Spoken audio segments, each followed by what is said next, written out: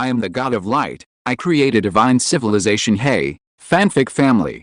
So glad to see you here again to continue this incredible adventure. As always, kindly remember, this story is 100% fiction, so don't go looking for dimensional portals in your closet. All rights to this fantastic novel belong to the original author. We're just your humble narrators of epic tales.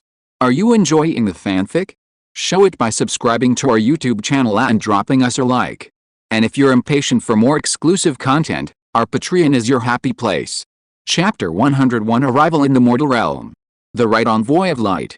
And you keep saying you're punishing them for me? Punishing the nobles is one thing, but who asked you to punish the army and civilians? In Wu Wei's plan, those soldiers and civilians are all his possessions, the foundation for future development.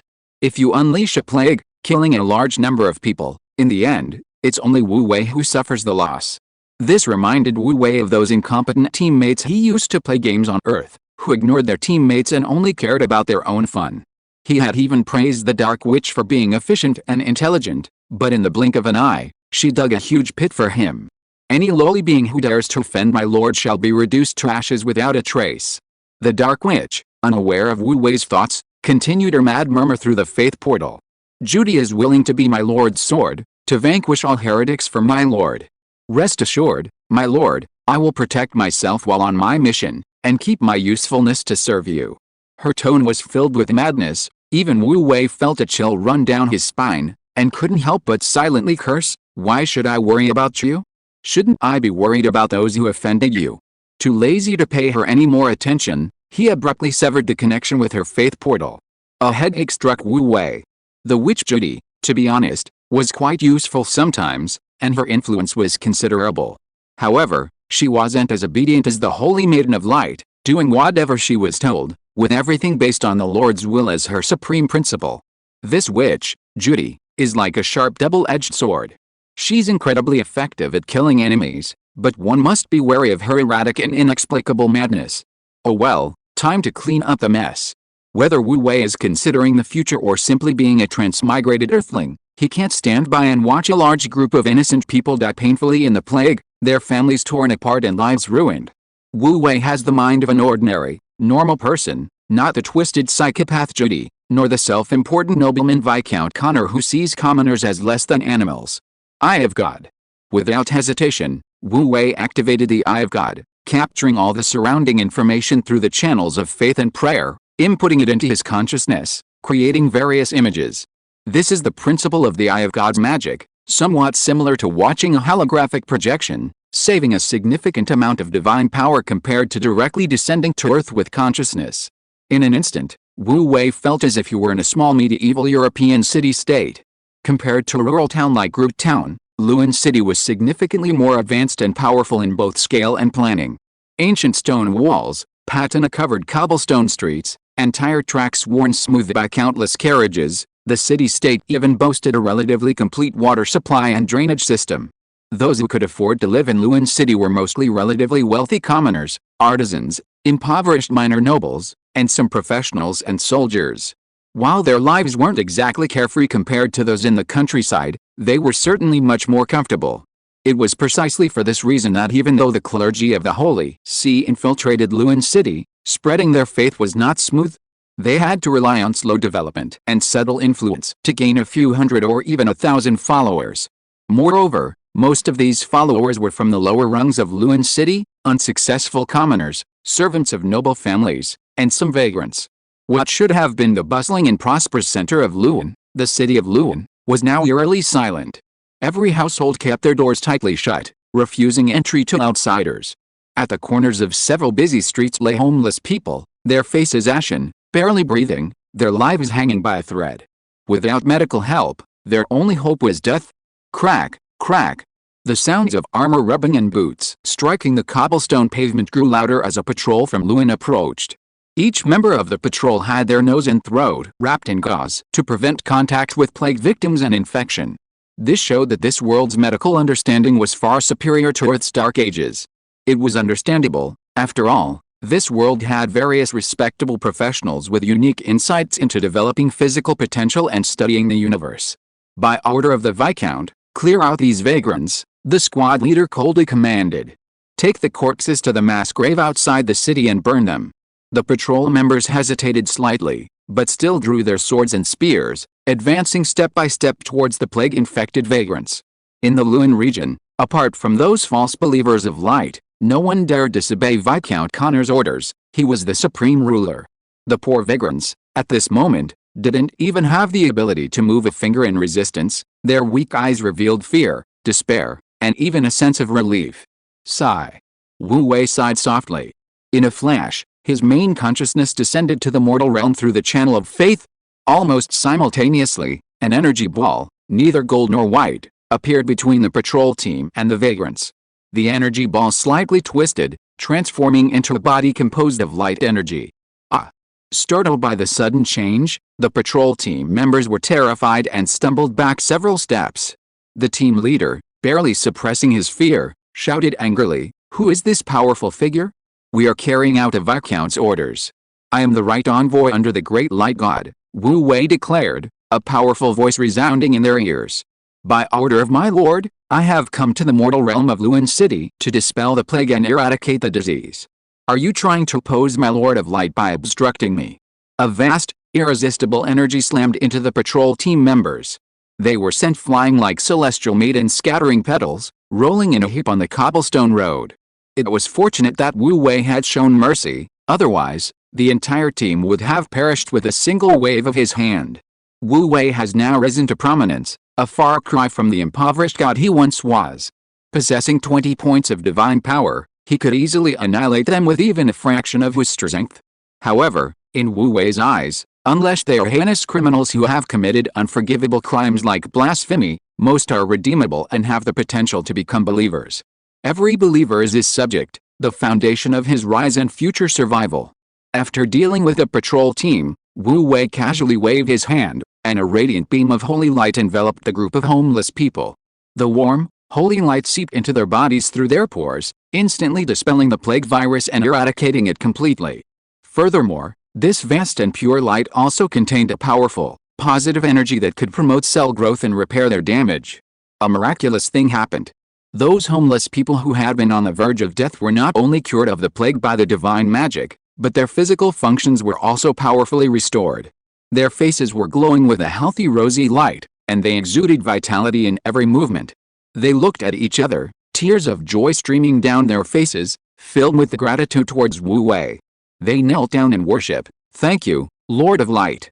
Thank you, Right Envoy of Light, for granting us rebirth." Right Envoy of Light was just a title Wu Wei had casually made up. As the God of Light, he frequently descended to earth in the name of God. Over time, the more often he did this, the less awe his followers felt, and the less mysterious and awe-inspiring he seemed. But now, in the early stages of his business, many things required Wu Wei's personal involvement, so using a pseudonym was more effective. As the group of homeless people knelt, the patrol members exchanged bewildered glances. Such a miracle couldn't be explained by magic or witchcraft, could it? Could it be that God truly exists? Whether out of reverence or for the sake of survival, they would accept it. The patrol team leader and his men also prostrated themselves on the ground. "Thank you, Lord of Light, for your salvation. Thank you, Right Envoy of Light, for sparing our lives." Wu Wei sensed that every one of the homeless men and patrol team members had established a faith channel with him, and the level of faith was quite high. The vast majority had become true believers, and there were even 2 devout believers. This small wave of gains was not bad. However, Wu Wei's descent this time was not merely to win over believers. Although he had transmigrated into the God of Light, his logical and moral thinking still belonged to the category of a normal, ordinary earthling. He couldn't bear to watch so many innocent people die in the plague just to conserve some divine power.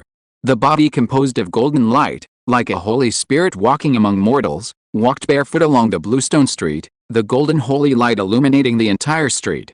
Chapter 102 Good Gods Bring Good Fortune. In truth, Wu Wei's personal descent to the mortal realm to resolve the plague inevitably consumed a significant amount of divine power. Even with the large number of believers he gained, the loss of divine power couldn't be compensated for in a short time. With a great battle between the papacy and Viscount Connor imminent, every bit of divine power was a strategic resource, increasing the chances of victory and providing security. Despite this conflict, Wu Wei resolutely descended to the mortal realm to alleviate the plague, This wasn't because Wu Wei possessed any particularly noble character, he was simply an ordinary person who couldn't bear to watch this unfold. The vagrants and patrol members unconsciously followed, step by step, behind Wu Wei, as if baptized by divine light and genuinely wanting to follow the light. A homeless man began chanting, "Under the protection of the great Lord of Light, the noble right envoy of light walks among mortals, spreading the holy light of our Lord, dispelling darkness and disease, allowing believers to bathe in warm light, no longer in pain, no longer troubled, no longer lost." Wu Wei was slightly taken aback. The homeless man seemed quite talented, able to chant verses offhand. Immediately, Wu Wei investigated him. Name, blacklit gender, male status, healthy potential, superior, possesses considerable potential, faith, God of light, pious believer, occupation, bard level. 2. Elite human, usually a leader of a small group, talents, charisma, outstanding appearance and temperament, very easy to attract the opposite sex, eloquence, he possesses outstanding eloquence, easily persuading others. What? Even Wu Wei, a humanoid ball of light, couldn't help but be stunned? No way, he casually saved a small group of homeless men, and actually found a superior talent among them? And what the heck is his special talent? Charisma? Easily attracting the opposite sex? And he's got great eloquence? Isn't this guy just a vagrant? For a moment, Wu Wei felt a strong sense of jealousy. Why didn't he have any talents like charisma when he was on Earth? And he's a level 2 bard. He's probably not a real vagrant, or he suffered some kind of disaster that caused him to end up among the vagrants. He's probably a guy with a story. After his initial surprise, Wu Wei decided to ignore him for now and focus on containing the plague. He'd deal with Viscount Connor later. Anyway, this guy is already a devout believer, there's no way he can escape Wu Wei's grasp. Wu Wei calmed himself and continued to manipulate the energy ball as he walked forward. With each step, a circle of holy light spread out. At the same time, the other vagrants and patrol members followed a bard Blake, chanting hymns of praise. Although this hymn wasn't an official hymn of the Holy See, it still exuded a solemn, dignified, and sacred aura. Combined with this, Wu Wei's avatar walked the streets with an air of grandeur. Bathed in light, the residents, their doors tightly shut, were filled with a mixture of fear and doubt. The content of the chanted hymns sounded like the arrival of a messenger of light to dispel the plague. In recent months, news of the return of the God of Light had permeated the residents' daily lives. On one hand, the tentacles of the faith of light were omnipresent, everyone was tired of hearing about it. On the other hand, Viscount Connor had intensified his propaganda campaign, warning his subjects to be wary of the recruitment of false believers of light, a group of charlatans who used the name of God to carry out rebellions. Most of the residents of Luan City were doing well enough, so naturally they kept their distance from the mysterious and shameless believers of light, avoiding them at all costs. Only a few people harbored hope for the return of the God of Light, remaining skeptical. Mother. A girl from a relatively well-off family lay weakly on her bed, a glimmer of hope in her feeble, innocent eyes. I think I saw light. Is it really a God descending to save us? Yes, child, it is the great God of Light who sent messengers to Earth to drive away the plague. The woman, with her graceful figure, instantly abandoned all prejudice against the believers of light. She pushed open the door, carrying the girl, and stumbled towards the direction from which the light was spreading. Not going meant despair. Going meant hope. At this moment, she could only believe it was all real, and hope it was all real. Similar scenes were unfolding in almost every household. Doors that had been tightly shut opened one after another. Husbands carried their wives and children, wives clung to their husbands, and even entire families supported each other as they emerged. Despite lingering doubts about the existence of deities, people are most likely to place their hopes in the high and mighty gods during times of crisis. The streets swelled with people, from hundreds to 1,000, then to thousands. The entire city of Luan was like a boiling cauldron, scorching and bubbling. That's about enough. Wu Wei stopped, gazing up at the sky. Behind him, besides the initial group of vagrants, more and more people joined the chanting and praise, their voices deep and resonant, almost echoing throughout the entire city. Great law, purification. Wu Wei, in his energy form, solemnly uttered the law. His words seemed to represent the awe-inspiring might of heaven, the will of the universe. In an instant, a vast and majestic power surged from his body, soaring into the sky, the heavens and earth seemingly trembling under this magnificent and pure divine power of light. Boom! The energy ball condensed from the divine power of light erupted with a deafening roar. Like a gigantic, dazzling firework, it spread in all directions, transforming into countless rays of light that enveloped the entire city of Luan. The scene was truly magnificent, breathtaking, and exquisitely beautiful. Almost all the people in Luan looked up at this sight, their faces filled with utter shock.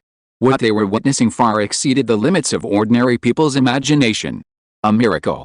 Only a miracle could explain all of this. It turned out that the rumors circulating in the streets about the return of the God of Light, which had manifested all sorts of incredible miracles, were true. However, the miracle had only just begun. The rain of light that enveloped the entire city, like dandelion seeds in autumn, drifted and gently landed on people's skin. They transformed into soft, fine light, penetrating their bodies through their pores. Warm, comfortable, and their bodies felt light and airy. It was like a person who hadn't bathed in a long time, exhausted, lying naked in a hot tub, their body enveloped in hot water, every pore opening up. Everyone closed their eyes, savoring the feeling and joy of being blessed by the divine light.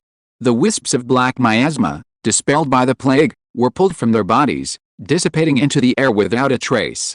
Their weak bodies, withered cells, and listless souls seemed to be nourished by a powerful tonic, gradually becoming fuller and more vibrant.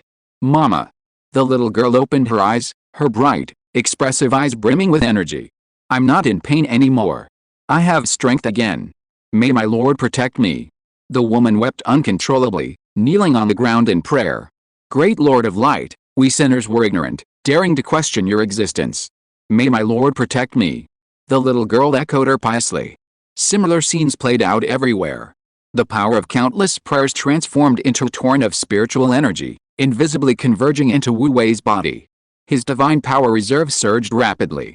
I've struck gold. Wu Wei's eyes lit up, and he immediately became excited. Good deeds really do get rewarded. Chapter 103 Huge Gains. It's important to understand that because Luan City is so vast, Wu Wei wasn't using an ordinary purification spell this time, but rather a large-scale Great Law purification spell, consuming far more divine power than the 0.7 consumed in Gru Town last time. Adding the costs of the descent, sound and light effects, Wu Wei's total divine power expenditure reached a full 3 points. This explains why Wu Wei felt as if he had been ripped out. As for the collective prayer effect of united wills, that was something Wu Wei couldn't have predicted beforehand. His faith in Gru Town was very weak. He ultimately underestimated the despair people felt in the face of the plague, and the unexpected psychological shift upon receiving treatment. Whoosh! Not only was the number of Wu Wei's followers increasing dramatically, but the power of their united prayers was also continuously being converted into divine power. Holy Spirit. 1 Berserker Spirit. 12 Devout Spirit. 7 Light Plane, Holy Believer. 1 Berserker Believer. 26 Devout Believer. 2,175 True Believer. 5,818 Superficial Believer. 6,045. This was the number of believers before Wu Wei's descent, totaling over 14,000. Each believer provided 340 points of faith power daily, theoretically accumulating 1,000 points in less than 3 days. This was after nearly 20 days of deliberately keeping a low profile and minimizing the spread of faith.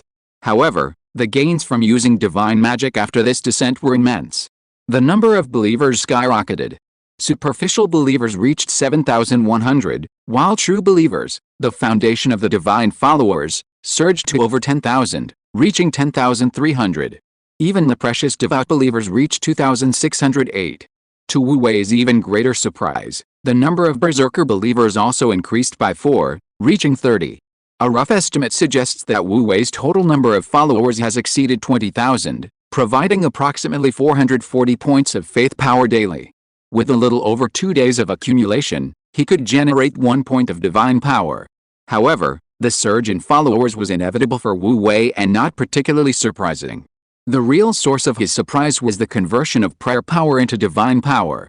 For example, the former was like a monthly salary increase, providing extra income every month in the long run, a stable and consistent source of income. The latter, on the other hand, was like winning the lottery, providing immediate relief in his current financial straits. Each had its advantages. The abundant prayer power surged into Wu Wei's body, continuously converting into precious faith power, quickly reaching 3,000 points and continuing to rise. Undoubtedly, this not only offset Wu Wei's recent expenses but also earned him an extra sum of divine power. The rain of light continued to fall, but as the divine power was exhausted, it became sparse. The believers' emotions remained intense, chanting solemn hymns along with the bard who had become a fanatic, praising the greatness and glory of the God of Light. This was a celebration between Wu Wei and the common believers. While they were happy, others were naturally unhappy.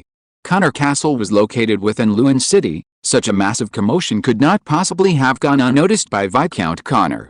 On the castle's high terrace, supported by his old steward, Viscount Connor, his face ashen, gripped the railing, staring intently at the rain of light and the common believers celebrating and praising the God of Light within the city.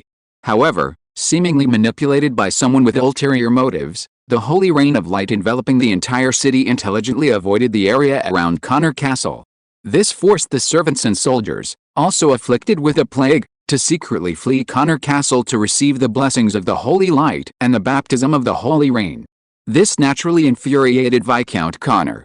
Beside Viscount Connor stood a tall, lean, and powerful man clad in dark red, shimmering leather armor. This was none other than the renowned level 6 expert, the Flame Walker Edmund. Even he stood with his arms crossed, a slightly grave expression on his face as he watched Wu Wei's luminous figure in the distance with a hint of apprehension. Arrogant, utterly arrogant, Viscount Connor slammed his hand on the railing, his anger so intense he could no longer maintain his noble composure. These false believers of light dare to do such a thing right in front of me, on my own territory. Men, seize that false believer. Wait, Flamewalker Edmund waved his hand to stop him, staring at the illusory figure of Wu Wei in the distance. That fellow has already bewitched many commoners. If you send troops to arrest him now, it will surely incite public outrage. Uncle Edmund, Viscount Connor's eyes gleamed with madness. They're just some commoners. Anyone who dares to obstruct my arrest will be killed. Those commoners are all cowardly and timid. Killing a batch will make them lose their nerve. I can't just stand by and watch him continue to incite and bewitch people in my city without doing anything, can I? Edmund frowned deeply. Although he was now a nobleman, and a viscount at that, he was still a powerful figure. However, he was also a soldier by training, respected for his skills, and only obtained the title of viscount through his near-saintly abilities. In his view, while commoners were timid and fearful, they could easily form mobs if incited and encouraged. At least 7,000 or 8,000 people in the city had participated in the revelry, and once a riot broke out, it would be as swift as a tidal wave, far beyond what Connor's elite personal guards could resist. The most urgent matter right now is not the time to worry about the gains or losses of a single city or territory, Flamewalker Edmund said sharply. Only by eradicating the foundations of the false holy see can we break free from our current predicament. Young Connor, with your intelligence, you will surely understand this. Don't let hatred and anger blind you. Viscount Connor shuddered, his crazed eyes gradually calming down, his aura turning sinister as he said, "That's right. As long as we eliminate the rebels' foundations, these misled commoners will naturally awaken. All their conspiracies and schemes will have nowhere to hide under absolute power.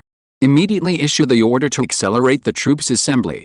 This viscount will make those rebels who dare to cause trouble on my territory regret ever being born." Yes. Several of his personal guards immediately went to relay the order. Flamewalker Edmund harbored a slight doubt, his gaze turning serious as he looked at Wu Wei in the distance.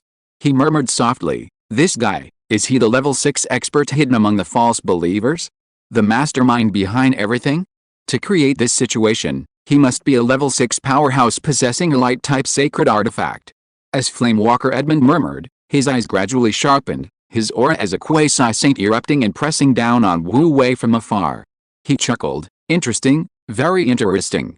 I haven't encountered a worthy opponent in a long time. Mysterious powerhouse, I hope you are worthy to become a whetstone on my path to sainthood." Huh? Wu Wei, immersed in joy, counting the increase in believers and watching the power of faith erupt, suddenly sensed a powerful aura approaching. After a brief sensing, he discovered Edmund standing on the castle terrace. Such a strong aura, such sharp fighting spirit. Wu Wei frowned slightly. He wondered when Viscount Connor had acquired such a powerful expert by his side. Judging from the overwhelming aura he exuded, even the Earth Bearer and the level 5 Saint Luke seemed far inferior.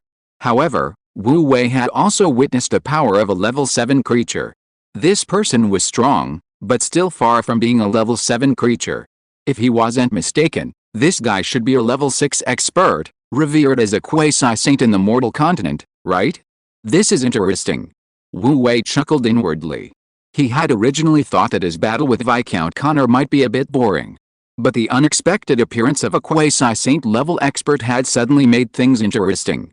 Now wasn't the time to deal with him, it would be better to wipe them all out later. Wu Wei felt relaxed, waved to the other party from afar, and immediately transformed into a stream of light, soaring into the sky before disappearing without a trace, ending his descent and returning to his divine kingdom. Huh? Edmund was filled with doubt. What kind of strange illusion was this? For a moment, his heart pounded inexplicably, as if he had a bad premonition. Viscount Connor was enraged once again. He gritted his teeth and said, "You arrogant bastard, the Viscount, will crush Grewtown and hang the false saintess, the Dark Witch, and you." Viscount Connor was furious. Chapter 104 God Speaks. We will win this battle. Just a few days later. At Gruberg, the headquarters of the Holy See of Light.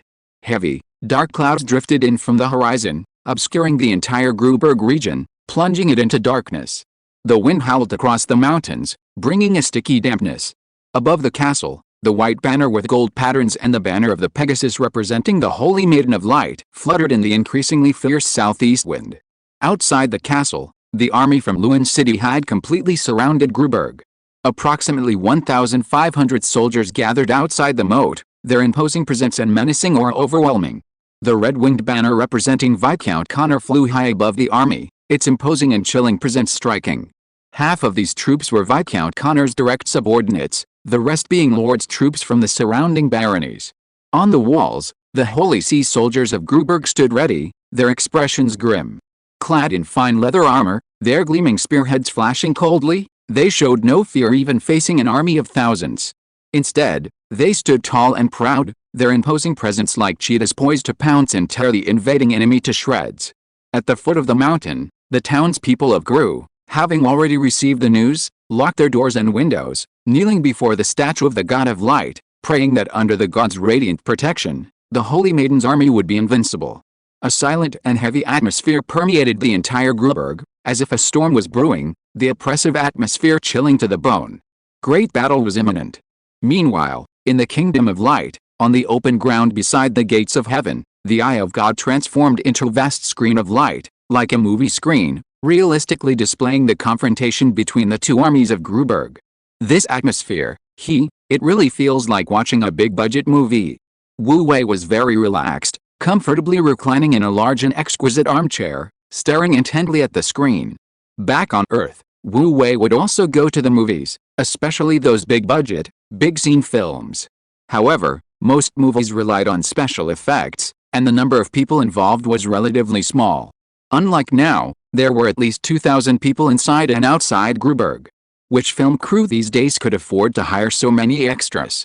Besides, how could those extras possibly maintain such a high level of military discipline and posture?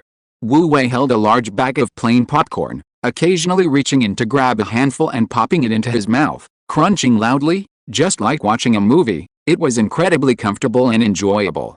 He had just made this popcorn today, specially prepared for this grand spectacle. Back in his childhood, he didn't know anything and was often led by his neighbor's older brother to steal wheat ears to make popcorn. Because of this, he got a few beatings from his mother. However, thanks to that experience, he successfully made popcorn using Saint wheat, adding a very important item to his menu. Although this popcorn was just plain, unlike the various flavors available in modern movie theaters, he was already very satisfied. Being a god these days isn't easy, even food has to be invented by oneself. After eating a few bites of popcorn, Wu Wei felt a little thirsty and reached out. Saint Luke, who was beside him, immediately and respectfully handed him a cup of divine spring water. Behind Saint Luke, several other gods stood respectfully, each holding a tray with jerky made from the flesh of level 7 monsters. There were also fresh fruits and various snacks from the mortal realm, neatly arranged in a row, ready to be presented to Wu Wei whenever he needed them. Behind the Grand Master's chair, 2 other gods stood on either side, carrying large fans and slowly fanning themselves. A gentle breeze caressed him, comfortable and pleasant. Wu Wei took a sip of water from St. Luke's hand and couldn't help but sigh contentedly.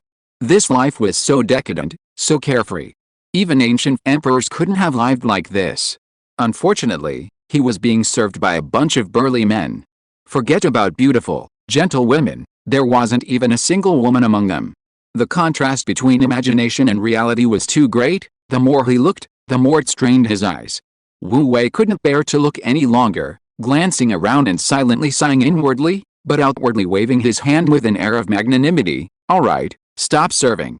You've all sacrificed a lot for this battle and deserve to witness it. Sit down and watch together." "Thank you, my lord," the many citizens immediately responded, setting down their trays and bringing small stools to sit behind Wu Wei. The sight of a group of people sitting in a row, intently watching the light screen, strangely evoked a scene reminiscent of a rural gathering in the 1980s or 90s watching an open-air movie in a threshing ground. Using the eye of God to project the light screen obviously consumed more divine power. However, Wu Wei, possessing a full 24 points of divine power, didn't care about this small expense. The people of the gods were devout and loyal to him, and they still retained some memories of the mortal realm. In Gru Town, their wives and children, or their parents, lived. They didn't say it, but they were deeply concerned about this crucial battle. This made Wu Wei feel it necessary to expend some divine power to meet the needs of the people of the gods, as a reward for their hard work and sacrifice. "My lord, it's about to begin," St. Luke suddenly reminded him. He was simultaneously keeping an eye on Wu Wei's needs and the light screen, multitasking without seeming strained. Wu Wei's spirits lifted, and he immediately stopped eating his popcorn, sitting up straight and focusing intently on the light screen. During this time, he painstakingly stalled for time and devised ways to improve the soldiers' combat effectiveness, managing to transform the Holy Light Church from a dilapidated organization of a few scattered individuals into a respectable regular army. The time and effort he invested were immeasurable. All this delaying and preparation was ultimately for this battle against Luan City. The existence of Luan City and Viscount Connor had always been like a Damocles sword hanging over his head, forcing him to be constantly vigilant. Once Viscount Connor was dealt with, and Luan City's army was eliminated, no one would be able to suppress the Holy Light Church's development in the short term. And he would gain a large number of devout followers. Now, everything was ready, only the final push was needed. The time had finally come to see the truth.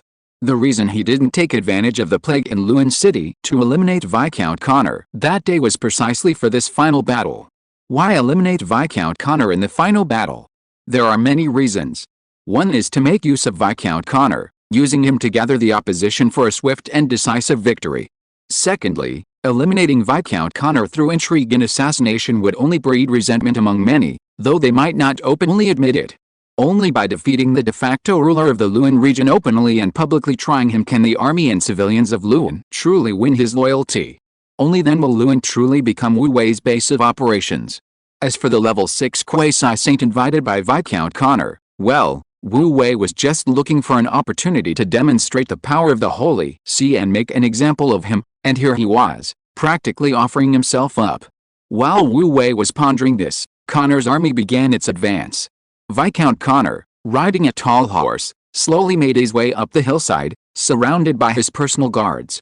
Unlike his usual aristocratic attire, he now wore exquisite chainmail, over which lay a specially made thick felt robe, and over that, a heavy cloak.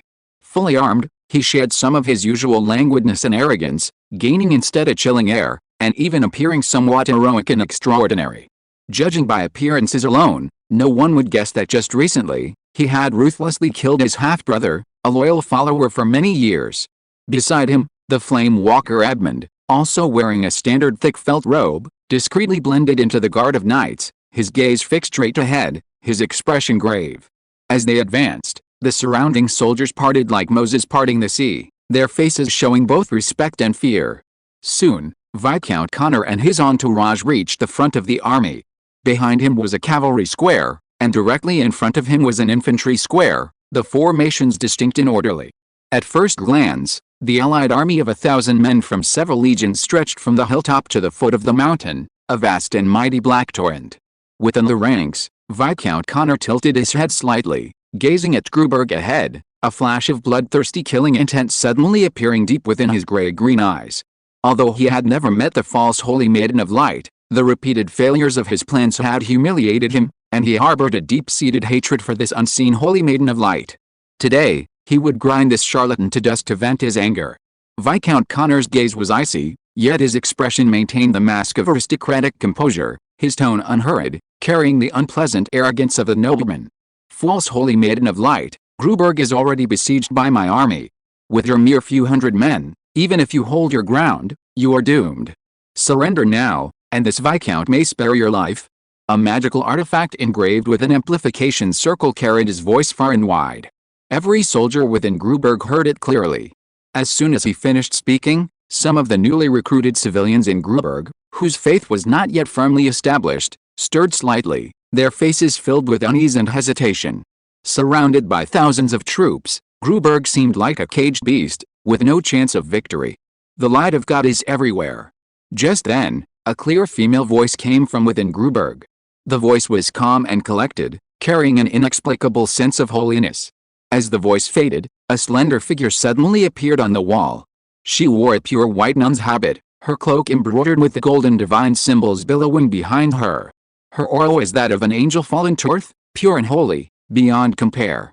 She parted her lips slightly and solemnly declared, "God says, we will surely win this battle."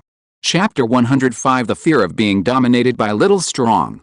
As the Holy Maiden of Light finished speaking, a vast and majestic aura suddenly swept across the entire sky above Gruberg, as if a divine being had personally descended, inspiring awe in all who beheld it. Under this divine power, the slight wavering in the hearts of the believers vanished without a trace, their eyes filled with unwavering resolve, and their morale soared. The Holy Maiden of Light was the great Lord of Light, his representative on earth. Since the divine decree came from her mouth, it was undoubtedly true, and no devout believer would doubt it. On the other hand, the soldiers of Lewin City were filled with doubt and uncertainty. Some unease arose within each legion, and their already low morale plummeted further. Every lord wanted to keep the news of the God of Light's return strictly confidential. However, such matters, like fire, could not be kept secret. They had already infiltrated everyone's ears. Especially since many soldiers had been ordered to secretly arrest so-called false believers of light. Throughout the entire Lewin Legion, the lowest morale was found in the elite 1st Guard Regiment of Lewin, stationed at Connor Castle to protect the city and its inhabitants. It was precisely because of this that they had witnessed the arrival of the right envoy of light that night, and the miraculous scene of divine light and holy rain enveloping the entire city. Despite the officers' repeated pronouncements that it was a conspiracy orchestrated by false believers of light, a large-scale illusion intended to disrupt order and unsettle the people of Lewin, countless members of the 1st Guard Regiment had personally experienced the tangible sensation of the holy rain falling upon them, helping to dispel the plague virus from their bodies. Even if they hadn't experienced it themselves, their families or colleagues would have, and would have shared their experiences with them. In other words, at least half of the 1st Guard Regiment were followers of the God of Light, including many true believers and even a few devout followers. Viscount Connor held a deep-seated authority in their hearts. Even though they firmly believed in the return of the great God of Light, they dared not reveal that they were followers of the light. Otherwise, if word reached Viscount Connor's ears, their families would surely suffer as well. Many members of the 1st Guard, facing the holy and noble Saintess of Light, radiating divine radiance, felt an urge to worship her, their faith in the God of Light strengthening even further. Viscount Connor couldn't see the changes in the soldiers, but Wu Wei, observing the spectacle from within the divine realm, sensed it clearly. He clearly felt that the connection between the elite soldiers and his faith channel had become even stronger. Wu Wei chuckled inwardly. He wondered what Viscount Connor's reaction would be if he knew that many followers of the light were hidden among his elite troops. Would he be so angry he'd vomit blood, or so terrified he'd lose his mind? If Wu Wei were to descend upon the battlefield now and issue a divine decree to the elite soldiers who already believed in him, most of them would betray Connor and cut him to pieces. This is the difference between divine power and authority. Silence. Viscount Connor, after all, was a powerful figure. He shouted authoritatively, stopping the soldiers' mutiny. "This false holy maiden of light is nothing but a witch. How can you believe her words? Anyone who dares to whisper and disrupt morale will be sentenced to death by me according to the law." Viscount Connor's authority instantly suppressed the army's unrest. Even those holy maidens of light who were loyal to the enemy lowered their eyes and showed a submissive appearance. Seeing the result of his power, he was secretly satisfied and said loudly to the Holy Maiden of Light standing on the walls of Gruberg, "Ignorant false Holy Maiden, since you want to resist, I will grant you death. Archers on both flanks, attack. Shield bearers, provide support and protection." With his explosive command, 200 to 300 soldiers, armed with bows and crossbows, assembled at the front. Simultaneously, another 200 soldiers, each carrying a large shield, positioned themselves in front of them. Whoosh, whoosh, whoosh. Under the cover of the shield bearers, the archers and crossbowmen hurled arrows and crossbow bolts across the narrow moat towards the walls of Gruberg. They were all professional soldiers, highly skilled and accurate marksmen. In an instant, more than 10 members of the light cult fell to the walls, groaning and screaming in pain. The arrows were incredibly powerful, even chainmail could hardly completely withstand their penetrating force. Archers, counterattack. The Holy Maiden of Light calmly waved her hand. Swish, swish, swish. The archers and crossbowmen among the light cult appeared from the battlements or fired from their slits, retaliating against the enemy. A volley of 70 or 80 arrows was met with devastation. The vast majority were blocked by the massive shields, felling only 6 or 7 enemy archers. Separated by city walls and a moat, the two sides engaged in ranged combat, arrows flying back and forth, some striking the battlements, some deflected by shields, and some inflicting direct damage. In less than a minute, over 1,000 arrows had been fired. This was warfare in the age of cold weapons, no fancy tactics, just brutal, one-sided combat. Clearly, the Church of Light, outnumbered, was completely overwhelmed in ranged combat. Within a short time, about 30 men had fallen. More and more of the Church's followers, facing the enemy's concentrated ranged attacks, were unable to even peek out to fire. If the war continued in this manner, the outcome would inevitably be as Viscount Connor desired, the false Church of Light would be uprooted and crushed to pieces. However, Wu Wei, closely observing the battle from within the Divine Kingdom, knew perfectly well that this war between divine authority and aristocratic rule would end in the demise of Viscount Connor. At this moment, the priests on the city wall intervened. Wu Wei's priestly corps now numbered 8, but including medical assistants, it was a team of nearly 30. They skillfully opened the soldiers' wounds, removed the arrowheads, and hastily bandaged them, without even applying medicine.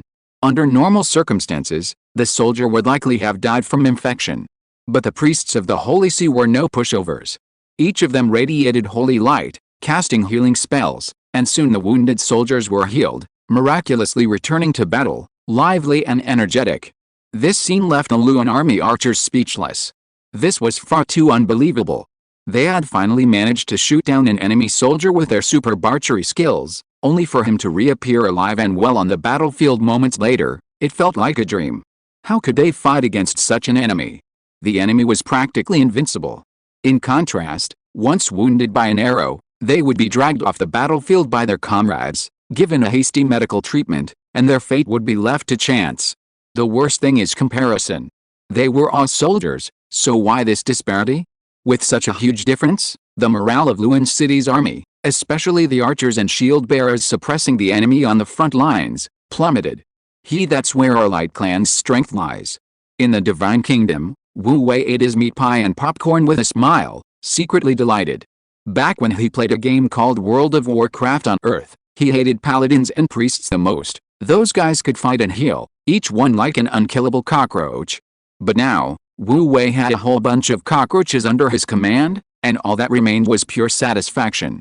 Viscount Connor, you should really experience the fear of being dominated by a bunch of cockroaches. Wu Wei looked at Viscount Connor with pity. Why didn't you just live a carefree life as a nobleman somewhere else? You had to be unlucky enough to be in Luan City, blocking my way. I'm sorry, I have no choice but to crush you. Chapter 106, A Tribute to Light. Such pure healing magic. They have so many priests on their side. Beside Viscount Connor, the unassuming flamewalker Edmund frowned. It seems the waters run deeper than we imagined. Viscount Connor's eyes flashed with even more killing intent. I was careless. I fell for their delaying tactic, allowing these damned traitors to grow stronger. But today, it's either them or me. He paused, then shouted again. The traitors are using healing spells. The casters have limited mana. They can't save many. Attack. Attack. Archers, continue to suppress them. Infantry, advance. Cross the moat and breach the gates. I, Connor, swear in the name of my family that if we win this battle, everyone will receive a huge reward. I will bestow 3 baronies and 20 knighthoods upon those who contribute. All soldiers will receive free land and a 3-year tax exemption. Sensing this was a life-or-death battle, Viscount Connor made a decisive move, immediately offering a massive reward. A great reward always brings forth brave men. Soldiers and officers alike were filled with a fanatical fervor, so many titles awaited them. If they could capture a knighthood, their descendants would benefit immeasurably. In an instant, the morale of the Lewin army soared. Archers desperately pressed down on the walls of Gruberg, while infantrymen, carrying ladders, charged towards the moat, risking their lives to cross. A dense mass of soldiers surged towards the city gates and walls. They were like a massive tidal wave, crashing down on Gruberg. Fortunately, Viscount Connor, to protect himself, hadn't ordered the first guard to charge, otherwise, the believers would have been overwhelmed. Pouring oil, throwing stones, rolling logs, and attacking with triple bow crossbows. The Holy Maiden of Light stood proudly on the city wall, ignoring the rain of arrows, coldly issuing the order. This decisive battle was something they had long anticipated. The believers of light had made extensive preparations. Bumps of boulders and logs rained down on the city walls, crushing the enemy vanguard and causing them to scream in agony. But the calamity had only just begun. As barrels of oil were poured over the walls, the believers of light hurled torches to ignite them, instantly creating a wall of flames. Many of the Lewin army's vanguard were engulfed in flames, running and screaming in agony, a gruesome and suffocating scene. The Pegasus army also paid a heavy price. The pouring of oil and the hurling of boulders forced them to expose themselves, and the enemy's ranged attacks were incredibly fierce. Even with their strong chainmail, the believers' army couldn't completely avoid injury, and many fell in pools of blood. The mere 8 priests were already stretched thin, unable to keep up with the demands. But at the same time, Wu Wei's meticulously crafted 3 triple bow ballistae, delivered to the lower realm before the battle, were now ready to prove their worth. Clang, clang, clang. The sound of the ballistae's bowstrings was deafening. The powerful bowstrings imbued the arrows with immense kinetic energy, allowing them to penetrate the city walls, sometimes even embedding themselves within them, enabling soldiers to climb the walls using the arrow shafts. 3 ballistae fired simultaneously, 9 arrows whistling like thunderbolts, their target the shield bearers acting as a protective wall for the archers. Crack! A large shield was pierced and shattered by an arrow. The arrow's powerful kinetic energy was only slightly diminished, still piercing the shield bearer's head and impaling an archer behind him. Because the enemy archers and shield bearers were densely packed, only 1 arrow missed. The other 8 killed 12 enemy soldiers instantly, beyond even the healing spells of the Holy Maiden of Light. Theoretically, compared to an army of a few hundred men, the loss of a dozen or so soldiers is not significant. However, the impact of the 3 ballistae was extremely powerful. The archers and shield bearers of Lewin's army were thrown into panic. What kind of terrifying crossbow was that? The shield wall was like paper before it, leaving them completely insecure. Lacking a sense of security, the archers' morale plummeted, and their suppressive effect on the walls of Gruberg vanished. As a result, the infantry who had already charged to the walls faced an even more dire situation. The advantage gained from their newly boosted morale was instantly gone. Damn it! Viscount Connor angrily slapped his whip, his face contorted with rage. These false believers of the light are so troublesome. They even have goblin war ballistae. He had never seen a triple bow ballista before and mistakenly thought it was the famous goblin war ballista. But Viscount Connor didn't know that the triple bow ballista was far more powerful than the goblin war ballistae. Attack! Attack! Viscount Connor roared. Anyone who dares to back down will be stripped of their title if they have one, and killed without mercy if they don't. Intimidated by Viscount Connor's power, Lewin's army pressed on again, soldiers constantly charging the city walls, and others falling to their deaths. On the walls, the Templar Knights, led by Landon, and the private army led by Nighthorn engaged in a bloody battle with the enemy. The battle quickly reached a stalemate. Wu Wei, watching the battle from afar in the Divine Kingdom, abandoned his relaxed movie-watching posture, his expression turning serious and grave. In this battle, the Holy See displayed extremely high morale and fighting power. However, Viscount Connor's side also performed remarkably well, displaying astonishing fighting power under his coercion and enticement. Despite the current stalemate, if this continued without any new developments. As time passed, Viscount Connor's army of Lewin would eventually achieve a Pyrrhic victory. My lord. Saint Lewin bowed slightly. This old servant begs your divine blessing, so that I may end this war. Wu Wei hesitated for a moment, then shook his head in refusal. Since the Holy Maiden is in charge of the overall situation in the mortal realm, we must have full faith in her. Wu Wei understood Saint Catherine's thoughts. If they had prayed for divine support from the beginning, they could have easily won the war. However, this would have prevented the newly established Church of Light from being tempered by war, from the trials of life and death. She hoped more that the Church of Light in the mortal realm could quickly grow and become strong, sharing the burdens of the great God of Light, Wu Wei, whom she served, rather than constantly resorting to divine intervention. If this continued, what use would the God of Light have for these mortal servants? They should be working for God, serving God, not constantly relying on God for support. He understood and agreed with the Holy Maiden's thoughts, and naturally let her do as she pleased. Just as the battle reached an increasingly tense stalemate, the Holy Maiden of Light stood atop the battlements, her jade lips softly uttering the second chapter of the Hymn of Light. Light, the beginning of all things. Light, the origin of life. Light, the hope of living. She began, I praise you, my great Lord, God of Light. It is you who dispelled the darkness, it is you who brought the light. With each rising and falling note, a vast and pure holy light emanated, making her radiant and incomparably holy. This is the second chapter of the Hymn of Light. St. Luke asked, surprised yet pleased. Although I knew long ago that Katerina was gifted, I didn't expect her progress to be so rapid. Katerina is more than just gifted. Wu Wei looked at the Holy Maiden Katerina on the screen, his satisfaction growing. In truth, only he knew how hard and desperately the Holy Maiden Katerina had worked. Not only did she shoulder the responsibility of building and operating the entire Holy See, but she also diligently cultivated and comprehended divine arts whenever no one was around.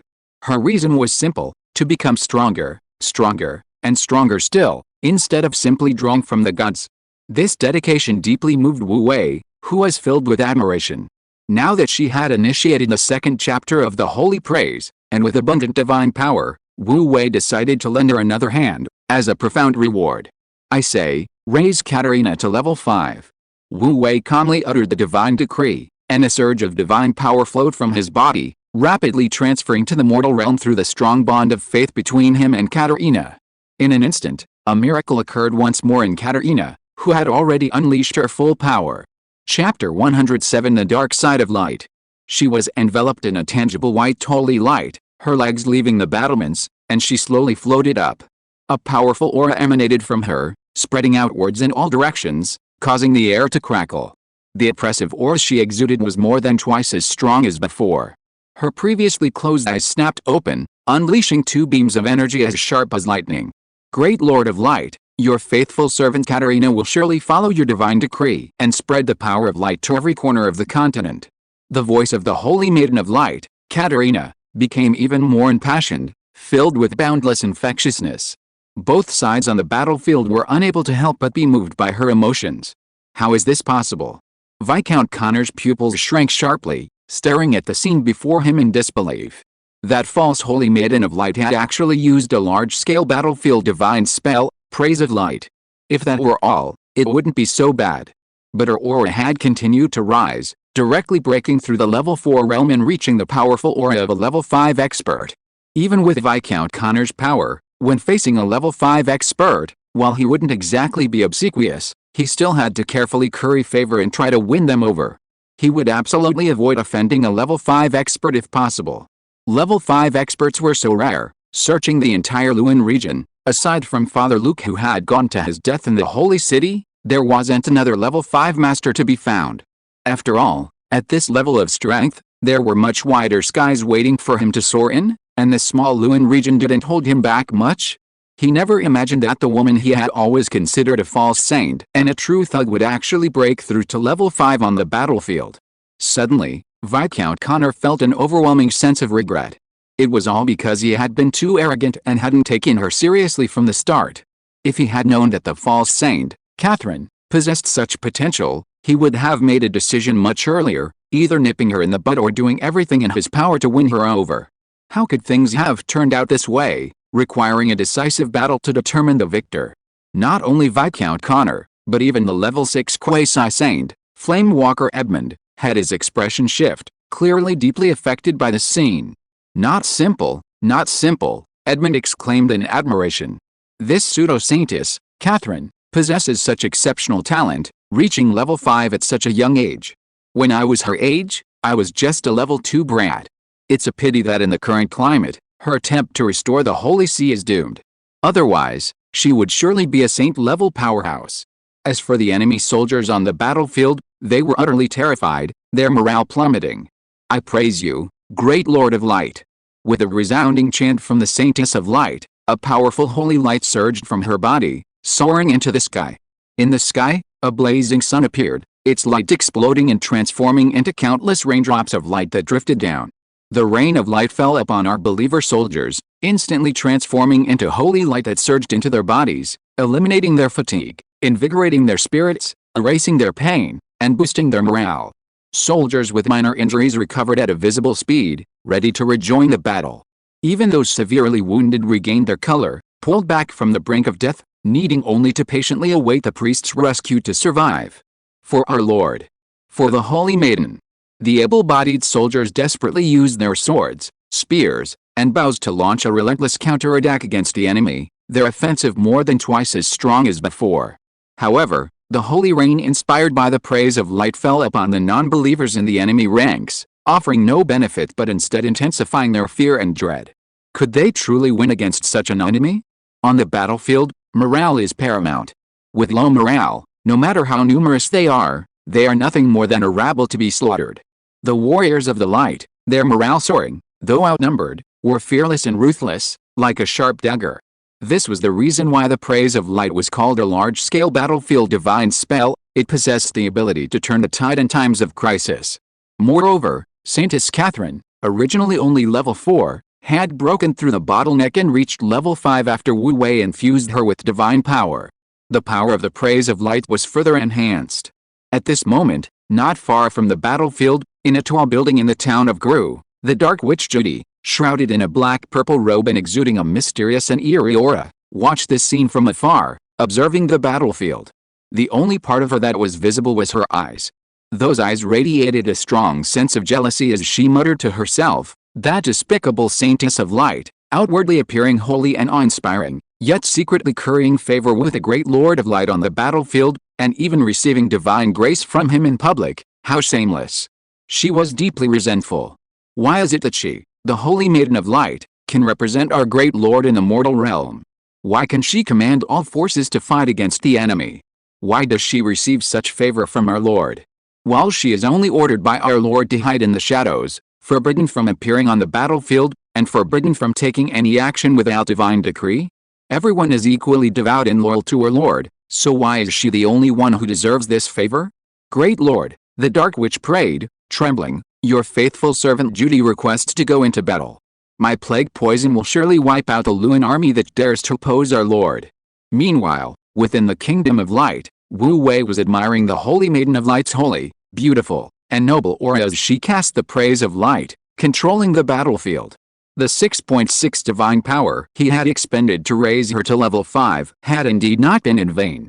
The only thing that pained Wu Wei was that, despite the Saintess's excellent aptitude, the divine power required to upgrade her from level 4 to level 5 was still significantly more than it required to upgrade Saint Luke to level 5.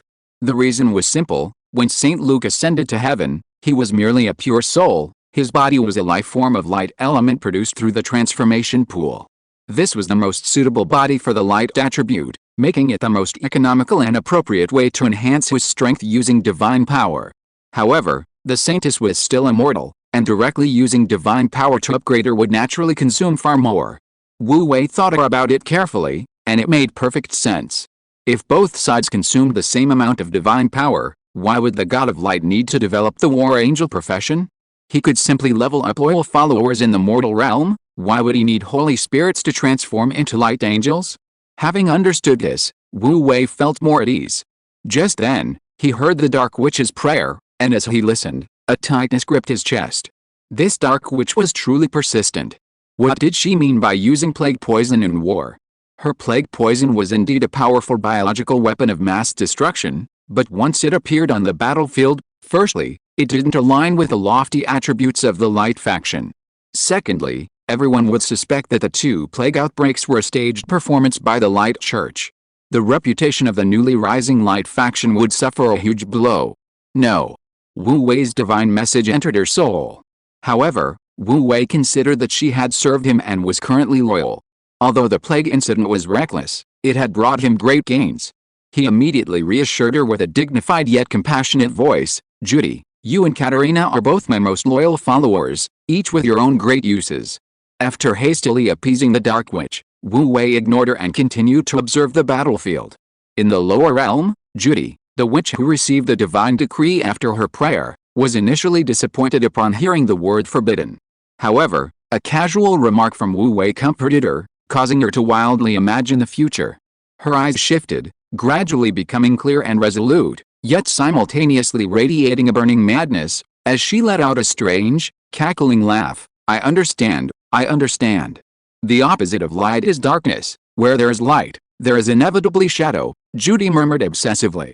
"Light belongs to Katerina, and my mission is to embrace the darkness, to become a sharp blade for my lord in the darkness, cutting down any enemy who dares to oppose her. My lord, your faithful servant Judy will surely obey the divine decree, clearing the way for you in the darkness, even unto death. The evil darkness within you will be fulfilled by Judy." Unfortunately, Wu Wei had already severed the link between the prayers. Otherwise, upon hearing this, he would have surely spat out blood, thinking, "You mad woman, who has an evil dark side in their heart." Chapter 108 St. Luke, it's your turn to appear. Uncle Edmund, on the battlefield, Viscount Connor's face was ashen. The advantages he had painstakingly built up were being crumbled one by the enemy's relentless use of their trump cards. The lethality of the triple bow ballista and the powerful blessing of light from the pseudo-saint of light were formidable weapons on the battlefield. The morale of Lewin's army had plummeted. If the situation couldn't be reversed, Connor's army would suffer an irreversible defeat. 1,000 odd men attacking a small town like Gruberg and still being routed, this was something Viscount Connor had never dreamed of. He composed himself, regaining his composure as a nobleman. Looking at the chestnut-haired man beside him, his expression humble and respectful, "The pseudo-saint of light and the goblin war ballista are too powerful. I beg you to intervene and salvage the situation, now." The only trump card they could use was the flame walker Edmund. Edmund glanced at him, his expression a half-smile. "Young Master Connor, if I remember correctly, I only promised to help you restrain the other side's quasi-saint-level expert, not to help you solve any other troubles." Hearing this, a shadow crossed Viscount Connor's eyes. However, despite his displeasure, his expression remained flawless. He nodded as if it were a matter of course, smiling elegantly. "I know Uncle Edmund has worked hard this time, and I feel bad about it. Don't worry, I won't let you work for nothing. I heard that your youngest son is about to come of age, and the bloodline of Baron Gandar in Groottown has ended. Groottown happens to be short of a baron." "Oh." Edmund the Flame Walker's eyes gleamed, clearly very interested in this matter. Although he was also a viscount, he was different from Connor, a descendant of an old, prestigious noble family. His fiefdom consisted of only 2 baronies, quite meager indeed. If he couldn't expand his fiefdom further, his most beloved youngest son would have no future. What an enticing reward.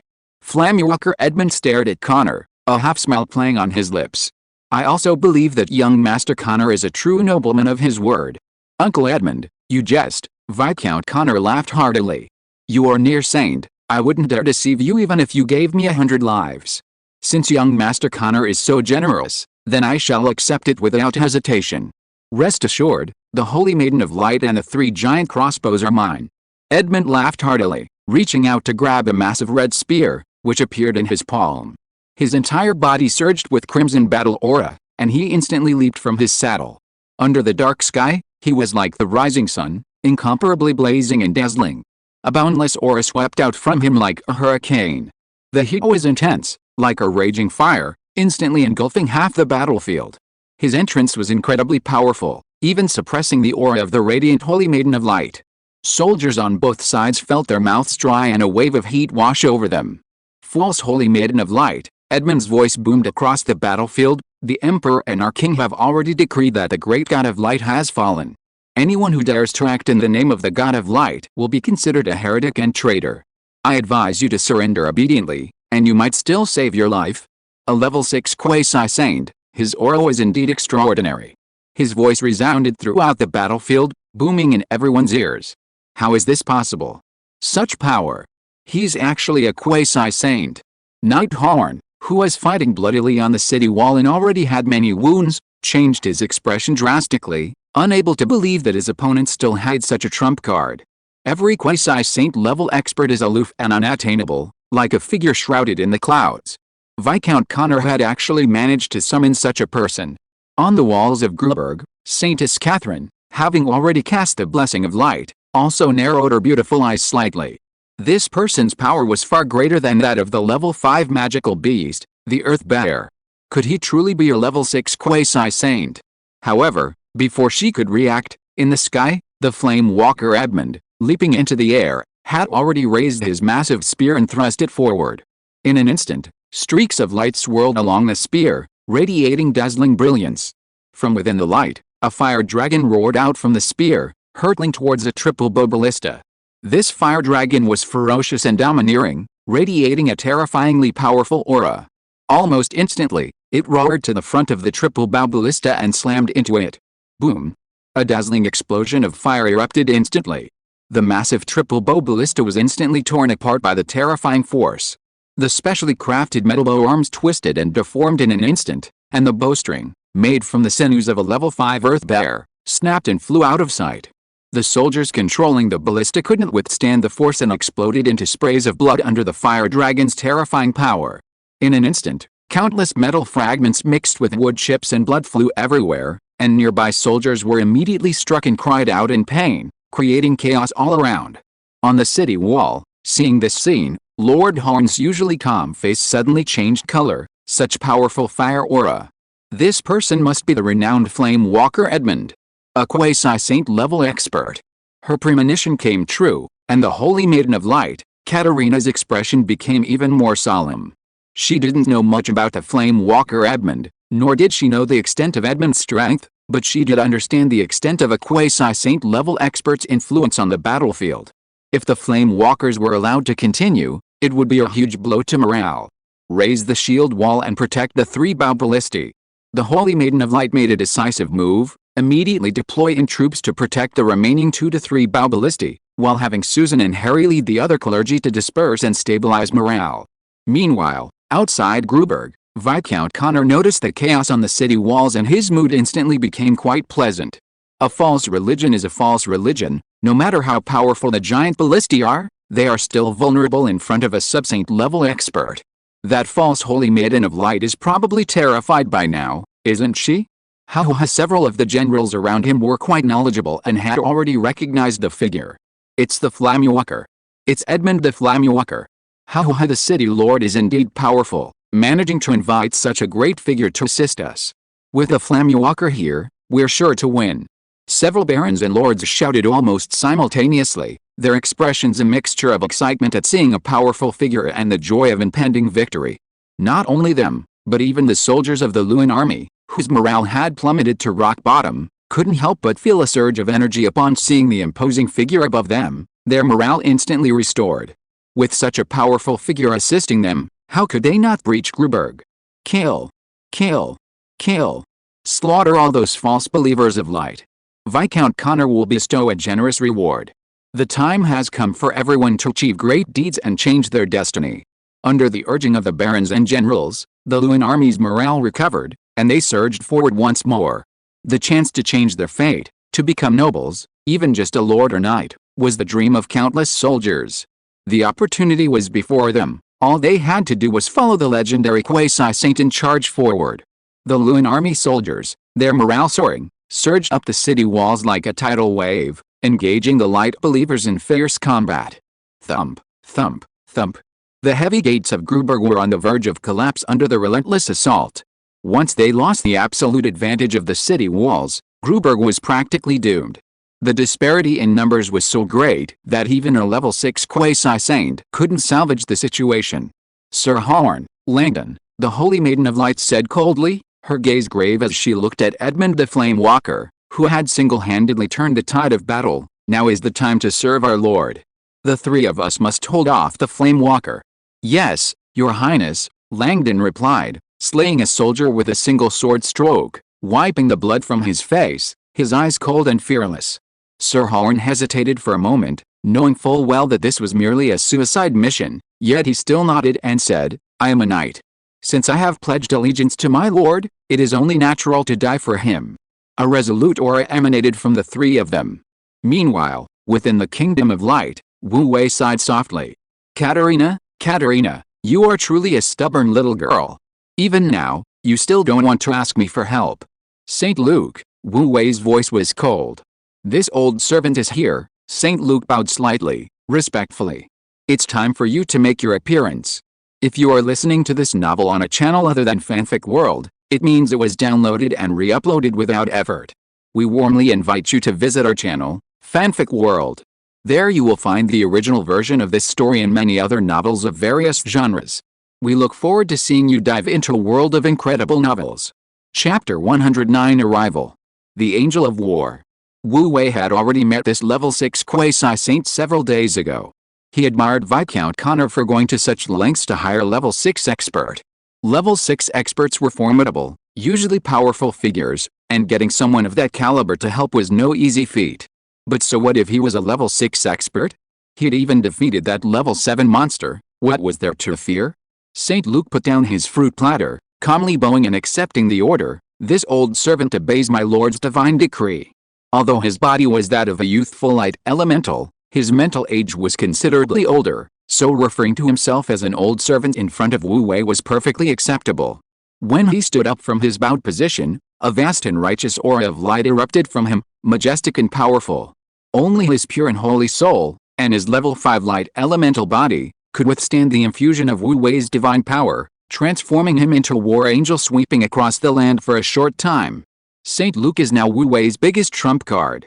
Meanwhile, in the mortal realm, on the battlefield outside Gruberg, the Flame Walker Edmund, wielding a fiery red spear, strolled leisurely along the walls of Gruberg.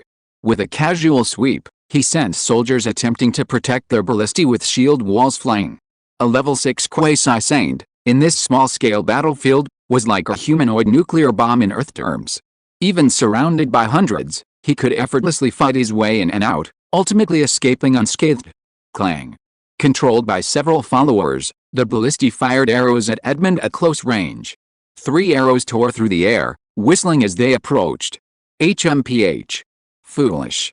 Edmund sneered, his crimson spear flicking, transforming into 3 fiery whirlwinds that met the 3 arrows head-on. Bang! Bang! Bang! The impact of the force caused the air to explode, sending flames and fragments of the arrows flying everywhere. Huh? Edmund's arm went numb from the recoil, a hint of surprise in his eyes. This ballista seemed even more powerful than the legendary Goblin War ballista. If it had managed to launch a successful sneak attack, even a near-saint level expert like him might have perished on the spot. Such a dangerous object was best destroyed as soon as possible. Edmund wouldn't allow any weapon on the battlefield to harm him. He immediately moved swiftly, taking several steps in the air, and appeared above the 3-bow ballista, his crimson spear ablaze with flames. A flicker of despair crossed the eyes of several light cultist soldiers operating triple crossbows, but they raised their spears, aimed them at Flame Walker Edmund, and roared, "Brothers, do not be afraid, nor need you fear. Our Lord watches over us from the kingdom of heaven, and our ancestors protect us from there. At worst, they would die. To die for their great Lord would surely be welcomed through the gates of heaven into the kingdom of heaven, serving the great God of light for eternity. What joy is there in life, what sorrow in death? Insolent dents." Flame Walker Edmund's face darkened with rage. A few mere level 1 soldiers, with Edmund himself present, should have been trembling and begging for mercy, yet they dared to resist with spears? You want to go to your so-called kingdom of heaven? This sub-saint will send you on your way. With a sneer, Edmund swung his spear down with one hand, the force of the blow like a tidal wave crashing ashore, unstoppable. Seeing Edmund unleash his power on the city walls, boosting his troops' morale to fever pitch, Viscount Connor, watching from afar, secretly breathed a sigh of relief. Although enlisting Edmund's help to salvage the rout had come at a tremendous cost, the current situation made it all worthwhile. As long as they could preserve their territory and their lives, there was still hope. On the city walls, Just as the few soldiers were fighting desperately, about to perish under Edmund's spear, a middle-aged man in chainmail suddenly appeared. He was covered in blood, yet his expression remained remarkably calm. This man was none other than Lord Nighthorn, the first noble recruited by the Holy See. He gripped his sword with both hands and swung it fiercely. A powerful sword beam flashed, blocking Edmund's flaming spear. Clang! The sound of clashing metal rang out, sparks flew, and Edmund's spear was actually blocked by that sword. The vast difference in strength between the two sides caused Nighthorn to stumble back several steps, his back slamming against the battlements, blood spilling from his mouth. The difference between a level 4 and a level 6 quasi-saint was simply too great. Flamewalker Edmund coldly stared at Nighthorn, a noble knight, actually siding with the pseudo-light bandits? Your strength is passable, but do you, a mere level 4 knight, dare to presume to stop me? Nighthorn wiped the blood from his mouth, gripping his sword with both hands, coldly looking at the Flamewalker. And add me to that. Templar Knight Landon appeared behind him. His armor was made of level 7 demon beast hide, and his weapon was hazy with holy light, clearly no ordinary item. However, his aura was a notch weaker than Nighthorn's, indicating he hadn't yet broken through to level 4. But upon his appearance, Flamewalker Edmund scoffed. It's one thing for a level 4 knight to jump out, but you, a mere level 3 trash, think you can stop me? Flamewalker Edmund. A clear, cold voice rang out, and the Holy Maiden of Light, her body enveloped in holy light and her strength having advanced to level 5, gracefully arrived. Her gaze sharpened as she stared at Edmund, her voice authoritative. We have no intention of being your enemy. If you are willing to withdraw immediately, our Holy See will forgive and forget your past actions. Otherwise, you will face judgment. Judgment. Edmund scoffed disdainfully, glancing around. You few think you can judge me? Bring out your mastermind, that level 6 quasi-saint, or you'll have no chance to resist. In the entire battlefield, the only one who could make Edmund even slightly wary was that mysterious level 6 expert. A level 6 expert? The Saintess, unaware of the incident involving the Right Envoy of Light, was slightly taken aback. She frowned and said, since the quasi-saint refuses to leave, then I have no choice but to offend him. As soon as she finished speaking, she formed a holy hand seal with her jade-like hands and softly uttered a clear chant, Law of Healing. 2 beams of holy light surged from the Saintess's body, flowing into the bodies of Langdon and Nighthorn respectively. Instantly, their internal and external injuries healed at an extremely rapid pace. The Saintess was a level 5 expert, even within the once powerful and highly skilled Holy See of Light, she was considered a prominent figure. The healing spell she personally cast was bound to be exceptionally effective. Love Blessing of Light. Following the previous healing spell, the Saintess of Light cast a blessing spell. Landon and Nighthorn's auras surged instantly. Landon, originally level 3, had his strength increased dramatically, now displaying an aura no less than level 4. Nighthorn, on the other hand, instantly reached the peak of level 4. Interesting. It seems you really have obtained some kind of luminous inheritance. No wonder you dare to act in the name of the God of Light. Edmund's eyes gleamed with interest. Let me, Edmund, see how much of the true teachings of the Holy See of Light you have received. Boom. Edmund's body erupted in flames, like a fire lord walking among mortals. A flame ignited, enveloping Landon, Horn, and the Holy Maiden of Light. 3 against 1, a fierce battle immediately ensued. Unfortunately, while the 3 were strong, the gap between them and a quasi-saint level being was still vast. After only a dozen or so moves, Landon was sent flying, smashing 3 crossbow bolts, while Horn was struck by a flame, his chest almost burned to a crisp. The Holy Maiden of Light was also panting heavily, drenched in sweat, and had already knelt on one knee. Nothing special. Edmund stood proudly on the city wall, looking at the Holy Maiden of Light with pity. You have great potential, but unfortunately, you must die today. The Flamewalker Edmund shifted his spear stance, preparing to unleash a powerful attack to kill the Holy Maiden of Light in one blow. Suddenly, a ball of light burst forth in the sky, shining like the sun, scattering its light upon the world. Instantly, a magnificent golden gate opened in the air, holy light pouring forth from its opening. In an instant, the oppressive gray clouds in the sky were dispelled, revealing a clear, azure sky. On the battlefield, everyone unconsciously looked up at the sky. From within the flowing light, a pure white figure stepped through the gate and appeared in the sky. This figure had deep-set eyes and a serious expression, The white scales on his body gleamed warmly in the sunlight. It was the fully armed St. Luke. Whoosh, with a flapping sound, pure white wings slowly unfolded behind him. My God, an angel! A war angel! Edmund exclaimed in disbelief. This, how could this be? The book will be available for purchase tonight at midnight. I hope you all will support it. Chapter 110, Misunderstanding. It's all a misunderstanding. Edmund stared in disbelief at the incredibly powerful figure in the sky, feeling the terrifying aura emanating from it. For a moment, his mind went completely blank. How could this be? Wasn't the god of light supposed to have fallen long ago?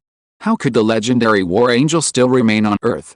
After a long while, he finally reacted, his face turning deathly pale. An angel. A legendary war angel, at least equivalent to a human saint in strength. Even if this angel before him was just an ordinary war angel, it was still far beyond his ability to contend with.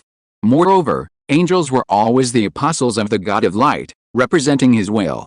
The appearance of the angel was practically telling him nakedly, God truly exists. My God! What had he done?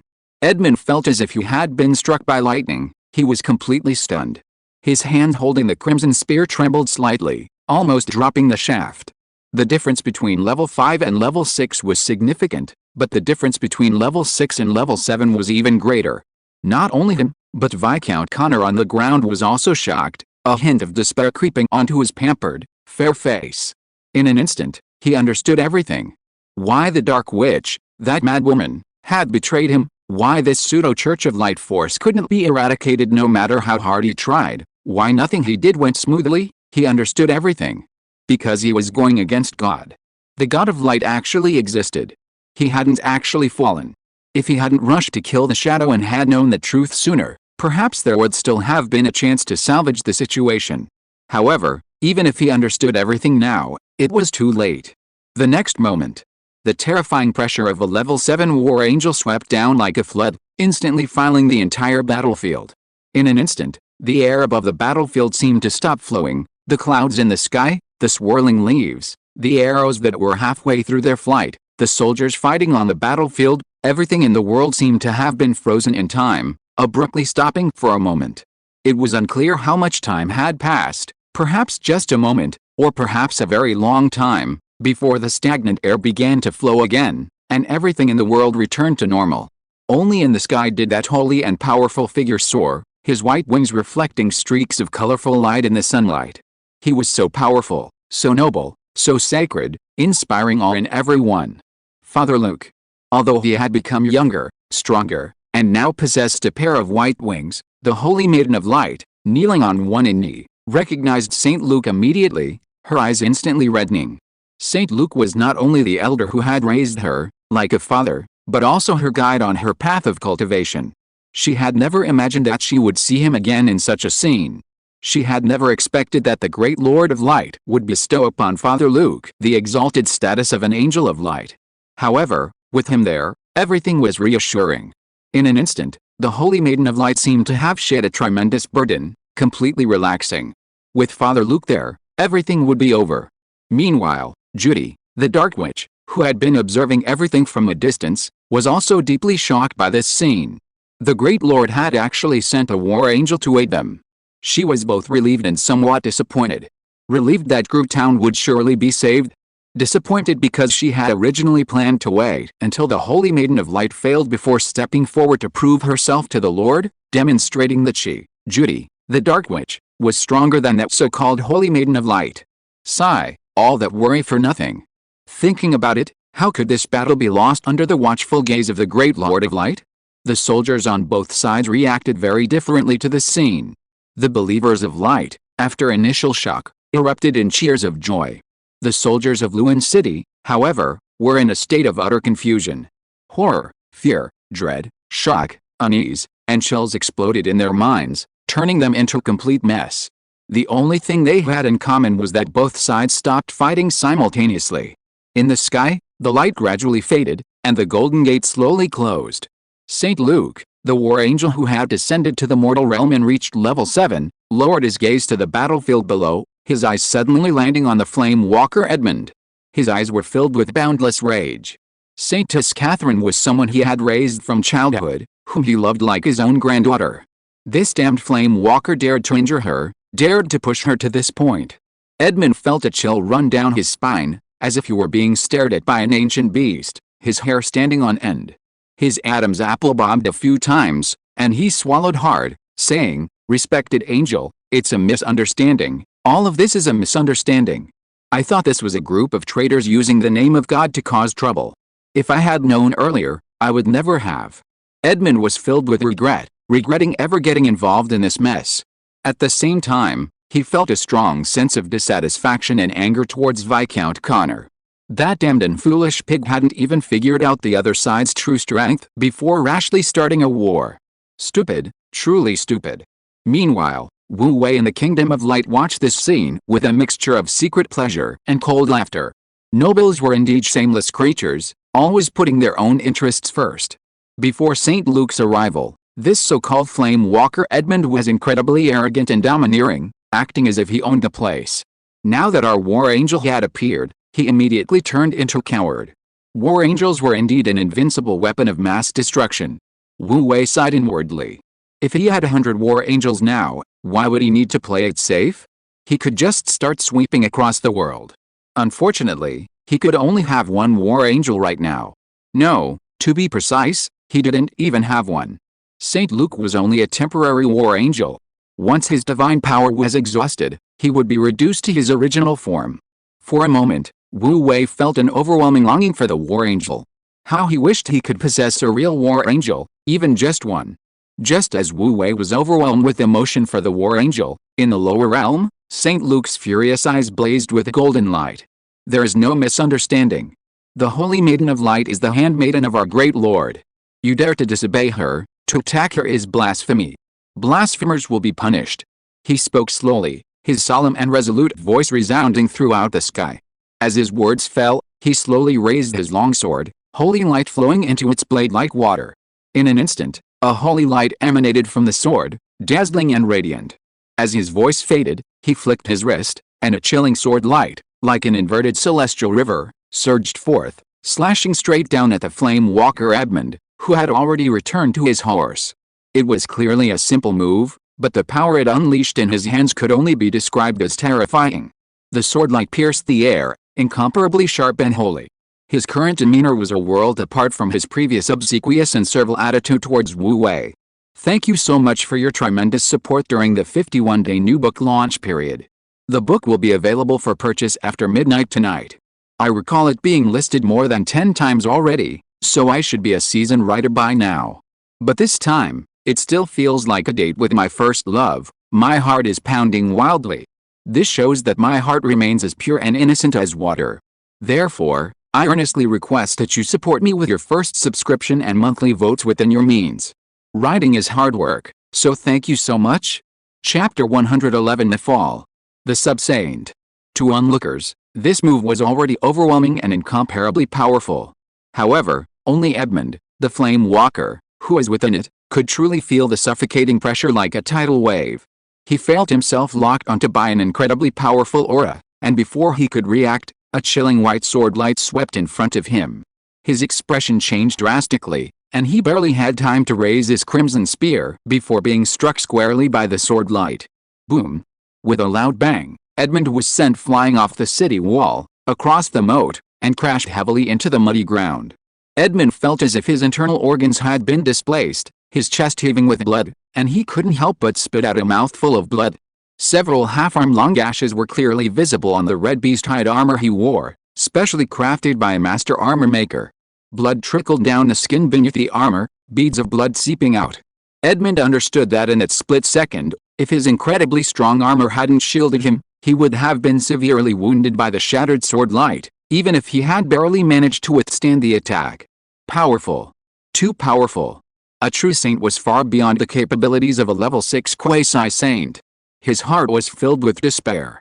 Meanwhile, the entire battlefield, both friendly and enemy armies, was stunned.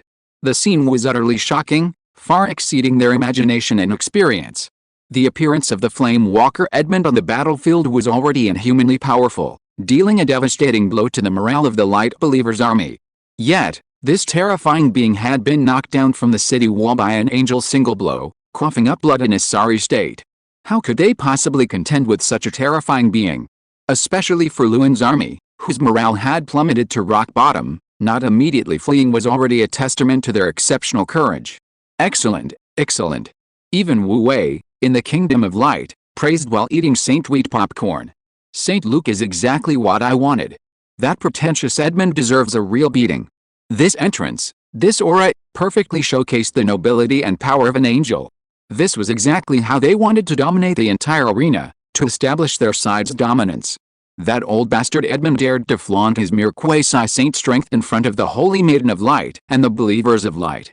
The injured Holy Maiden of Light, after casting a healing spell on herself, slowly rose, her eyes filled with unparalleled composure and calmness. Warriors, believers. She raised the cross high, her voice clear, melodious, and powerful. Our Lord is watching over us from heaven. Under the radiance of God, we will be invincible. The holy might of the angels is invincible. Under the effect of divine magic, her voice instantly resounded throughout the entire Gruberg. The believer soldiers instantly became excited and fanatical, unable to resist raising their arms and shouting along with the Holy Maiden of Light. Angelic might, invincible. Angelic might, invincible. Angelic might, invincible. The divine might was vast, the angels had descended. What glory this was! Even a near-saint-level powerhouse like the Flame Walker was no match for the angels. Why should they fear losing this war? In an instant, all the papacy's believer soldiers were as excited as if they had been injected with chicken blood, their emotions surging, their morale soaring. They raised their swords and spears, launching a counterattack against the enemy, fighting with a frenzy that was terrifying. In contrast, Lewin's army, which outnumbered the believer soldiers several times over, suffered a collapse in morale, retreating in disarray and quickly withdrawing from the city walls. Even so, the believer soldiers refused to give up. They either climbed down from the city walls or opened the city gates, attacking and fighting back against the enemy army. Damn it, no retreat. Kill. Kill. Kill. Seeing his army crumbling like a house of cards, Viscount Connor roared hysterically, personally wielding a sword and slaughtering several deserters. His magnificent armor was stained with blood as he howled like a mad dog. Anyone who dares to retreat will be killed without mercy. Whoever is the first to storm Gloucester will be rewarded with 100 gold francs and granted the title of Baron. Viscount Connor, after all, was a nobleman with a long and distinguished family tradition, carefully trained from childhood. He clearly understood that he had to make a final stand, or his death would be at the foot of Gloucester. Those who retreated would die, and the brave would be granted the title of Baron.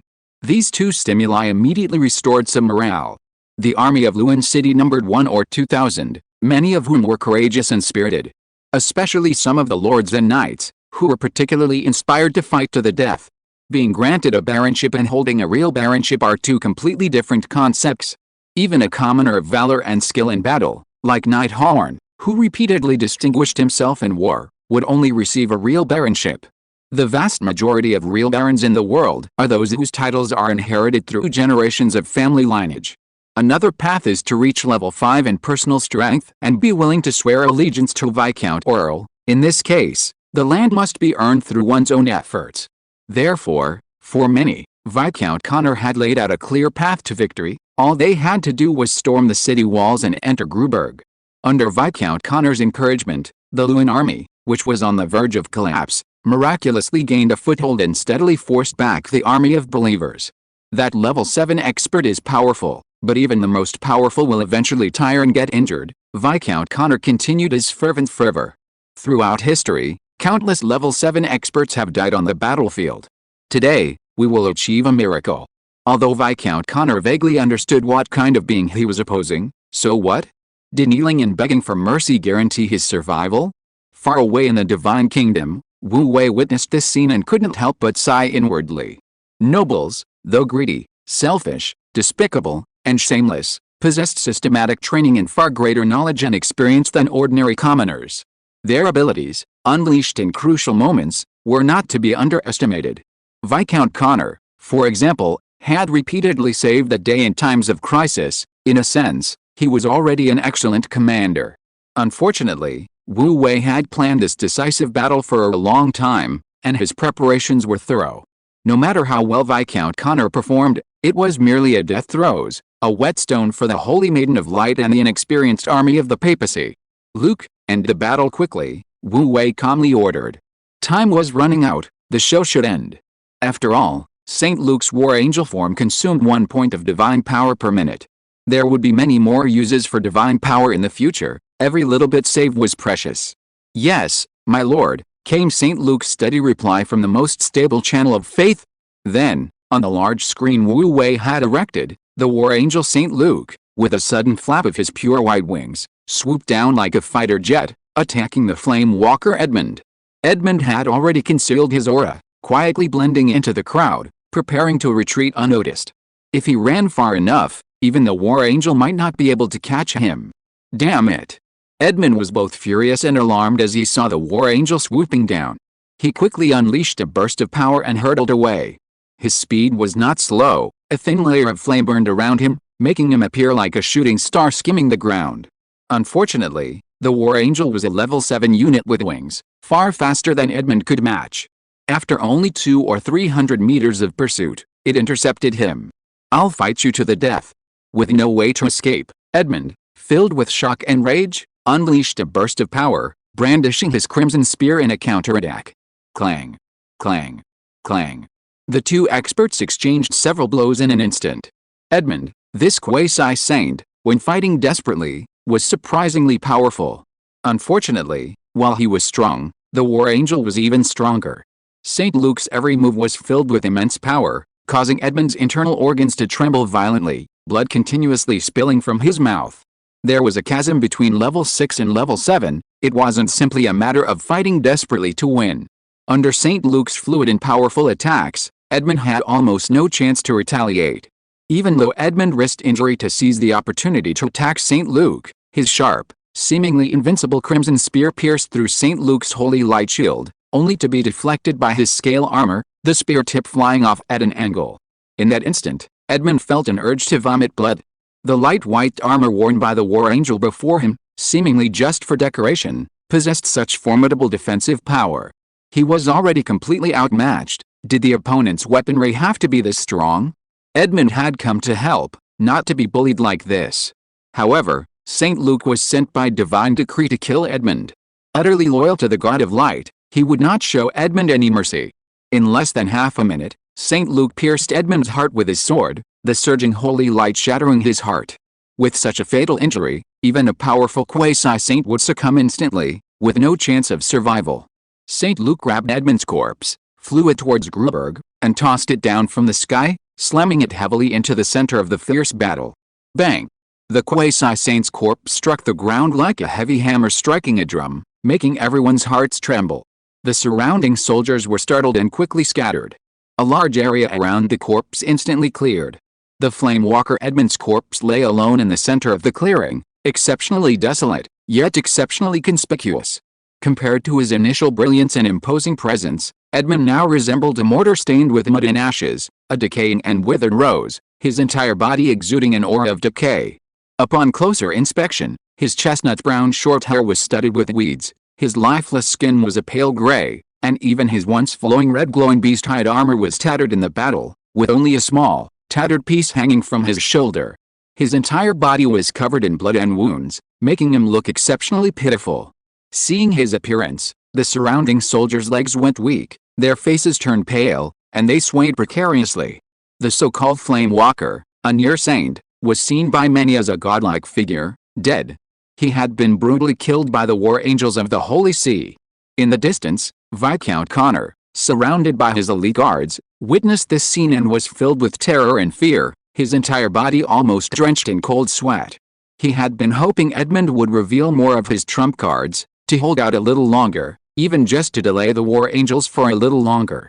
He never imagined he would die so quickly.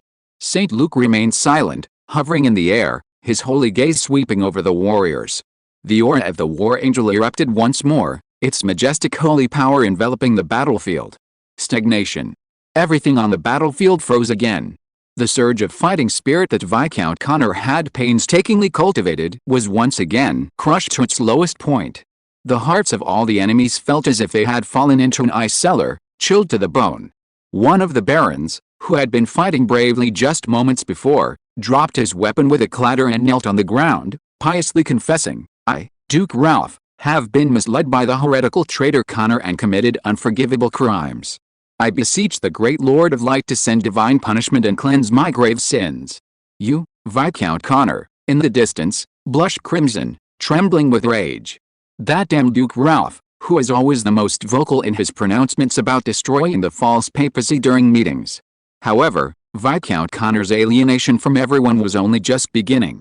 First update, 3,600 words. This old man, with his delicate skin and fragile heart, first asks for a guaranteed monthly vote to soothe his fragile soul, and then goes to write all night. Chapter 112 The Dust Settles. Seeing this, Wu Wei was deeply impressed by the Baron's shamelessness. However, such people were never lacking. Moreover, the herd mentality theory told him that Luan's army was about to face an avalanche.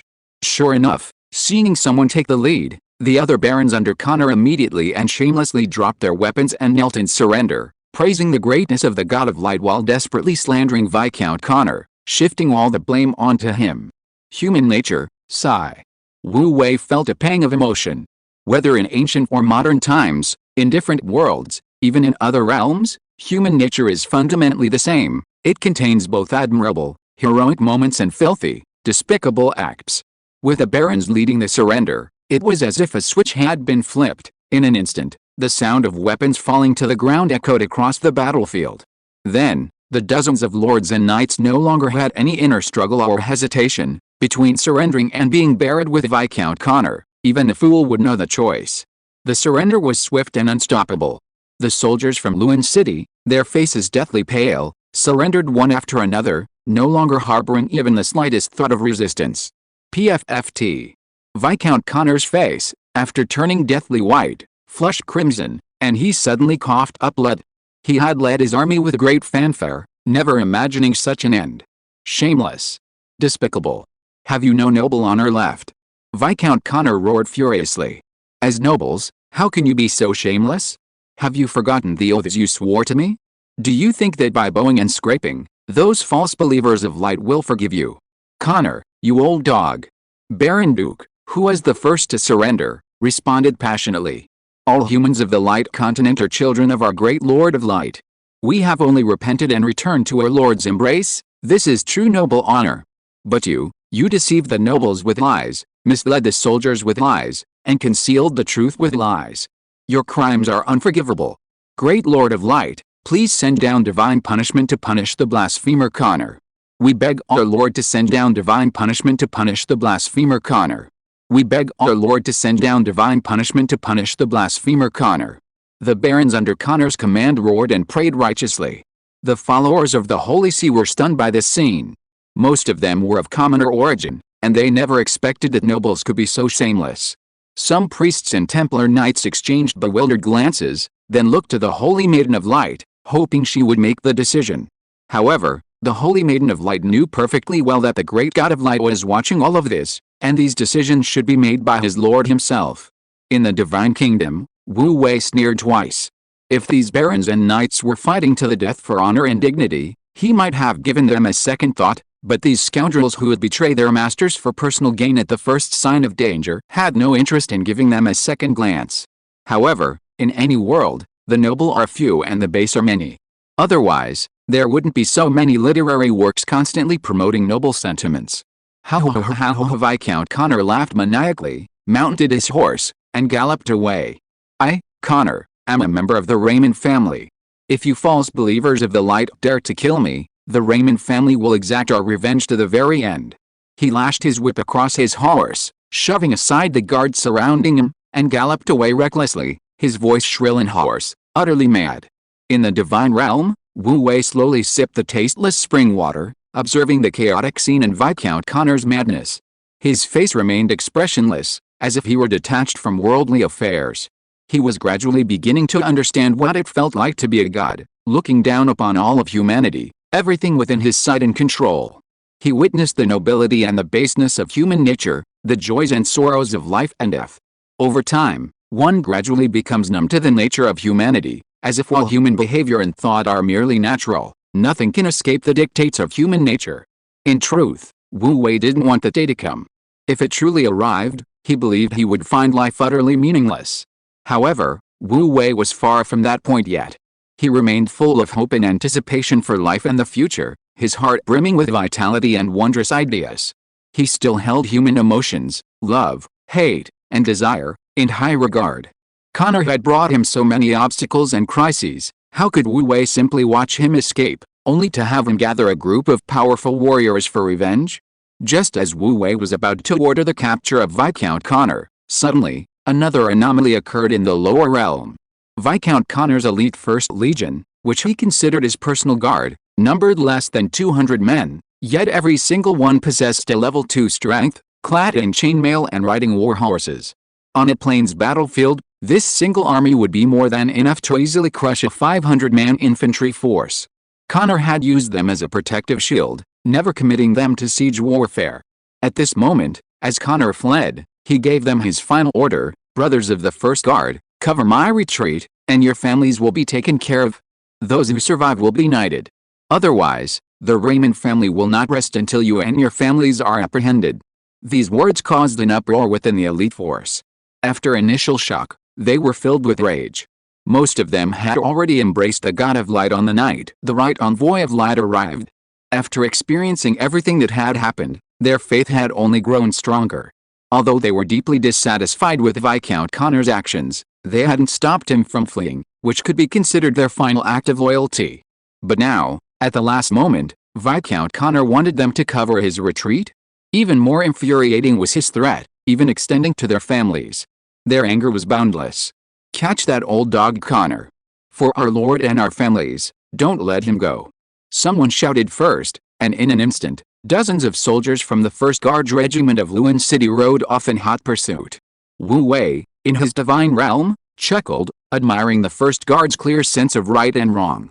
They had secretly made way for Viscount Connor earlier, and Wu Wei not only didn't blame them, but actually thought they had good character. It seemed these young men had potential for future development. Wu Wei couldn't bear to see them burdened with the stigma of betrayal, affecting their future mindset. He immediately issued a divine decree to St. Luke. "Yes, my lord." St. Luke respectfully responded, then flapped his wings and descended from the sky, landing directly in front of Viscount Connor. Viscount Connor, his eyes red, galloped wildly, not even seeing who was in front of him, and charged straight at them. However, before he could even reach St. Luke raised his hand and unleashed a surging energy like a raging river, striking Viscount Connor directly and sending him and his horse flying. Viscount Connor was thrown around, seeing stars and aching all over, unable to even get up. Even the cavalrymen chasing after him, preparing to capture Viscount Connor, were knocked off their horses by the sweeping shockwave.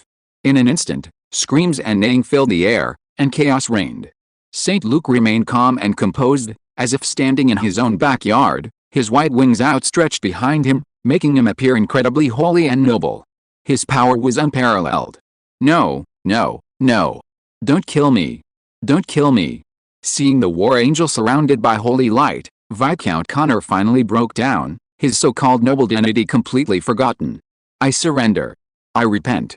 I shouldn't have questioned God's existence. I shouldn't have attacked the Church of Light. I'm guilty. I'm guilty. I now believe in the God of Light. I'll build you churches, the best and most magnificent churches. Don't kill me." Ignoring the pain all over his body, he scrambled backward, seemingly driven mad by fear and despair. However, deep within his lowered eyes shone a venomous resentment, like a viper ready to devour its prey, ready to retaliate tenfold, 100-fold, given the chance.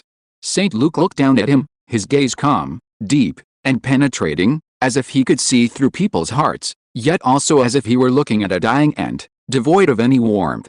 "I won't kill you." Viscount Connor was stunned, his face instantly lighting up with ecstasy. However, before he could rejoice for long, St. Luke's next words rang in his ears. "The source of blasphemy, the head of heresy, should be publicly tried under the witness of our great Lord, his sins purified by holy fire, his soul redeemed, not die by my hand." St. Luke's voice was calm and gentle, as if he were stating a very ordinary matter. What? Public trial? And holy fire? Could it be burning at the stake? Viscount Connor's eyes widened in disbelief, his whole body frozen. However, at this moment, his fate was no longer in his control. Whether he wanted to accept it or not, what was destined to happen would happen. Before Viscount Connor could react, St. Luke had already grabbed him by the collar, lifted him up, and casually tossed him into the air. The next moment, a giant red spear flew out, piercing Viscount Connor's body and pinning him to the city wall outside Gruberg. The spear's buttocks trembled violently, and Viscount Connor, impaled on the spear, let out a blood-curdling scream. It was this scream that signified that control of the Rouen region was now a foregone conclusion.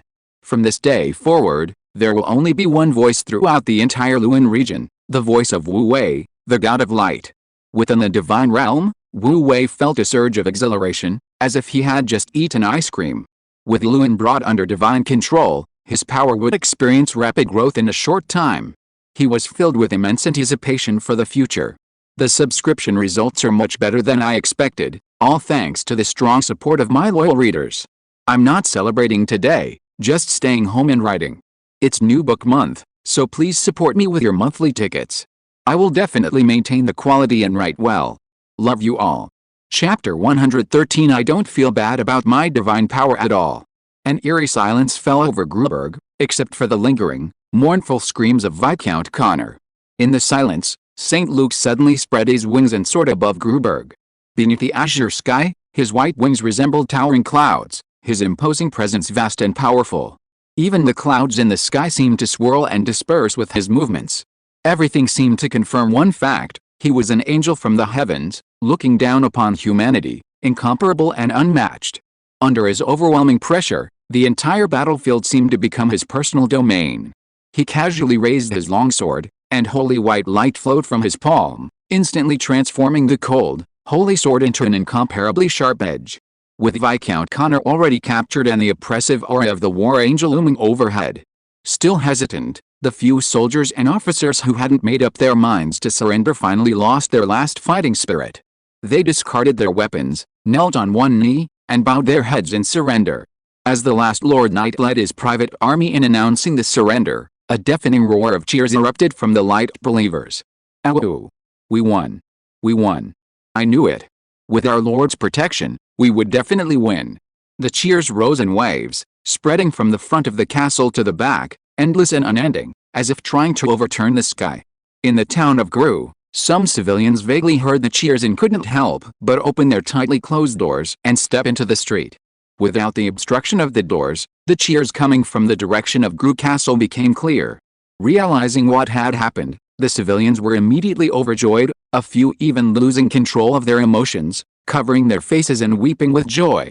Soon, knocking filled the doors and windows of every household, and the joy of victory spread rapidly throughout the town of Gru with shouts of "We won!" Before anyone knew it, everyone spontaneously emerged from their homes, gazing towards Gru Castle on the mountain. The entire Gru region resounded with cheers. "Long live the Holy Maiden of Light, our Lord!" The Dark Witch, observing the battle from the shadows, sneered, "Foolish commoners, how could we lose this battle under the protection and watchful eye of our Lord?" Though her words were sarcastic, the slight upturn of her lips and the relaxation in her body revealed the seriousness with which she had taken this battle. HMPH. Let the delicate Holy Maiden achieve great merit first. A wicked glint flashed in the Dark Witch's eyes. "Looks like I should work harder. I absolutely cannot lose to that pretentious Holy Maiden of Light." With that, she slowly retreated, gradually disappearing into the darkness, vanishing without a trace. On the walls of Gruberg, the Holy Maiden of Light stood with a cool and composed gaze, as if the outcome of this war had already been predetermined. Having controlled the papacy for so long, she had gradually cultivated an air of indifference, her emotions never showing. Even the surrounding cheers only caused her eyelashes to tremble slightly. She methodically arranged for her men to collect weapons and control the surrendered prisoners. Then, she stepped forward, leading her clergy to the highest point of the wall, where she knelt on one knee before St. Luke in the sky. "Thank you, my lord, for your protection. Thank you, your excellency, for supporting the battlefield." Her azure eyes were clear as an abyss, as firm as a rock, unmoved by anything. "Today, thanks to my lord's protection, we have escaped this calamity. One day, I will make every place where divine power reaches divine land, and every place bathed in divine light your believers. Praise be to my Lord." With that, she clasped her hands to her chest and prayed fervently. "Praise be to my Lord." The clergy behind her followed suit, praying devoutly. Their prayers were neither loud nor impassioned, but under the influence of divine magic, They spread out like ripples on water, gradually filling the surrounding air with a solemn and sacred atmosphere. Unbeknownst to them, the deafening cheers slowly subsided. Soldiers on the city walls and civilians responsible for logistics within the castle unconsciously composed themselves, kneeling and bowing their heads in quiet prayer. The prayers echoed down the mountain, carrying far and wide. Even the town of Gru at the foot of the mountain heard the solemn prayers. They spontaneously gathered in the sacred square in the center of the town, kneeling around the statue of the God of Light, praying devoutly with gratitude and joy, thanking the Lord for bestowing victory and glory upon them. During this time, believers who had secretly migrated from other towns also hid in the homes of the civilians and grew, bringing the total number of believers in the entire town to over 10,000. In an instant, the sacred square was densely packed with heads, a scene even more spectacular than the trial of Gandyr. In the sky, a magnificent, golden gate to heaven opened once more. St. Luke, the archangel of war, having completed all his missions, spread his pure white wings and slowly flew towards the gate in the sky. The radiance emanating from the gate shone upon St. Luke, making him appear exceptionally majestic and powerful. Countless people present knelt before the gate, whether believers or surrendered soldiers and officers. At this moment, no one dared to stand. The Holy Maiden of Light, who was presiding over the ceremony, paused, seemingly wanting to say something, but hesitated, ultimately choosing to lower her head and continue chanting the ritual, sacred and solemn. In the sky, St. Luke's figure gradually rose higher.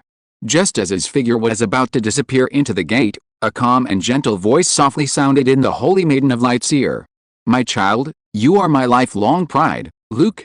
I am doing well in heaven. Although my Lord is not what I imagined, he is also doing well." Before the words were finished, the gates of heaven in the sky suddenly closed, the latter half of the word "good" locked within the gates. The Holy Maiden of Light trembled slightly, and a layer of mist gradually clouded her azure eyes. At the same time, in the kingdom of light, the moment he passed through the gates of heaven, the holy light surrounding St. Luke vanished instantly, and the wings on his back disappeared in an instant. The war angel St. Luke, who had just been majestic and radiant, transformed in the blink of an eye into a wrinkled, sprightly old man, looking like the old butler of some noble family. Fortunately, Viscount Connor and the others could not see this scene, otherwise, they would probably have been shocked to their core. The difference was truly too great. It wasn't that the body the transformation pool had created for St. Luke was inadequate, but rather that in his interactions with Wu Wei, he increasingly acted like a steward or old servant.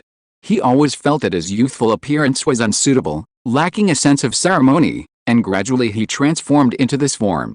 Wu Wei had advised him several times, but the old man St. Luke was incredibly stubborn. Unless divinely ordained, he resolutely refused to revert to his original appearance. In the end, Wu Wei could only let him be. "My lord." Upon seeing Wu Wei, St. Luke immediately bowed respectfully, his attitude humble and devout. "This old servant has not failed in his mission. Well done." Wu Wei praised him in a good mood. St. Luke truly lived up to his reputation as his most capable subordinate. Without him, ending the battle quickly under those circumstances wouldn't have been so easy.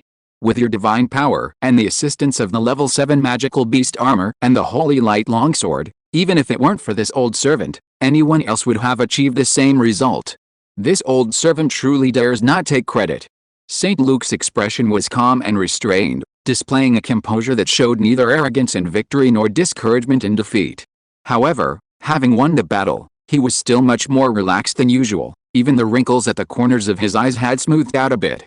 The two chatted happily for a few minutes, and Wu Wei habitually brought up his divine power data to see how much divine power he had consumed in the previous attack.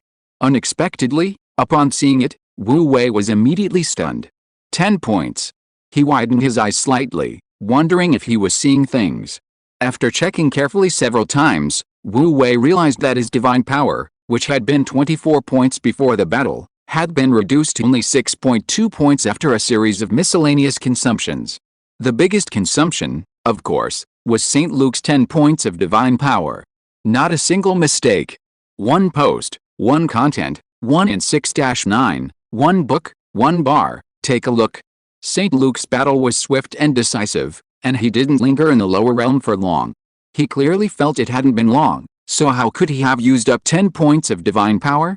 Impossible. My divine power couldn't have been used up that quickly. Wu Wei felt a pang of heartache, as if a knife had been plunged into his chest, blood dripping down. "My lord." St. Luke looked at the suddenly stunned Wu Wei with suspicion, wondering if he had said something wrong that displeased his lord. "It's nothing." Wu Wei waved his hand weakly, forcing a reassuring smile. It's nothing, although it consumed a lot of divine power. As long as he wins, his territory expands, and the number of believers increases, he'll quickly earn it back." Yes. He didn't feel the pain. He really didn't feel the pain at all. St. Luke's eyes showed doubt, but he didn't delve into it. Instead, he brought up another matter. "Didn't you say you issued a divine decree to personally judge Viscount Connor? What are you planning to do?" "Well, I have my own plans." Wu Wei secretly felt embarrassed. It was all his fault for being stingy. He almost neglected the important matter. He quickly composed himself, and with a thought, immediately sent a divine decree to the Holy Maiden of Light.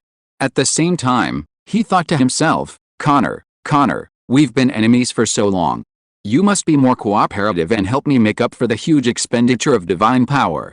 Meanwhile, in the Plane of Light, upon receiving the divine decree, the Holy Maiden of Light, who had just stood up to send people to clean up the battlefield, immediately stopped the dispersing clergy and announced loudly, "Our Lord has decreed that Connor Raymond, who has been strangling believers with the intent to overthrow our church, is guilty of heinous crimes. He will send the right envoy of light to judge him and purify Connor Raymond with holy fire." Her voice was solemn and dignified, instantly resounding throughout the entire battlefield under the effect of divine magic. As soon as she finished speaking, all the believers were invigorated and excited. The soldiers of Luan City who had just surrendered also became restless, whispering and discussing among themselves. Soon, the Holy Maiden of Light organized her people to prepare the ceremony to welcome the divine envoy. She knelt down towards the sky and kowtowed devoutly. "Holy Maiden of Light, Catherine, along with all the clergy of the Holy See, respectfully welcomes the arrival of the right envoy of light." Behind her, a group of clergy immediately knelt down, prostrating themselves in utmost piety. "Welcome the right envoy of light." A solemn and respectful atmosphere quickly spread from them, and the surroundings fell silent. On the city wall, the soldiers who had been excitedly discussing just moments before unconsciously knelt down, bowing their heads deeply. Outside the city wall, the soldiers responsible for guarding and monitoring the prisoners were also infected by this atmosphere and slowly knelt down. Even the believers responsible for logistics put down their work and knelt down devoutly, offering the highest respect to the divine messenger who was about to arrive. "Welcome the right envoy of light. Welcome the right envoy of light. Welcome." A wave of welcoming shouts spread outward from Gruberg, and for a moment, the entire world seemed to be filled with a sound. Even the air seemed to become solemn and sacred. Even in Gru town at the foot of the mountain, the believers gathered at the feet of the statue of the God of Light seemed to have a premonition and couldn't help but look up at the sky. On the mountain and below, everyone eagerly awaited the arrival of the right envoy of light. Under the watchful eyes of everyone, the sky suddenly brightened. A point of golden light suddenly appeared in the azure sky, rapidly expanding and transforming into a milky white ball of light radiating golden brilliance. The next moment, the light intensified, and a figure slowly emerged from it. This figure was tall and possessed an extraordinary aura, enveloped in holy light. His bearing was like that of an archangel wielding the sword of judgment atop a cathedral dome, ineffably sacred. With his appearance, an incomparably holy and majestic aura suddenly spread out, transforming into a boundless pressure that swept across the entire sky. In an instant, the already extraordinary figure became even taller and more imposing. Even the angel St. Luke, who had descended through the gates of heaven earlier, paled in comparison. This figure was none other than Wu Wei, disguised as the right envoy of light. Wu Wei, who had previously assumed this identity, felt that the avatar of the right envoy of light was quite prestigious. It was useful for him to personally descend to the mortal realm to do some work and relax, quite convenient. After all, descending to the mortal realm in the name of the God of light is too formal. Too many times, and it might give the impression that this God of light is unreliable and just wanders around aimlessly. To maintain the dignity of the God of light, it's better to keep that identity somewhat distant from the mortal world, adding a touch of mystery. This is similar to how ancient emperors often enjoyed traveling incognito. At this moment, Wu Wei's image is indeed majestic. But his ultimate goal is to recoup his lost divine power, at least, even a little bit. Viscount Connor, you must persevere. Whether we can break even depends entirely on you. 4,000-word chapter, Over 11,000 words updated today. Another chapter tonight, updated around midnight. Old AO is very grateful for the strong support from all the brothers and sisters. Love you all. Chapter 114. This wave is a sure thing. As Wu Wei, incarnate as the right envoy of light, descended to Earth, all the believers were instantly filled with excitement. Soldiers on Gruberg and civilians in Gru Town alike stared wide-eyed, their breaths rapid and faces flushed with elation. Yet, even so, they strove to remain silent, as if even a murmur at such a moment would be a desecration of this being. On the city walls, the Holy Maiden of Light, Horn, and others were also seeing the right envoy of light for the first time, their hearts trembling, unable to recover for a long time.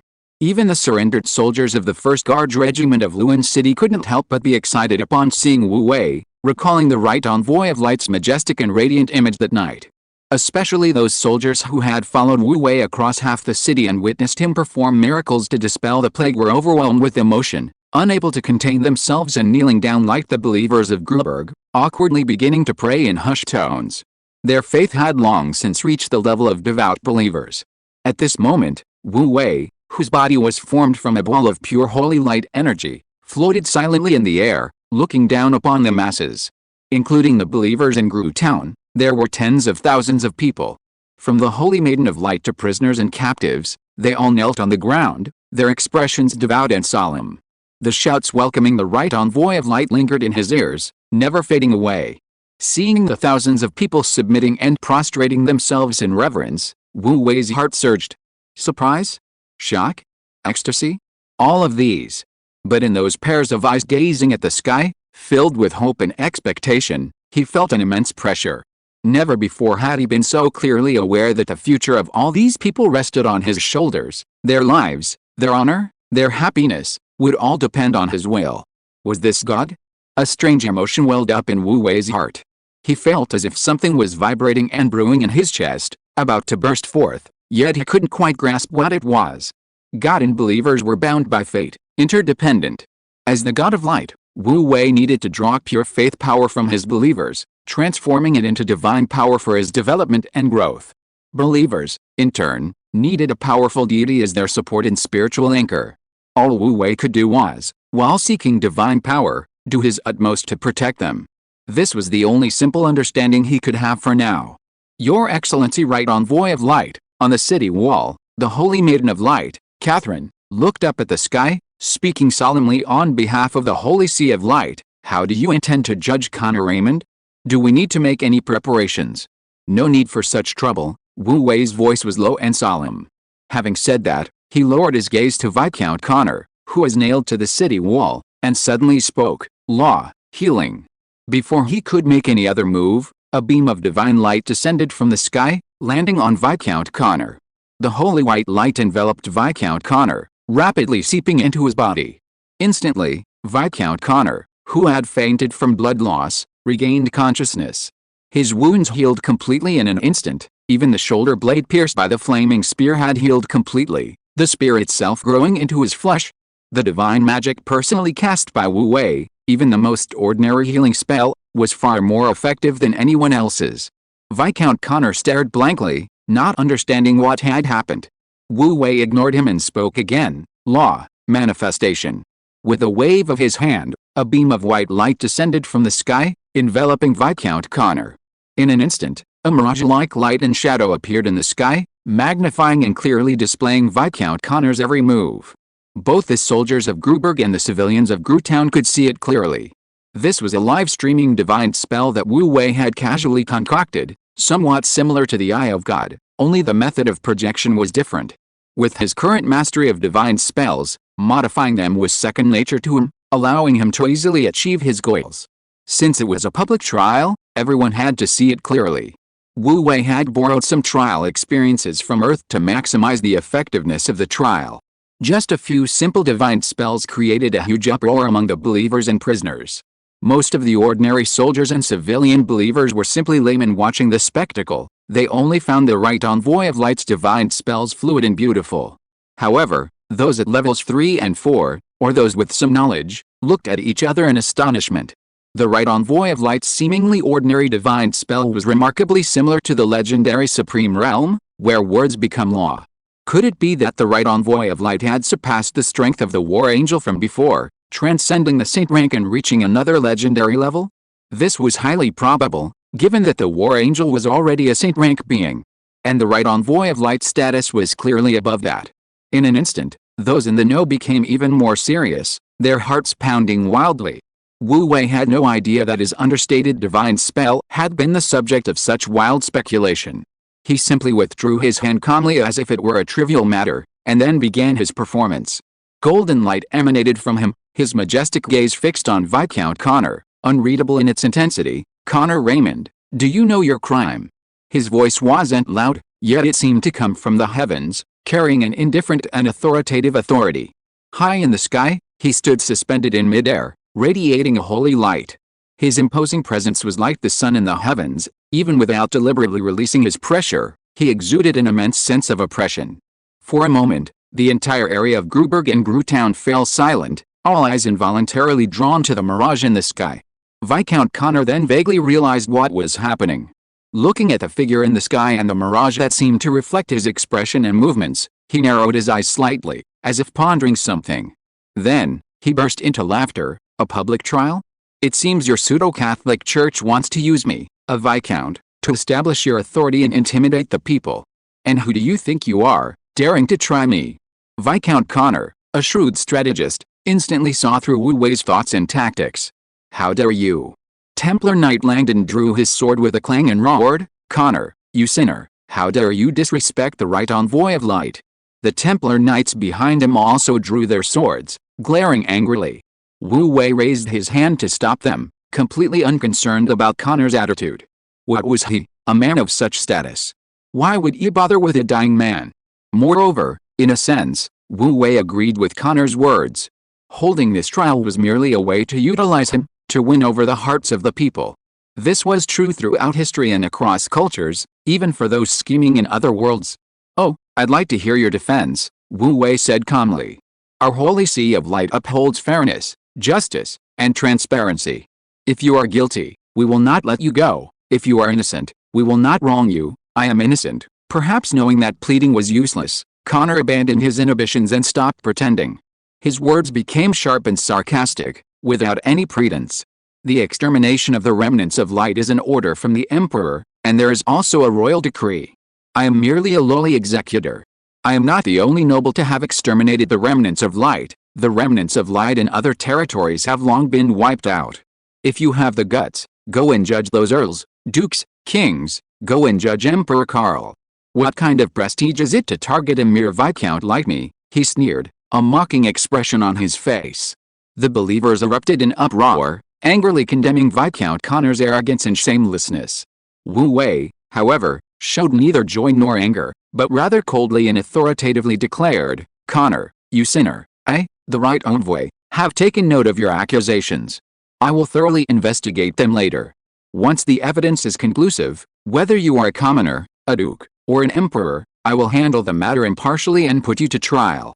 Anyone who owes a blood debt to my faith of light will be held accountable and judged. No one can remain uninvolved." His words silenced all the believers of light, yet their eyes were filled with excitement and fervor. These were the words of the right envoy of light himself. Anyone who owed a blood debt to the believers of light, regardless of who they were, would pay the price. How weighty were these words! Even the clergy of the Holy See were stirred by them. The right envoy of light represented the will of our Lord of Light. With such a Lord, what was there to be ashamed of injustice, no matter how bitter or difficult? Viscount Connor was also momentarily speechless, not expecting the right envoy of light to speak so domineeringly, even intending to hold the Emperor accountable. "Since you refuse to speak, then this right envoy will lend you a hand. Your sins must be confessed by yourself." Wu Wei's lips, formed from energy, curled slightly upwards as he uttered the decree of truth. His words became law. A divine light instantly descended upon Viscount Connor. Viscount Connor trembled, a strange feeling rising within him, as if many words were stuck in his throat, needing to be spoken. A chill ran through him, a bad premonition rising within him. Unfortunately, it was too late. "Sinner Connor, quickly confess your crimes." Wu Wei's imposing divine voice exploded in his ears like thunder. Viscount Connor immediately lost all control of his tongue, confessing his sins one by one while fully conscious. This divine art was so terrifying, any sin he could think of would involuntarily be spoken. From peeping at someone bathing as a child, to using sweet words to harm others, to levying exorbitant taxes within his territory, and so on. Most importantly, he revealed the truth about the destruction of St. Louis Monastery. The monastery's accumulated wealth over countless years had long been coveted by Viscount Connor. Initially, however, he was wary of Father Luke, a level 5 expert, and dared not act rashly. But after hearing of Father Luke's death in the Holy City, Viscount Connor could no longer restrain himself from targeting the monastery, that fat sheep. Although the main force that led the siege of St. Louis Monastery was Ganhiel, the other two barons were also involved, none were innocent. While Viscount Connor didn't send troops, he issued the orders. Moreover, as the de facto ruler of Lewin City, he reaped the greatest benefits. Aside from the land and antique paintings, the most valuable assets of the monastery, including the manor and the merchant guild, all fell into Viscount Connor's pocket. Even the St. Louis Cathedral, originally located next to Lewin Fort, fell into his hands. Everything came out of his mouth. The anger of countless believers grew ever stronger. They never imagined Viscount Connor could be so greedy and despicable. He was the mastermind behind everything. So you were the mastermind. Even the usually composed Saintess of Light was stunned. She hadn't expected Baron Ganger to be merely an actor, while the greatest villain remained at large.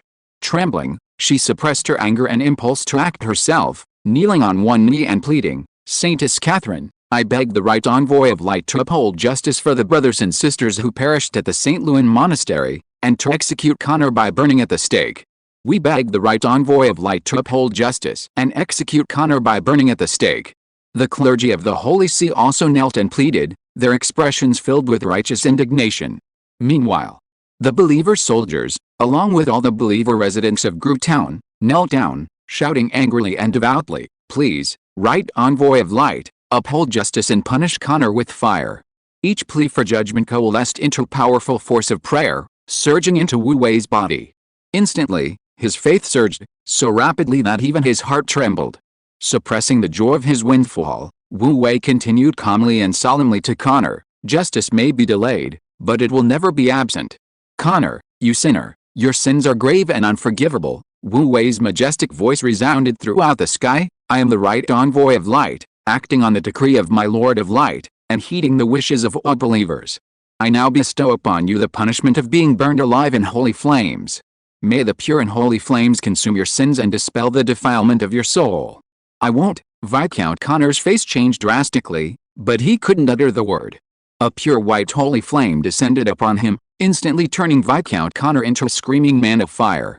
At the same time, the rate of increase in the faith power surging into his divine core surged several times over. Wu Wei's mood soared with immense joy. The abundant faith power represented divine power, the capital that would make Wu Wei even stronger. This was a sure win, thanks to Viscount Connor's full cooperation. Chapter 115 The unknown vast expanse of stars, please be gentle. The burning holy flame seemed to ignite the anger in the hearts of the believers, and the power of faith surged for as long as the fire burned. A dozen minutes later, Viscount Connor was reduced to ashes by the terrifying temperature of the holy flames, and Wu Wei made a fortune.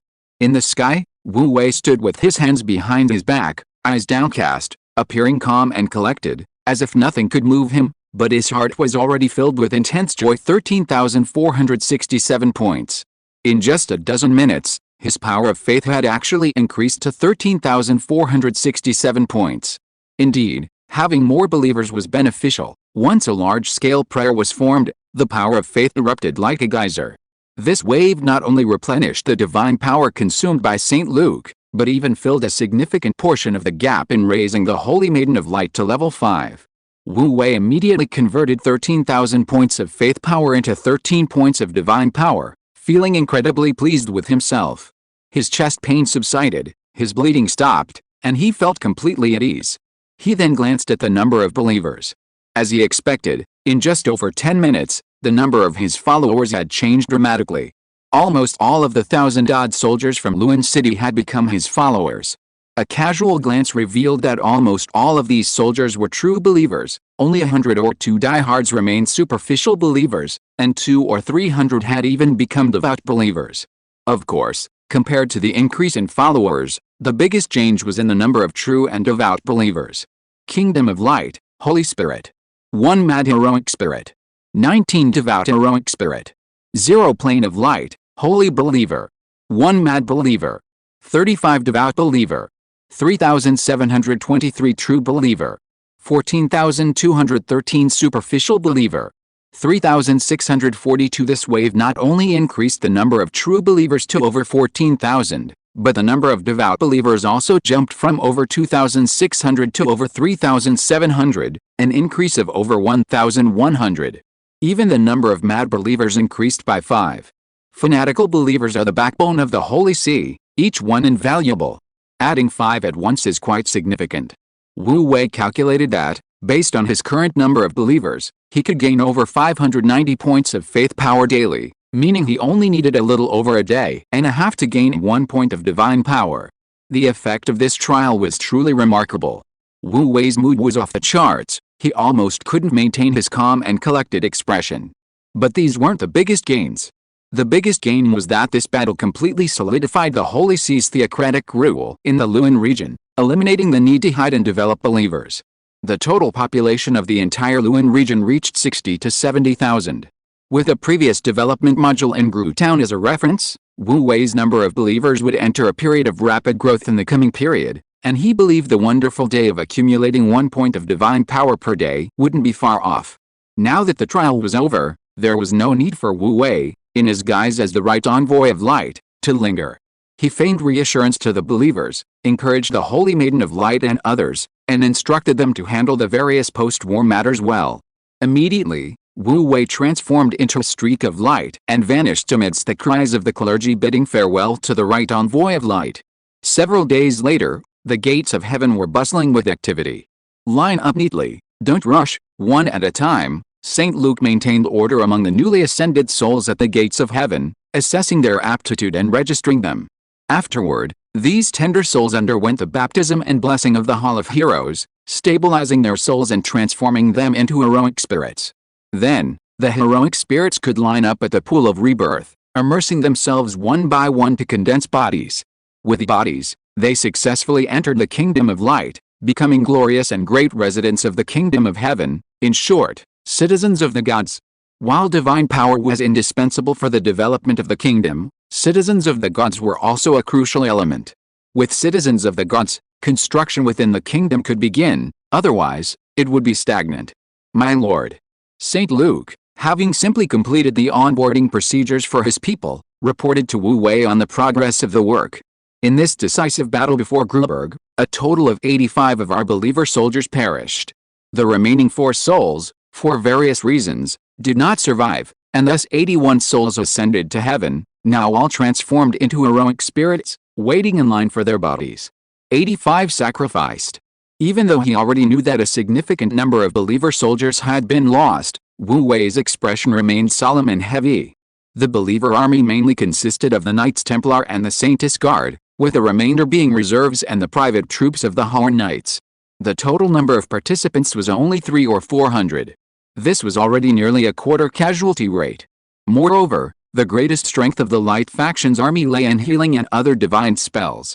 Soldiers, even those on the verge of death, could be saved and quickly returned to battle. The reason for this disastrous outcome was twofold. Firstly, the number of priests was insufficient to support large-scale battles, in short, insufficient healing power. Secondly, the decisive battle in front of Gruberg was extremely intense, with fierce and brutal fighting on both sides, and some soldiers died without receiving medical treatment. In short, it all boils down to 2 words, insufficient manpower. Issue my divine decree, the Knights Templar and the Holy Maiden's Guard are each to be expanded to 200 men. Furthermore, a Papal Guard regiment is to be established, with a total strength of 1,000 men, comprising 3 garrison regiments. After some deliberation, Wu Wei solemnly issued the order to expand the army.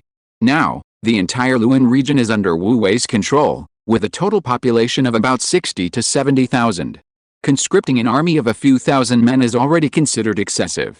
However, Wu Wei knows that after taking Luan, he will not have a long period of peace. In the near future, he will inevitably face a raging onslaught from the noble coalition. If the army is insufficient, The hard-won foundation will crumble in an instant. Yes, my lord, St. Luke respectfully accepted the order, then paused before advising, my lord, the regular army alone is probably not enough. We should also establish local reserve corps, responsible for training, rotating guard duties, and rotating labor. If the papacy's army suffers losses, we can quickly replenish their ranks by drawing upon the elite. Approved. Wu Wei nodded, then added, the local reserve corps should not exceed 1/50th of the total local population. In this way, the entire Luan region would have about 500 or 600 reserves. Although the number is small, increasing it further would lead to a severe shortage of strong labor in the region. Furthermore, we must intensify the training of clergy and Templar knights, Wu Wei added thoughtfully. If there are promising individuals, the right envoy of light will directly confer clerical titles upon them. In a normal papacy operation, clergy and Templar knights are trained from a young age, undergoing rigorous training systems to cultivate divine magic or holy light aura on their own. However, Wu Wei didn't have that much time to wait, so he could only use the method of bestowing titles, consuming divine power to transform them into clergy and Templar knights. Especially the Templar knights, they currently only held the title, with only 7 truly possessing holy light aura, all bestowed titles after meritorious service. The majority of the rest were just ordinary soldiers. Making everyone a true Templar knight was not something that could be achieved overnight, it was a long and arduous task.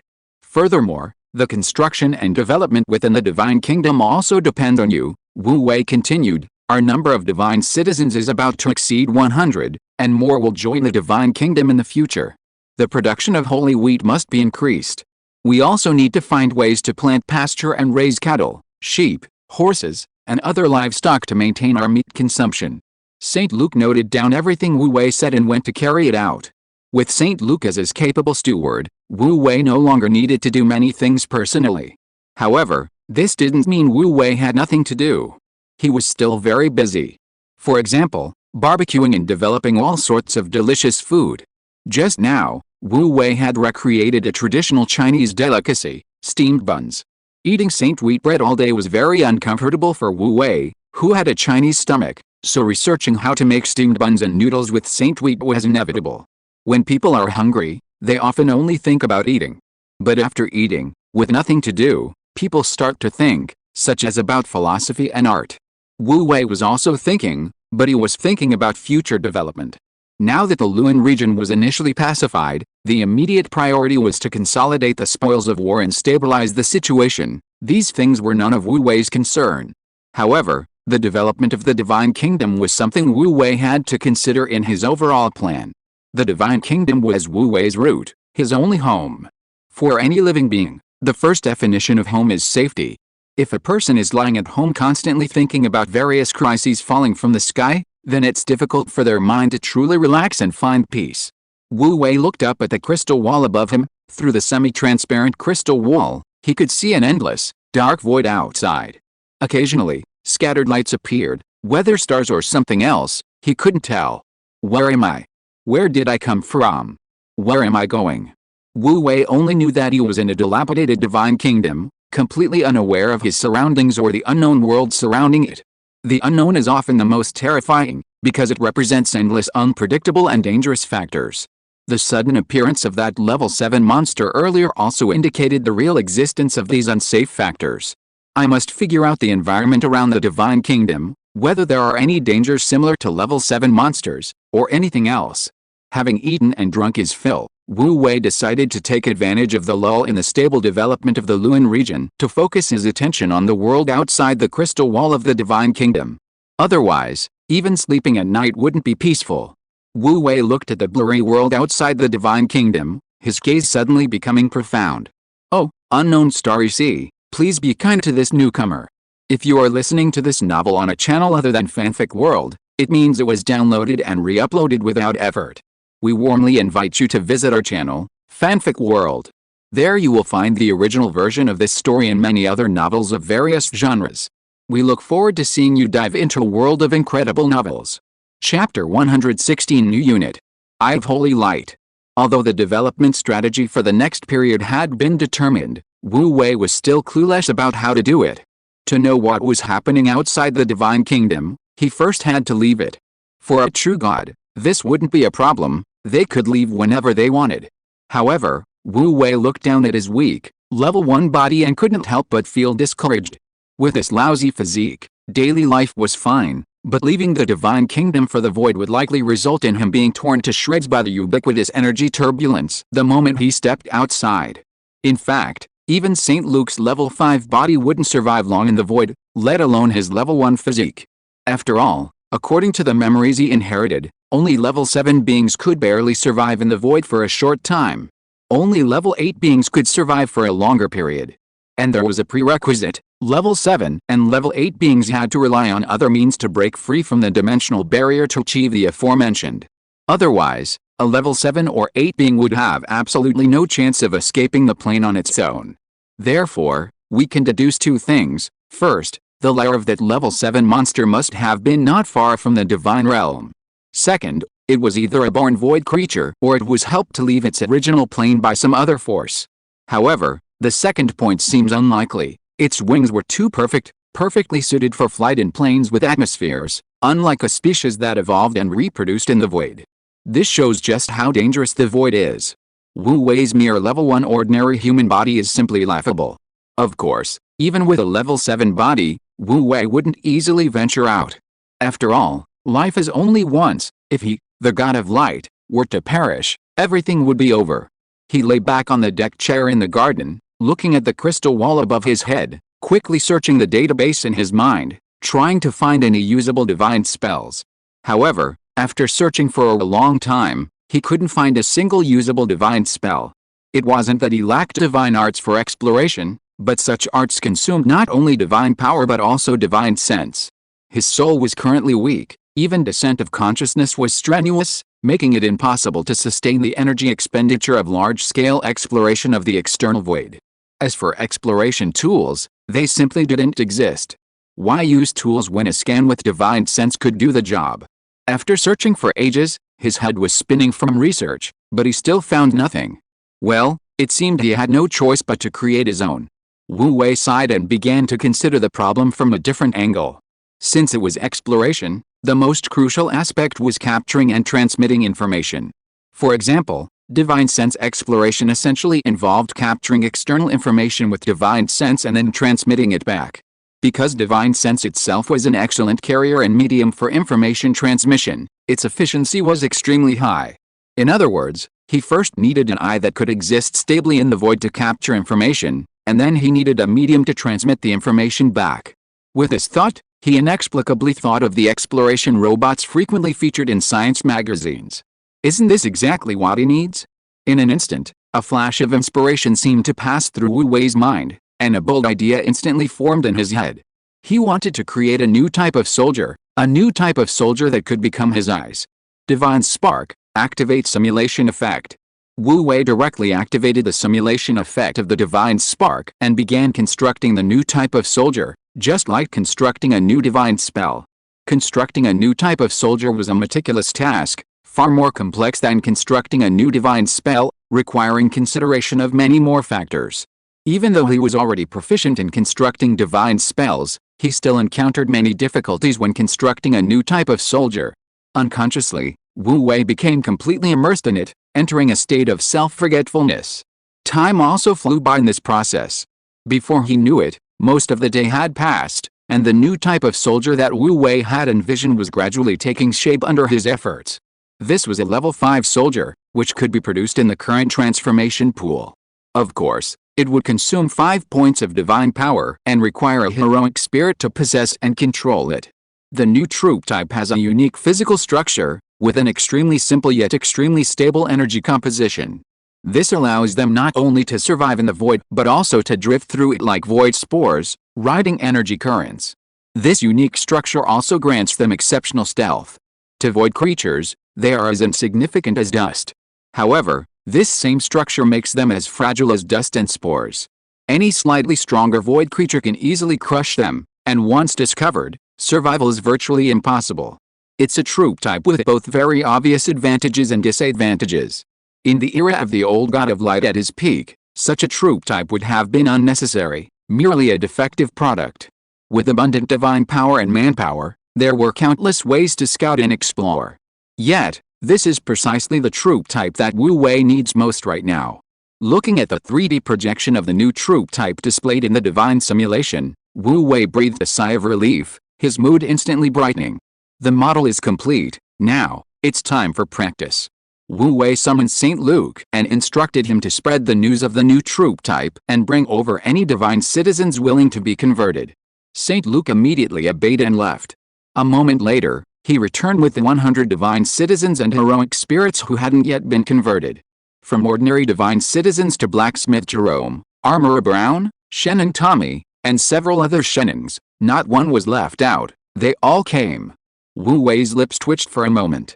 He only wanted to select one divine citizen to convert into the new troop type, so why did St. Luke bring everyone?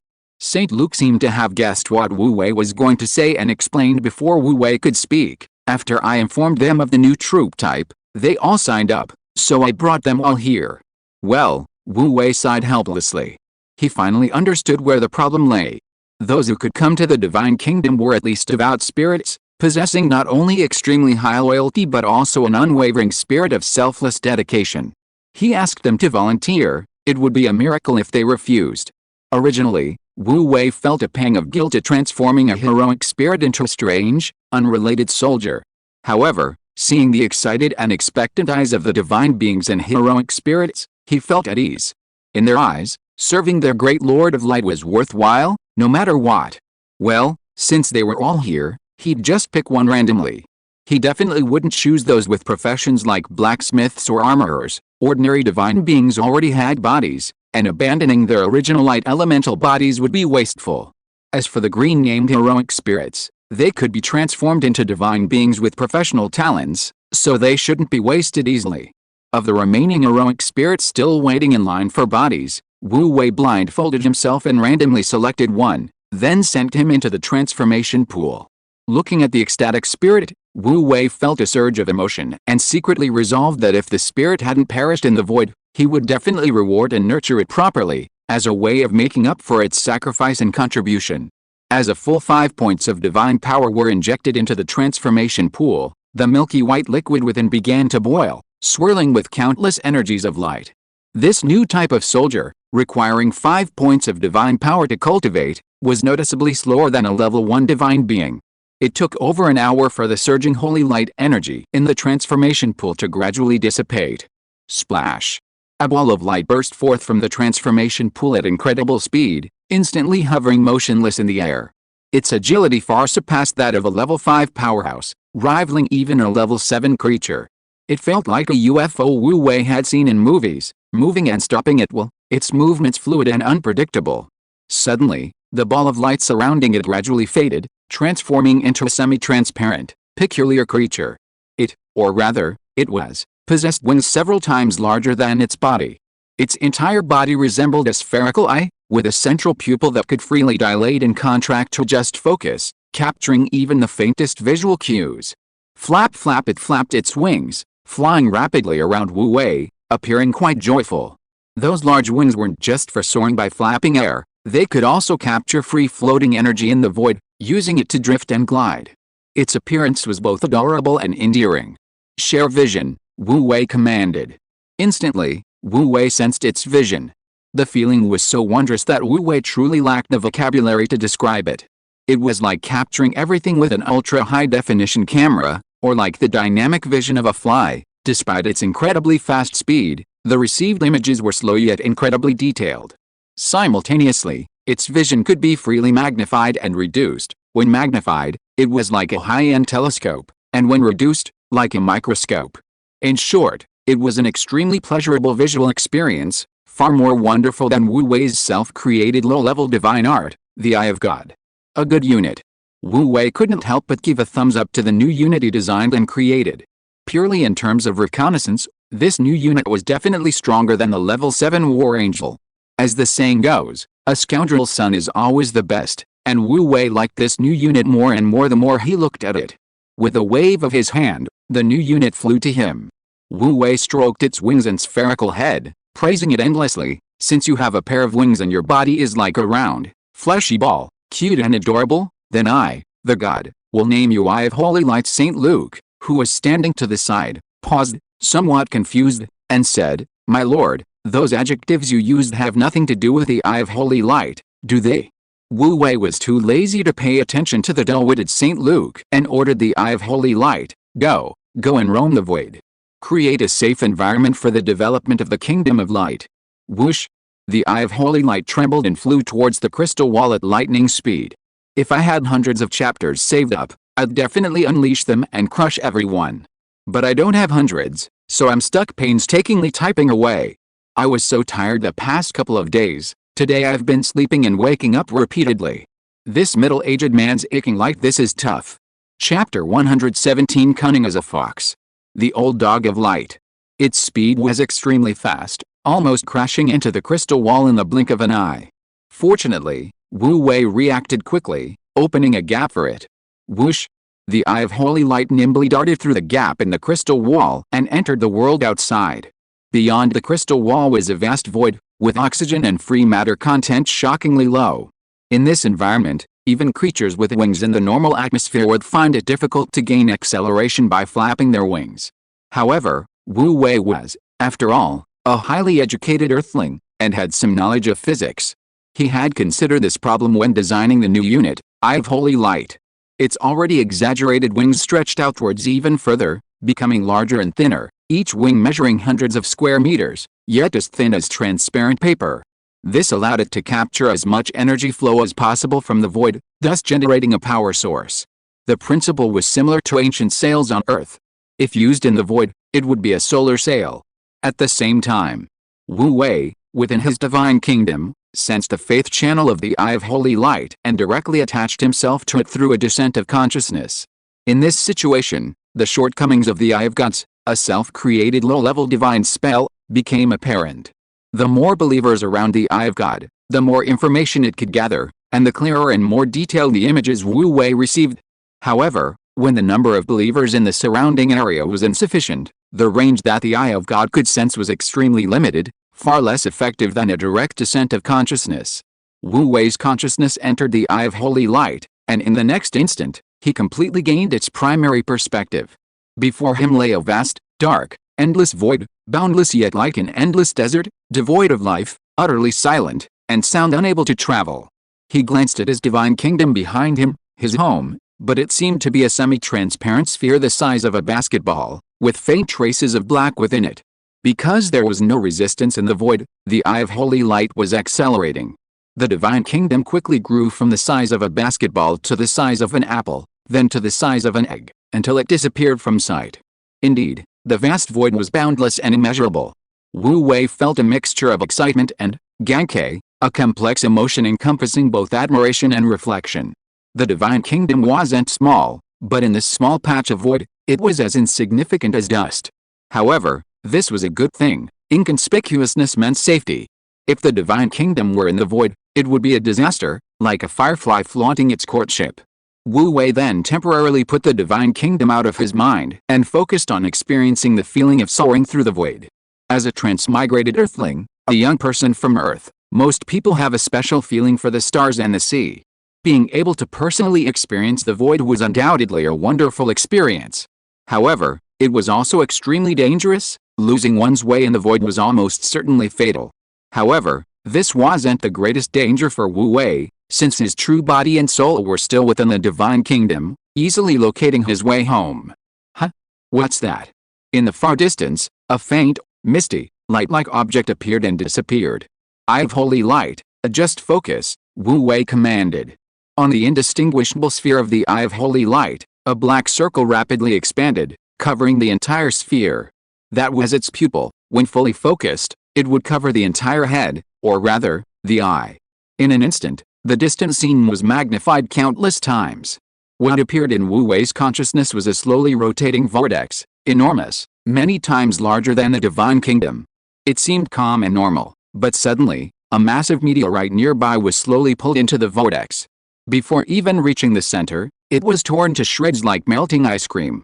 A chilling feeling instantly swept through Wu Wei's body. From the few remaining fragments of memory from the old god of light, he learned the name of this object, the space storm vortex. From a four-dimensional perspective, even two distant points can overlap and collide. When three-dimensional space collides with each other on a four-dimensional level, the three-dimensional space collapses into the four-dimensional space, potentially creating a special storm vortex. This is an extremely dangerous natural phenomenon in the universe. Let alone a level 7 creature, even a newly ascended god caught in it would be severely injured, if not killed. Retreat. Retreat. Turn around. Wu Wei felt as if he had fallen into an ice cellar and hurriedly ordered the Eye of Holy Light. The Eye of Holy Light drew an arc in the void and flew to the other side. But before it had flown far, Wu Wei noticed something was wrong again. In the distance, a pale gray trace stretched across the void. Wu Wei looked closely and was immediately terrified. This must be a joke. That seemingly inconspicuous gray trace was actually a special rift, called the Special Abyss. It was a rift between three-dimensional spaces. If one rashly entered it, one would be instantly sliced into countless pieces by the tiny special gaps within, pieces too small even for a barbecue skewer. Moreover, it didn't look very big, just a trace. But judging from the remnants of the old God of Light's memories, that trace was at least hundreds of thousands of kilometers long. Retreat. Retreat. Turn. Turn. Wu Wei exclaimed, giving the order. Then, in a short period of time, Wu Wei kept repeating the above words, retreat. Retreat. Turn. Turn. In just 7 or 8 minutes, Wu Wei discovered 5 special storm vortexes of varying sizes, 6 special abysses, and 3 special turbulences. Even the smallest of them was a supernatural disaster. Wu Wei's divine kingdom was thrown into it and was shredded in seconds. Moreover, this void was not void at all. Everywhere there were meteorites, continental shelf fragments, and other materials of various sizes. It's just that they floated in the void and didn't emit light, making them difficult to spot. Wu Wei guessed that they were from a distant three-dimensional space, shattered by special vortexes and thrown to the side. This made him anxious and groan. Where exactly was this hellhole? It felt like an extremely unstable space, a zone that could explode and distort at any moment. The fragments of continental shelves, large and small, floating in the void, seemed to indicate that this place was a veritable dimensional graveyard. Countless planets and planes had been destroyed by various special storms and turbulence, leaving only these fragments. Old God of Light, you old dog. Wu Wei cursed, trembling. Why didn't you choose a perfectly good place? Why did you hide in this wretched spot? How am I supposed to live here? There were too many dangers and uncertainties around. The divine kingdom was truly precarious in this environment, on the verge of destruction at any moment. However, despite his curses, Wu Wei could somewhat understand the old God of Light's thoughts. He definitely still had enemies, and probably faked his death to hide in this extremely dangerous place, preparing to make a comeback using the Plane of Light. So, in that case, the Plane of Light shouldn't have been exposed to his major enemy's vision, right? Wu Wei's consciousness surged with excitement. This deduction did make some sense. The old God of Light is undoubtedly an incredibly cunning old man. His birthplace, the Plane of Light, is his foundation, his lair, and he must have hidden it with all his might, at least for now, without letting the enemy discover it. Otherwise, that Plane of Light would have long been razed to the ground, or even blasted into pieces. This is somewhat good news. At least, Wu Wei doesn't have to immediately face a terrifying enemy capable of turning the old God of Light into a defeated foe. No matter how strong the enemies and obstacles in the Plane of Light are, they are still within the scope of the mortal plane. After thinking it through, Wu Wei actually felt that the old God of Light was quite far-sighted, having laid out such a plan that allowed him to develop peacefully and plot a comeback. It's just a pity that all of this inexplicably benefited Wu Wei. Therefore, when Wu Wei explores the dangerous void and encounters new special disasters, he feels that they are not only dangerous, but also a protective shield. The more dangerous and complex the place, the more secure Wu Wei feels. Let the special natural disasters come even more fiercely. Huh? What's that again? Wu Wei noticed something unusual again. In the dark void in the distance, there was a faint reflection. After seeing it clearly, he couldn't help but gasp. What a huge fragment of a continent! How can there be such a large fragment of a continental shelf here?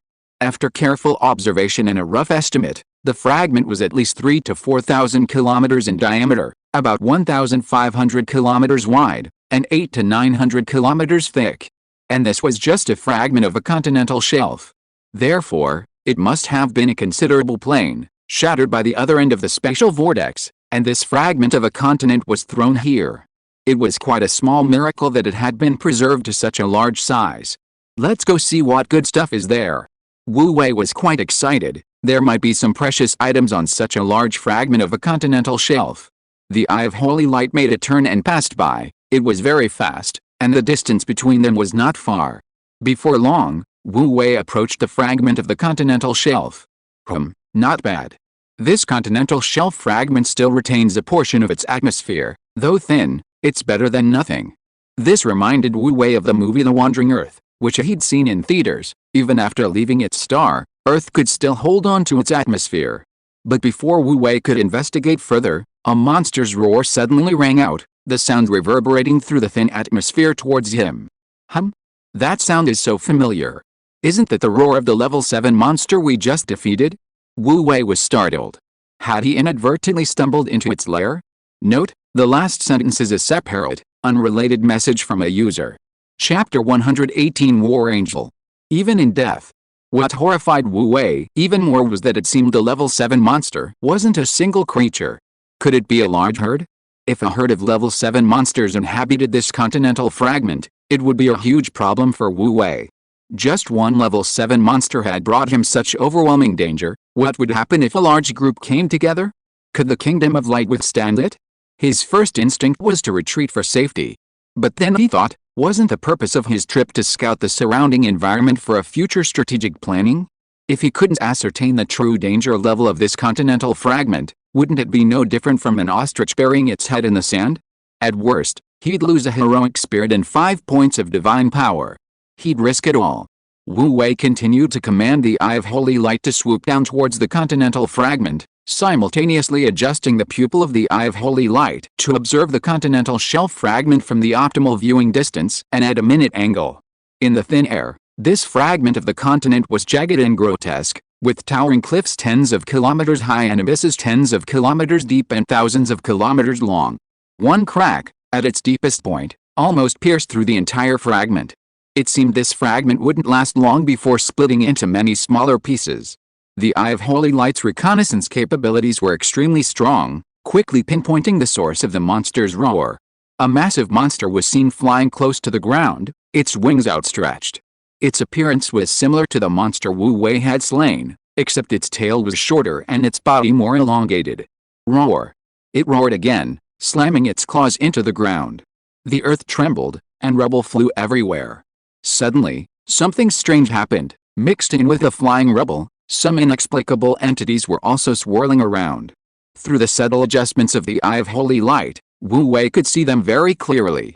These were smooth, potato-like creatures, about half a person's height, with colors similar to freshly unearthed potatoes, a dusty gray.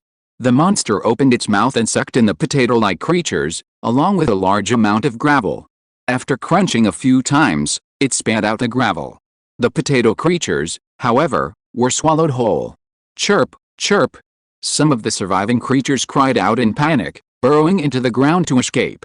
Clearly, the monster hadn't noticed the arrival of the Eye of Holy Light and was focused on hunting for food. Its roar wasn't directed at the Eye of Holy Light. Divine Spark, scout the potato creatures. Wu Wei was also curious about these potato creatures. They were truly ugly, with bodies like potatoes, eyes like mung beans, and limbs as thin as bean sprouts.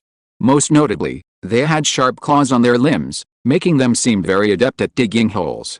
Race, caveman name, Iroru gender, male status, fear potential, flawed, extremely low quality soul, low level intelligent being, faith, ancestor level 0, extremely weak, at the bottom of the food chain, talent specialties, digging, this creature is naturally good at digging, eating soil, this creature can survive by filtering nutrients from the soil, reproduction, this creature has a strong reproductive ability and can produce unlimited reproductive capacity within a limited lifespan. Wu Wei was speechless. Having used his reconnaissance magic so many times, this was the first time he'd seen such a poor creature. Even a dog would probably be rated much higher.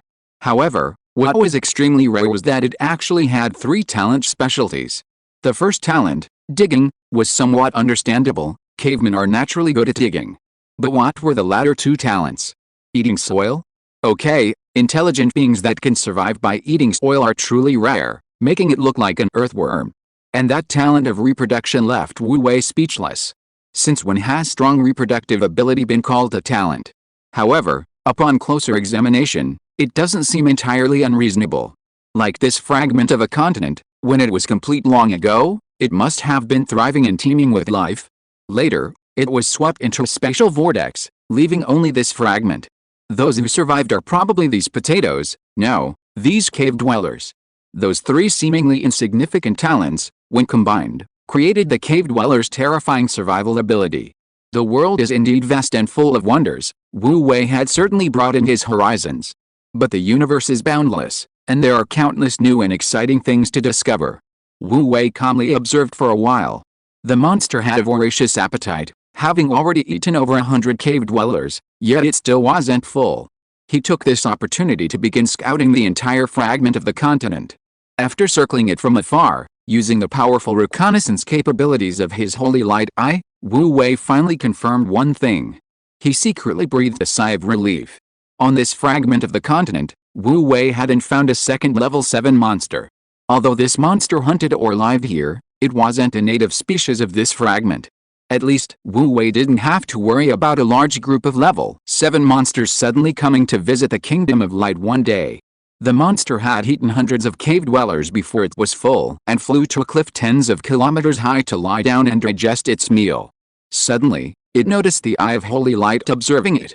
Instantly, it stood up, its eyes flashing with ferocity as it roared at the Eye of Holy Light. Its cold, sharp gaze showed that it was a top predator wherever it was. Forget it, let's not bother with it. Eye of Holy Light, let's retreat. Wu Wei knew the special nature of the Eye of Holy Light. Its flight and reconnaissance abilities were extremely strong, but its other abilities weren't much better than the cave dwellers. Now that the reconnaissance had yielded results, there was no need to stay on this fragment of the continent any longer. Wu Wei commanded the Eye of Holy Light to leave, but the monster actually chased after him, pursuing him for hundreds of kilometers before roaring and returning. It seemed that the monster, not particularly intelligent, had used this fragment of the continent as its lair. After leaving the fragment, Wu Wei readjusted his bearings based on the location of the Divine Kingdom, spending a day or two thoroughly exploring the area around it, familiarizing himself with the situation within a radius of tens of thousands of kilometers. He naturally discovered many more dangerous areas. Wu Wei compiled all the information into a 3D projection map, making the situation around the Divine Kingdom immediately clear. While looking at the map separately, he didn't realize it, but once it appeared, he was immediately jolted, a deep sense of crisis suddenly surging into his heart. The space where the Divine Kingdom of Light was located was far more dangerous than he had anticipated. The sheer number of spatial turbulences and the complexity of the environment far exceeded his expectations. It wouldn't be an exaggeration to say that every step was fraught with danger. Moreover, these spatial turbulences, spatial abysses, and spatial storm vortexes are constantly shifting in position. Often, what he saw one moment is in one location, and the next it's thousands of kilometers away. The Light God Kingdom is now like an egg on a cliff. Any slight shift could send it swirling in. This intricate void environment is giving him a major headache. Not to mention, these spatial turbulences and storms occasionally throw out random objects that could easily hit the God Kingdom. He strongly suspects that the 2 level 7 monsters he killed might have been swept into this wretched place by a spatial storm. This time it was level 7 monsters. Next time, who knows if a level 8 monster will appear? The more he understands, the more insecure Wu Wei feels. No, he must quickly develop his God Kingdom and strengthen his power. At the very least, he must first transform Saint Luke into a true level 7 angel. The Battle of Gruberg last time fully demonstrated the combat power of the War Angels. If he didn't have the Holy Spirit, that would be one thing, but since he does have the Holy Spirit, wouldn't it be a waste not to create an angel? God, how much divine power is needed to transform Saint Luke into a level 7 War Angel? Driven by a deep sense of crisis, Wu Wei immediately asked God. He vaguely remembered from the old God of Light's memories that rebirth as a level 7 War Angel required approximately 100 points of divine power. Saint Luke is currently a level 5 light elemental lifeform. Transforming him into a level 7 War Angel will require 120 points of divine power, God replied coldly and emotionlessly. Wait? 120 points of divine power. Wu Wei frowned and questioned, God, you're not developing some kind of intelligence, Are you trying to rip me off with my divine power? I remember it only cost 100 points. St. Luke's soul potential is top grade. His light element body needs 20 points of divine power to advance to level 6, and 120 points to advance to level 7, for a total of 120 points, God replied mechanically. God is merely a tool to assist gods in managing miscellaneous tasks. He has no possibility of developing intelligence. Okay, so it's cumulative for each level. Wu Wei helplessly rubbed his nose. But then again, 120 points of divine power for a level 7 soldier is definitely not a loss. It's enough for Wu Wei to temporarily rent a War Angel for 2 hours. And the War Angel upgraded through the transformation pool. As long as he doesn't die in battle, he will always be your level 7 War Angel. No, he even has a certain possibility of advancing to level 8. This is like the difference between renting and buying a house. Although the housing prices are outrageous, if you have the chance, you still have to grit your teeth and buy. Otherwise, not only will you feel insecure, but it will also be very difficult to find a wife. Just treat it as buying a house. Wu Wei gritted his teeth and decided to gather his divine power. Wait, are there any other fees? Wu Wei looked at the somewhat dilapidated transformation pool, which was only 5% repaired, and couldn't help but ask, God, how much divine power is needed to repair the transformation pool to the point where it can transform into angels? God, it requires 1021.2 points of divine power. What? Wu Wei's heart clenched, and he felt a sharp pain. Repairing the transformation pool to 5% only costs 0.6 points of divine power. How could it be so much less this time? My lord? What's wrong? St. Luke stopped in his tracks, puzzled, when he saw that Wu Wei's expression was off. I'm fine. Wu Wei waved his hand weakly. Go back to your work. After getting rid of St. Luke, he took a deep breath, trying to calm himself down before speaking again. God, to what extent should the transformation pool be repaired before it can transform into an angel? When the transformation pool is repaired to 30%, it can transform into a level 7 War Angel. Wu Wei frowned slightly. The transformation pool is currently only at 5% repair level, far from 30%. His brain worked quickly, and he soon found the most crucial point. God, where is all 1021.2 divine power being consumed? List it out for me in detail. As soon as he finished speaking, a string of data appeared into his consciousness. List of divine power consumption for repairing the transformation pool to 30%, repairing divine runes. 5 points, repairing the pool body. 1.2 points, repairing the heart of light. 15 points, condensing a lesser creation stone. 1,000 points. Wu Wei, he finally understood where the problem lay. The key issue was condensing a lesser creation stone. Simply repairing the transformation pool would consume 5 points plus 1.2 points plus 15 points equals 21.2 points of divine power. Although this was a lot, it was still within his tolerance. The extra 1,000 points were purely to fill the gap in the missing creation stone. Condensing physical objects with divine power was extremely costly. If he could find a creation stone, this enormous consumption could be saved. The problem was, where was he going to find a creation stone? Wu Wei frowned and retrieved the information on creation stones from his divine core. The stone of creation, light green in color, hard in texture, resembling a grape in shape, with a smooth, jade-like surface, it is one of the 5 primordial stones of the universe. It possesses the power to create life and nurture it, and is widely distributed in the void. Wherever life is born, there is a stone of creation. So, there must be quite a few stones of creation? After all, in his inherited memories, there are countless small planes in this universe, each with its own unique life forms. Does that mean every plane has a stone of creation? Then the plane of light shouldn't have one either. Wait? Wu Wei suddenly realized something, his expression freezing for a moment.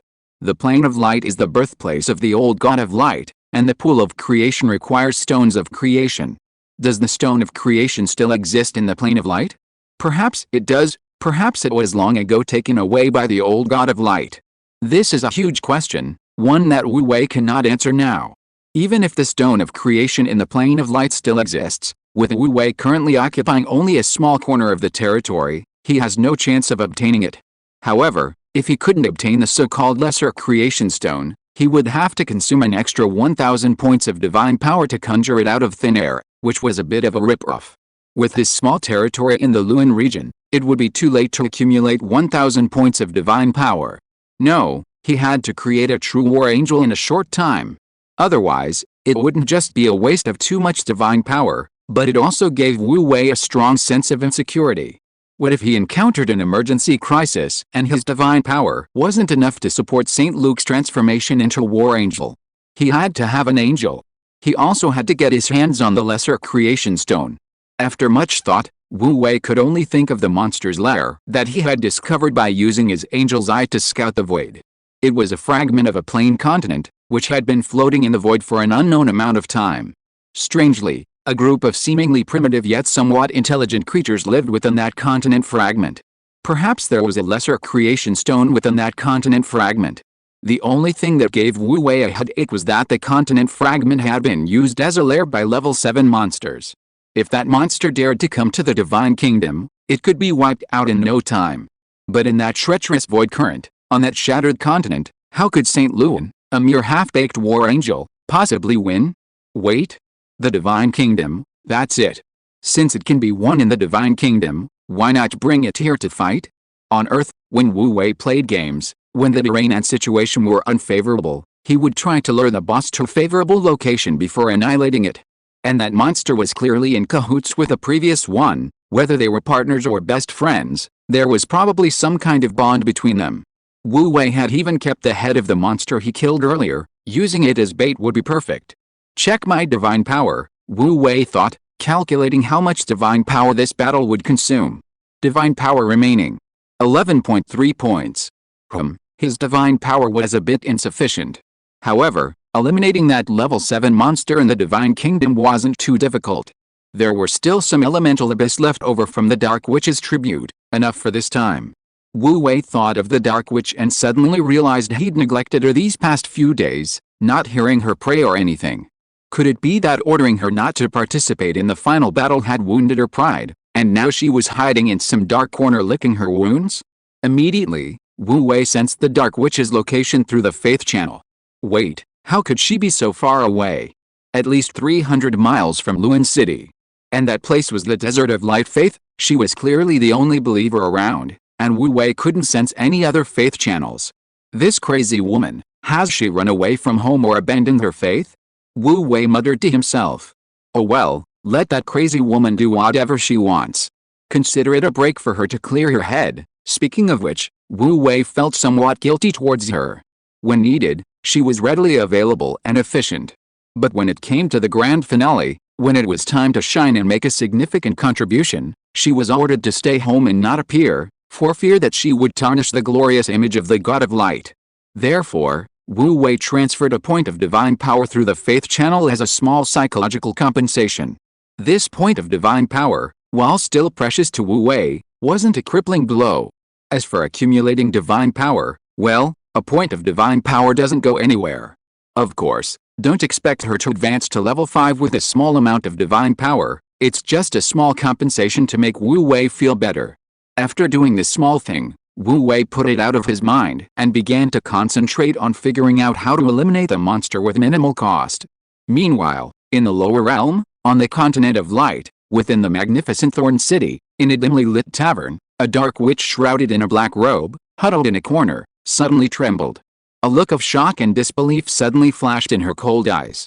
She could clearly feel a vast and mighty divine power surging into her body, enhancing her physique and challenging the shackles of her cultivation. After a long while, that power gradually dissipated. Although it didn't help her break through to level 5, it significantly boosted her strength, making her comparable to the peak of level 4. She trembled, a strange tenderness appearing in her eyes, and softly murmured, "My lord, I didn't expect you to care about me so much." Suddenly, a suppressed madness appeared in her eyes. "Great lord, thank you for your encouragement. My plan this time will definitely succeed. I will give you a tremendous gift then. Sorry for the wait, here's a long chapter of 5,300. I'll probably change the book title tomorrow. Brothers and sisters, if you see a new book on your bookshelf called God Level Civilization, or some other strange title, please don't delete it. That's poor old AO. Chapter 119 Discovery. The Stone of Creation. Poor Wu Wei, He had no idea that the Dark Witch had gone so far to stir up trouble and cause some crazy mess. His unintentional small reward only fueled her wild imagination, further solidifying her resolve for that insane plan. Wu Wei was only thinking about how to lure the level 7 monster to the Divine Kingdom and eliminate it with minimal losses. Having learned from his previous battle, he quickly devised a plan. After busying himself for half a day, preparing everything, Wu Wei glanced at the ready-to-fight St. Luke and the others, then said in a deep voice, "Begin the plan, possess the Eye of Holy Light." The Eye of Holy Light, being a manifestation of a heroic spirit, still maintained a connection with Wu Wei through a faith channel, and at a level of fanatical faith. In an instant, Wu Wei's consciousness descended upon the Eye of Holy Light and gained its perspective. At this moment, the Eye of Holy Light, which Wu Wei had already arranged to linger not far from the continental fragment, immediately spread its membranous wings and soared towards the fragment as soon as Wu Wei arrived. Moreover, its flight direction was directly towards the habitat of the level 7 monster, without any attempt to conceal its presence. Roar!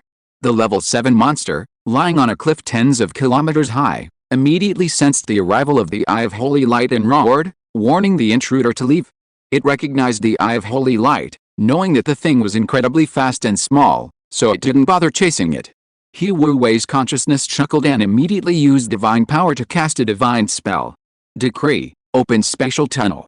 The next instant, a spatial vortex, only 2 or 3 meters in diameter, appeared directly in front, then threw out an object before closing at top speed. The spatial tunnel appeared for a very short time, less than a second. Yet, this brief moment of spatial tunneling consumed a full 1 point of Wu Wei's divine power. Moreover, this continental fragment was very close to the Divine Kingdom. Wu Wei, disregarding the loss of divine power, stared intently at the monster's head, which had cost him 1 point of divine power to transport, hoping this bait would work. His method of opening the spatial tunnel was simple, crude, and unstable. The incredibly hard monster's head had already been mangled beyond recognition by the violent spatial force, looking exceptionally pitiful. At Wu, the level 7 monster immediately recognized it as its companion's head. What a tragic end! It roared again and angrily flew towards the Eye of Holy Light. Success! Let's retreat, lure it to the Divine Kingdom. Wu Wei was overjoyed and began directing the Eye of Holy Light to retreat. The level 7 monster, as expected, roared and chased after it relentlessly. They ran and chased for hundreds of kilometers. Suddenly, Wu Wei noticed that the level 7 monster howled a few more times and then reluctantly returned. Helpless, Wu Wei had no choice but to provoke it again, but it soon returned. No matter how he tried to lure it, it remained unmoved. HMPH. A monster is just a monster after all, so heartless and indifferent, Wu Wei muttered to himself. These two monsters clearly had a special relationship, possibly even being mates, yet their desire for revenge was so weak. Looks like I'll have to use my ultimate move. Wu Wei decided to use his second method to lure the monster. Immediately, he transmitted a wisp of his soul ore through the faith channel. The previous monster clearly harbored immense greed for Wu Wei's soul. Sure enough, as Wu Wei's soul ore permeated the surroundings, the level 7 monster finally excited, its eyes gleaming with intense greed as it roared and pounced on Wu Wei. Alice, I, the mighty god of light, have to personally use my soul as bait to lure a monster. Wu Wei sighed helplessly, then commanded the Eye of Holy Light to retreat.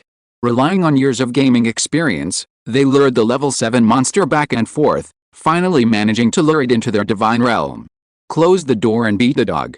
Wu Wei's consciousness returned to his body, and he shouted excitedly, St. Luke, I'll give you 3 minutes this time. Take it down.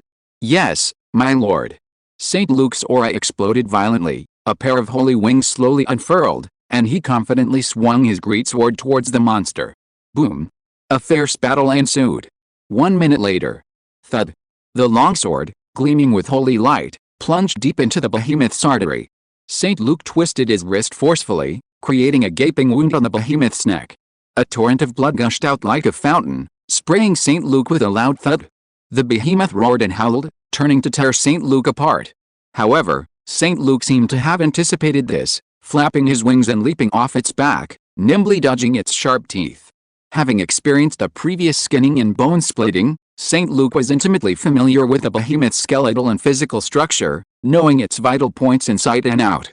Combined with his previous combat experience, He could roughly predict the behemoth's next attack pattern simply by observing the movement of its muscles, successfully dodging its attacks 9 times out of 10. Even if he hadn't dodged it that time, the armor made from the giant beast's scales would have significantly reduced the damage. A healing spell would have healed him considerably. Moreover, the 3 crossbowmen assisting him had been equipped with super strong bowstrings made from the tendon of the giant beast's spine and bolts forged from the beast's claws. Both their attack power and speed had increased dramatically, allowing them to easily pierce the giant beast's scales even without divine enhancement. With these 2 advantages, the giant beast was almost completely overwhelmed. With a deafening crash, the massive corpse slammed into the ground, creating a deep crater. Wu Wei felt the ground beneath his feet tremble. He looked up and saw that the giant beast's corpse was much more intact than before. The wounds were mostly concentrated on the neck and the relatively weaker scales on the chest and abdomen, while the hardest scales on its back were almost undamaged. Blood gushed from the wounds on his chest, abdomen, and neck like a fountain, spreading across the ground and soon reaching Wu Wei's feet. This time, without Wu Wei saying a word, St. Luke, now back to level 5, had already directed the citizens to skillfully begin bleeding, removing armor, and skinning. Having learned from their previous experience, the citizens moved much more nimbly. Those who had participated in the previous skinning process instructed the newcomers while doing it themselves. With hundreds of citizens working together, they completed the work that had taken over an hour last time in just over 10 minutes. Looking at the mountain of scales, hides, flesh, and bones, Wu Wei felt immense satisfaction. Indeed, killing monsters is something that improves with practice. This time, he only used 3 points of divine power from start to finish, a significant reduction from the 10 points used last time. If you were to fight another monster like this, with increased proficiency, he suspected St. Luke might finish it in less than 3 minutes, perhaps even just 2. With so many high-quality raw materials, given enough time, the armorer could easily make a dozen more sets of dragon-scale armor, dozens of special crossbow bolts, and several super-strong crossbow strings. Even the meat would be enough to last a long time. If consumed completely, it would likely boost the strength of the soldiers on the Bright Continent to another level. The only pity was that this time the monsters didn't drop soul crystal fragments. However, given the monsters' intelligence, the last time they dropped soul crystal fragments was just pure luck, so Wu Wei wasn't too disappointed. Taking the magic core from St. Luke, Wu Wei decisively extracted the energy, instantly gaining 20 points of divine power. Adding this to his remaining divine power, he now had 27 points. Repairing the transformation pool to 30% only required 21.2 points of divine power, which was enough. The only remaining problem was the lesser creation stone. Wu Wei couldn't help but look up, his gaze seemingly piercing through the crystal wall to see the vast void outside. Now, he could only pin his hopes on that fragment of the continental shelf. But how could he get there? Wu Wei's heart sank, his mind racing as he considered a solution. The Eye of Holy Light could fly there, but he was too weak to carry anything, and couldn't even speak. What use would it be if he got there? St. Luke? He could get there too. But St. Luke was only level 5.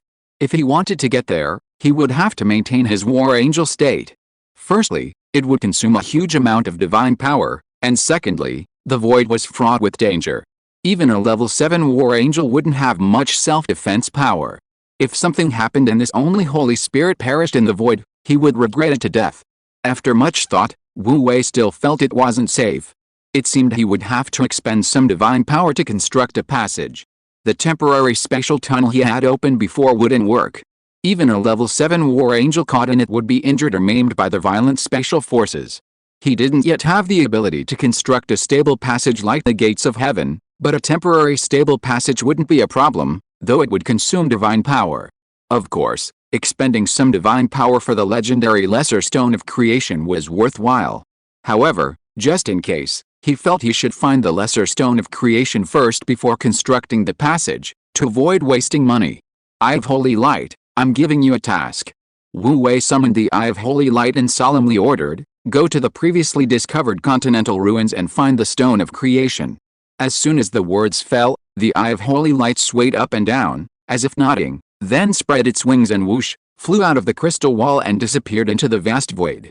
Seeing this, Wu Wei closed his eyes and skillfully channeled his consciousness into the Eye of Holy Light, directing it to fly towards the continental fragment.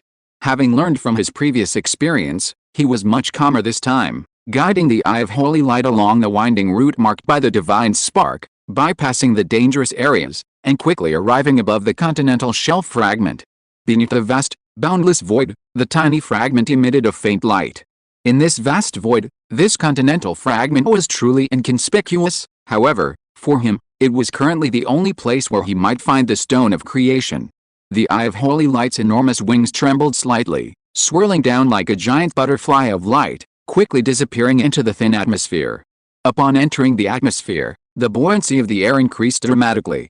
The enormous wings of the Eye of Holy Light rapidly shrank, but its speed increased instead of decreasing. Like a bolt of lightning, it swooped down, instantly piercing through the thick atmosphere and reaching the ground. The Eye of Holy Light spread its wings and flew across the sky above the ground. Wu Wei also concentrated, searching for possible locations of creation stones, and activated the Divine Spark's auxiliary function to help him identify what a creation stone was. Suddenly, the Divine Spark trembled violently, coldly reminding him, "Minor creation stone detected. Minor creation stone detected." Wu Wei was immediately overjoyed. "No way. We found a creation stone so quickly? A proper level 7 war angel is beckoning to me, Wu Wei." He said this as if St. Luke were an unorthodox war angel. Chapter 120 The Queen. Potato. Marked the location of the lesser stone of creation. After the initial excitement, Wu Wei quickly reacted and gave the command to the Divine Spark. Soon, an arrow emitting a white light appeared in his vision. The arrow pointed vertically downwards, directly at a green area on the ground below. It was a green carpet woven from fungal mats and low-grade moss, standing out like an oasis in the desert against a backdrop of rugged rocks and soil. Wu Wei glanced down and sensed a special aura within this lush greenery. It was a unique vitality, more active and mysterious than ordinary energy, vaguely imbued with the mysteries of cosmic creation. Could this be the aura of the lesser stone of creation?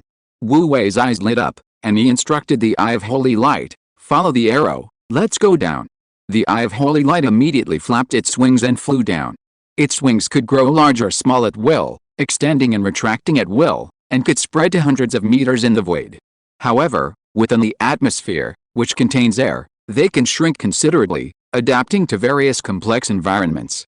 As he drew closer, the subtle aura became increasingly pronounced, and Wu Wei grew more certain.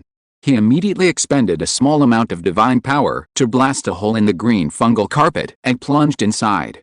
Unexpectedly, this plunge led him directly into a dense network of underground caverns. Deep underground lay a spacious cavern. This cavern, located on the outermost edge of the royal court, was where the cave-dweller queen held her council. The cavern walls had been reinforced countless times using the unique technology of the cave-dwellers, ensuring they wouldn't collapse even during violent earthquakes. They were extremely stable. At the cavern ceiling, small patches of fungal carpet emitted a faint glow, barely illuminating the entire cavern. Inside, the cave-dweller queen sat high on her throne, while a group of potato-like cave-dwellers below engaged in a heated argument. The excited shouts echoed throughout the cavern, causing the fungal carpet above to sway slightly. "No. Absolutely not." A caveman with a small mustache roared, his eyes wide with rage. "Our army has already suffered heavy losses fighting that monster, with less than a third of its soldiers remaining. Fighting those monsters now is futile. We have no chance of winning. We might as well abandon some of the mushroom fields, shrink our territory, and recuperate. Once our army is stronger, we can naturally reclaim the mushroom fields." "Nonsense." Before he could finish, a withered, thin caveman with wrinkled, pale skin stood up shakily, slapping the mustachioed man's arm with his cane, angrily scolding, "Without the mushroom fields, what will the newborn cubs eat? You can survive under it, but the cubs can't. There aren't enough mushroom fields to begin with. Abandoning more means you're just going to watch them starve to death." Seeing him trembling, as if about to faint from anger, the caveman beside him quickly supported him, then advised the mustachioed man, "Don't say any more." "Yes," the caveman beside him advised the man with the mustache, "the mushroom fields are our foundation.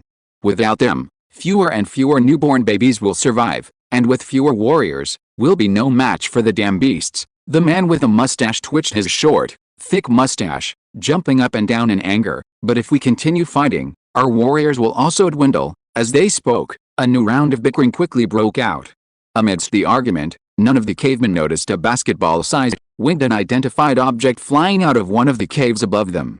This unidentified object was none other than the Eye of Holy Light, carrying Wu Wei's consciousness. Following the arrow, flying from the ground to the depths of the earth, Wu Wei had completely lost track of how many tunnels he had traversed, how many turns and forks he had made. The cavemen's caves were far too complex, many times more complex than the secret passage in the karst cave, leaving him completely disoriented and utterly disoriented.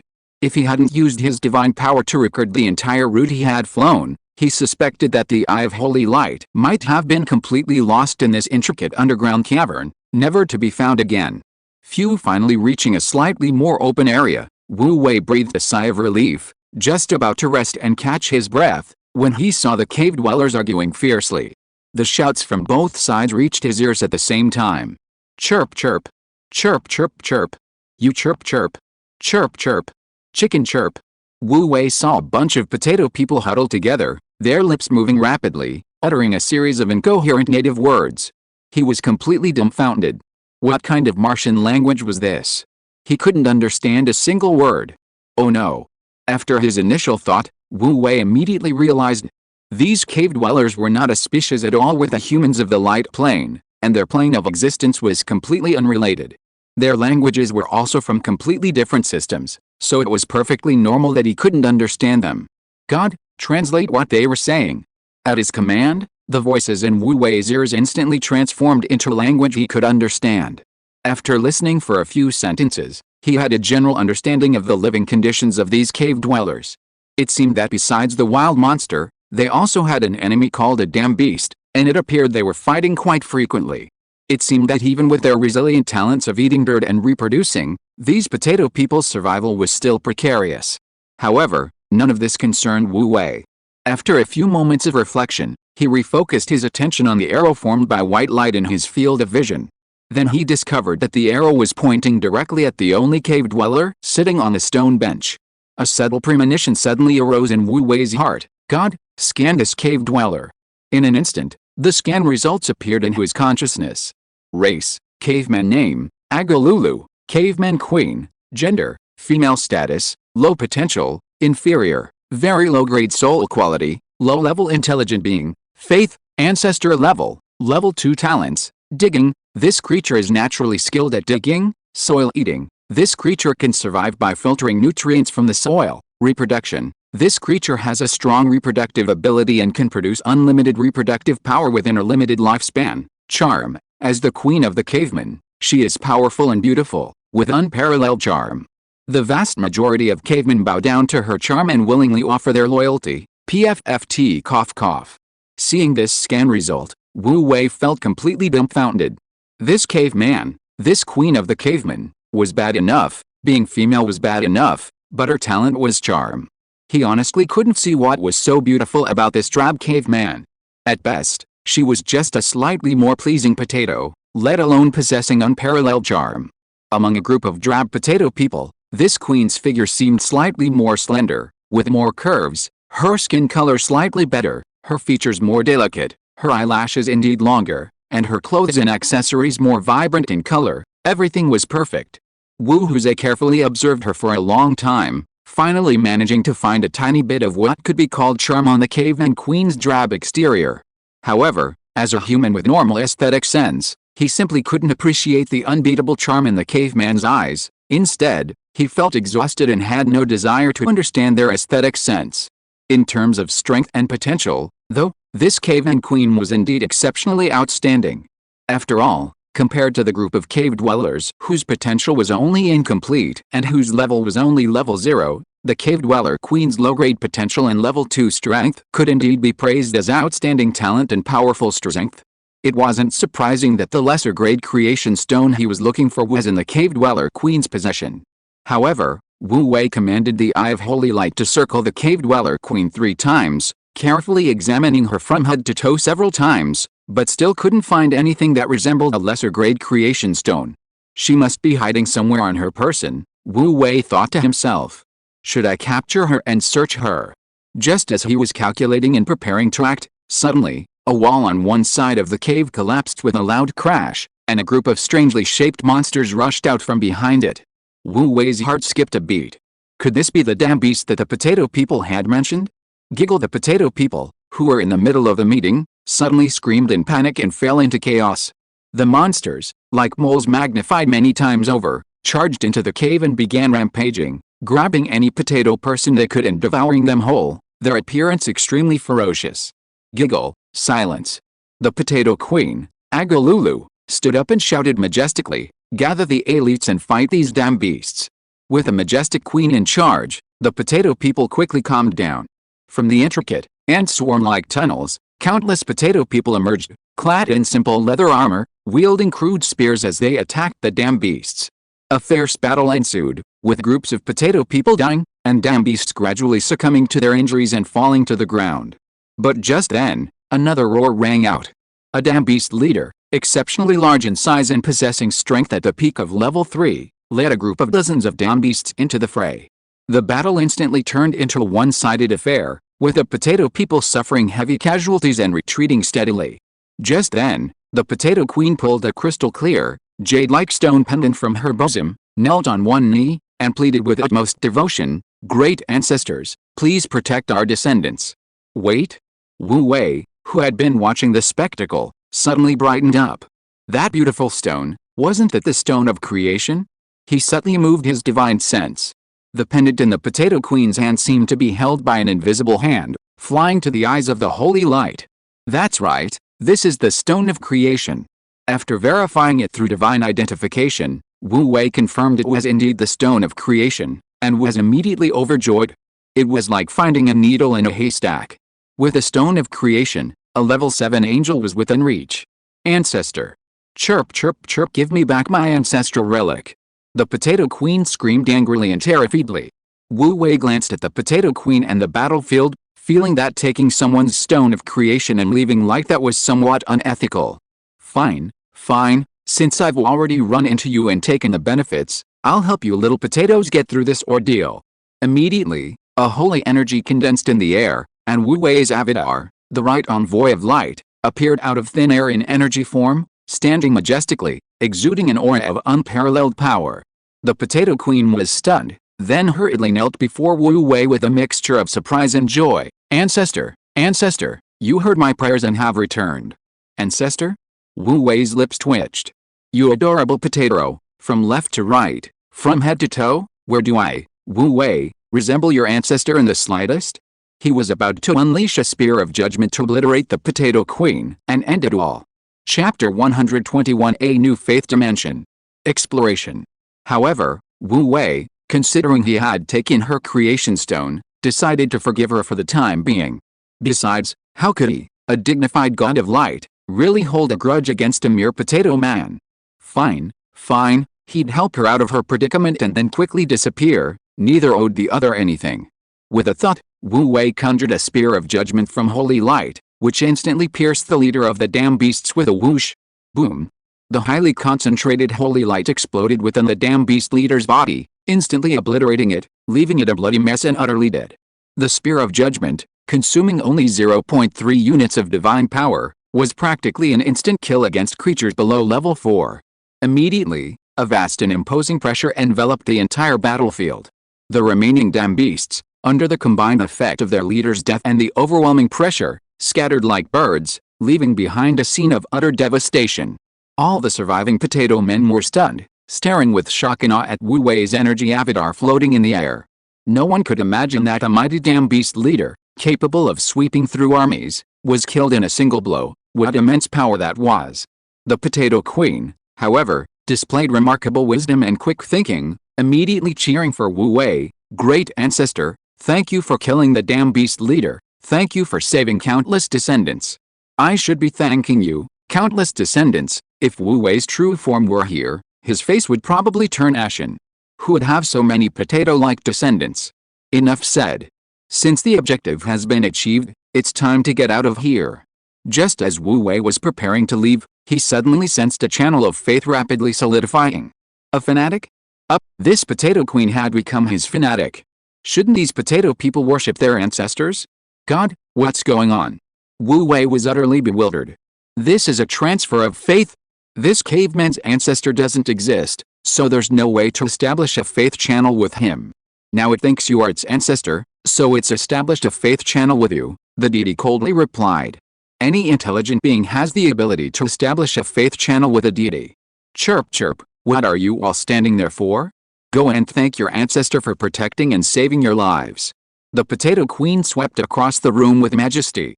Greetings to our ancestor, thank you for your protection.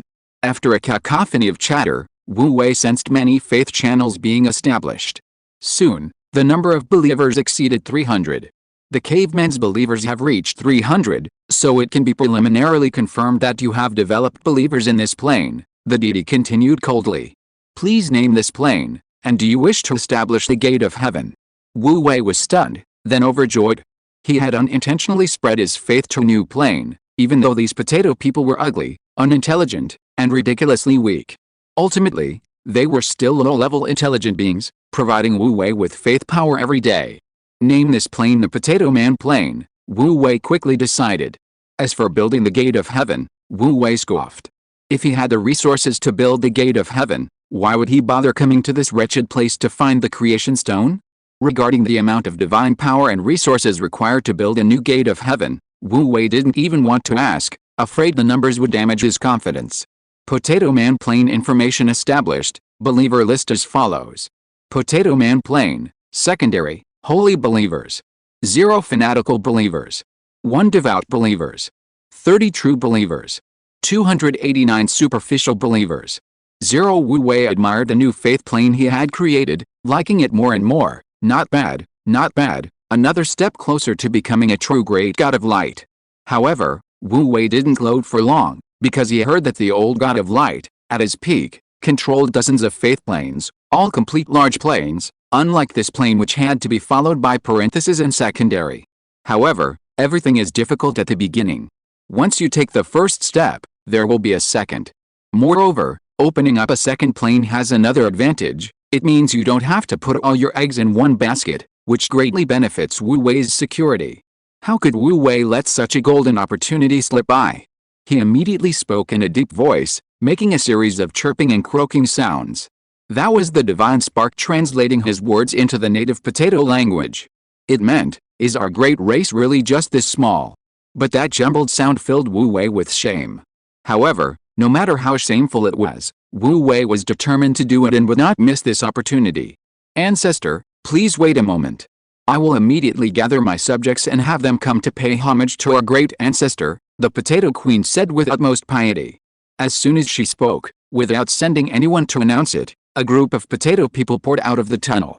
Soon, a large group of potato people gathered around him, densely packed, at least hundreds or thousands. Behind these potato men, more and more, seemingly having received notification through some unknown channel, poured out of the tunnels in groups. Wu Wei remained outwardly calm, but inwardly he was astonished. Could these cave dwellers possibly have a mental connection? If so, that would be incredible. However, he quickly realized otherwise. Upon closer inspection, he discovered that the cave queen was emitting a peculiar aura. This aura was inconspicuous, yet it spread extremely quickly, and it felt quite peculiar, as if it carried some kind of information. After a moment's thought, Wu Wei understood. It was pheromones. Pheromones are essentially exogenous hormones with communication functions. Compared to the rare talent of mental power, many races can communicate by releasing pheromones. Although the pheromones released by the cave queen could spread through the air at an incredibly fast speed, making them highly efficient at transmitting information, pheromones are still pheromones. They are easily interfered with by other pheromones, and if they encounter a strong scent, they might be completely masked. The drawbacks were too numerous. Wu Wei immediately lost interest. His eyes were lowered, his face solemn and dignified, but in his heart, he couldn't help but imagine the wonderful life he would have after retrieving the stone of creation, repairing the transformation pool, and successfully transforming St. Luke into a level 7 war angel. He only hoped there would be more of these potato men, so that his extra time spent there wouldn't have been in vain. Lost in thought, half a day passed unnoticed. At this point, no more potato men were pouring out of the tunnels, but the number of potato men on the surface had become astonishing. When Wu Wei looked up, he felt surrounded by a dense mass of potato men, stretching as far as the eye could see. Too many. How could there be so many? Wu Wei maintained his composure, but his pupils involuntarily dilated slightly. Even the scale of the 10,000 people praying in front of Gruberg paled in comparison to this dense mass of potato men. There must be at least 100,000 of them. Just as Wu Wei was surprised, the cave dweller queen announced the return of their ancestor to the assembled cave dwellers, causing an uproar. Silence. No noise before our ancestor. The cave dweller queen shouted, her pheromones filling the air, instantly silencing the crowd. Tens of thousands of years ago, our ancestor left a prophecy. One day, he would return from the void, bathed in divine light. Today, that prophetic day has finally arrived. Not only has our ancestor returned from the void, bathed in divine light, but he has also helped us kill the leader of the damn beasts. The bitter days of our cave dweller race are finally over.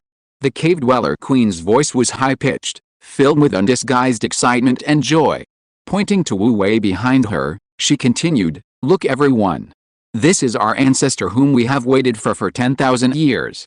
From now on, with our ancestor here, our cave dwellers will surely become the most powerful race on the continent of Al."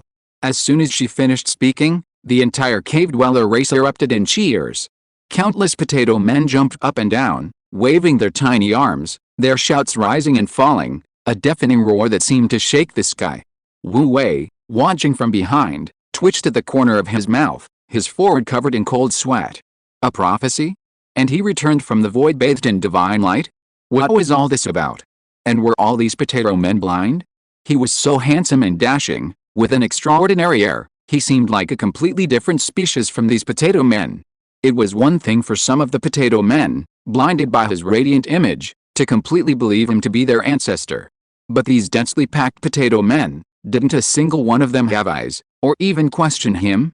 How could they also completely ignore this enormous gap and treat him like their ancestor?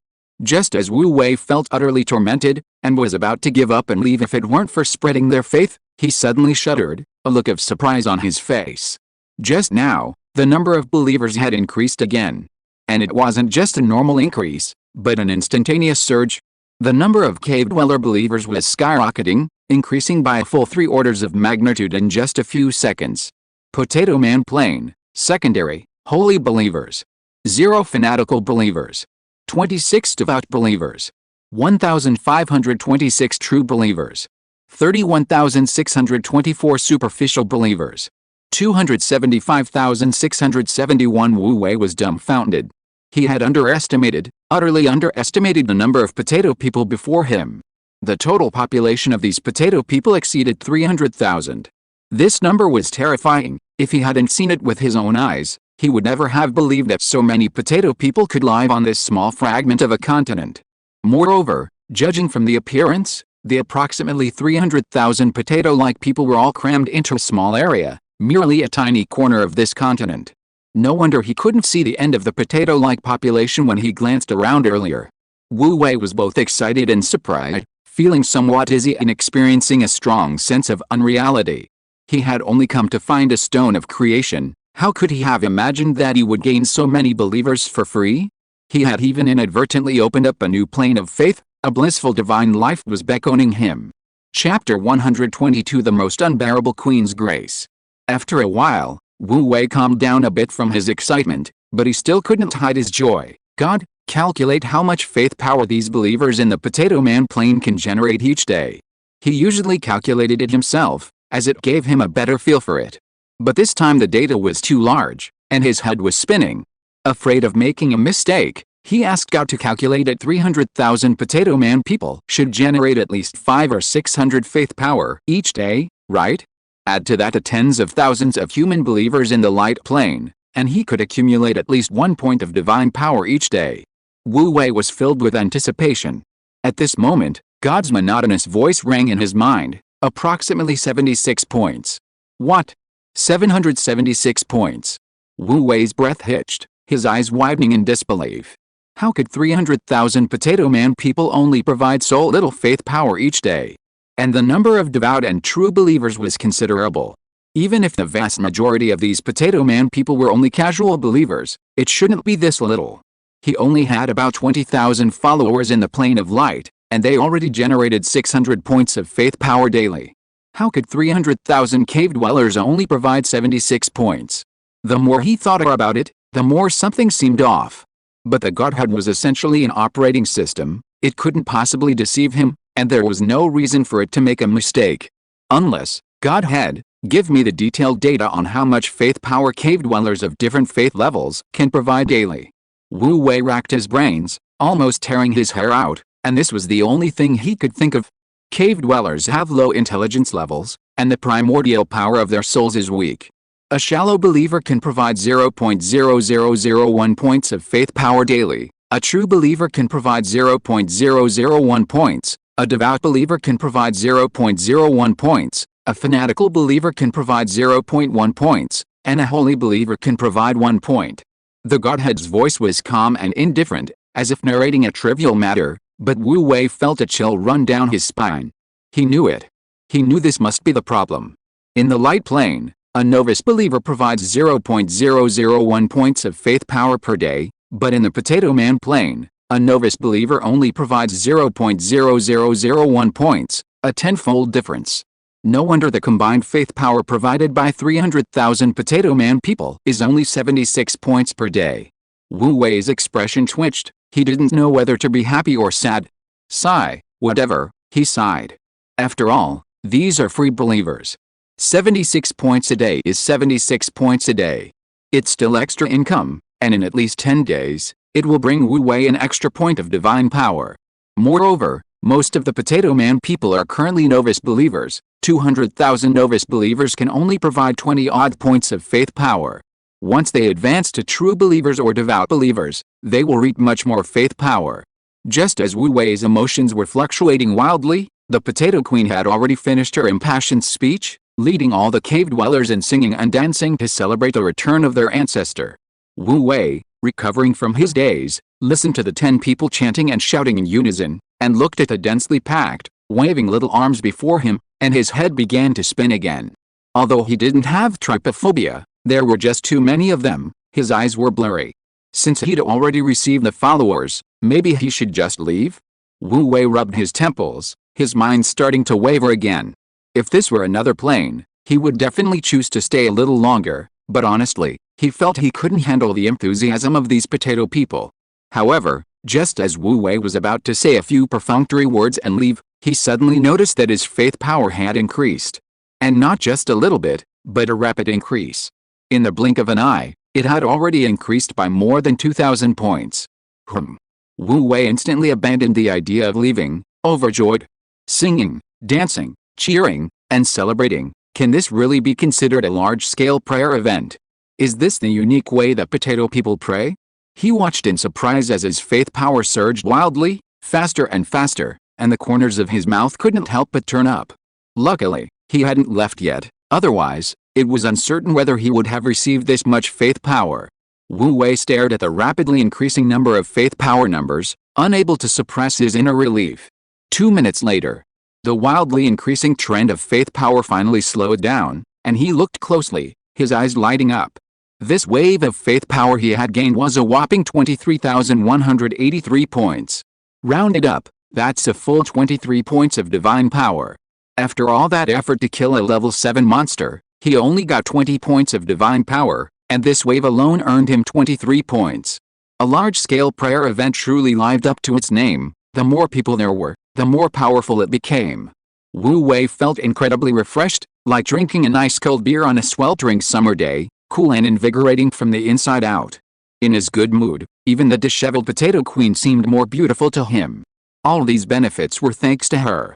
At this moment, the potato people's primitive, lively sacrificial ceremony was almost over, and the Potato Queen had her servants bring 7 or 8 plates and place them before him.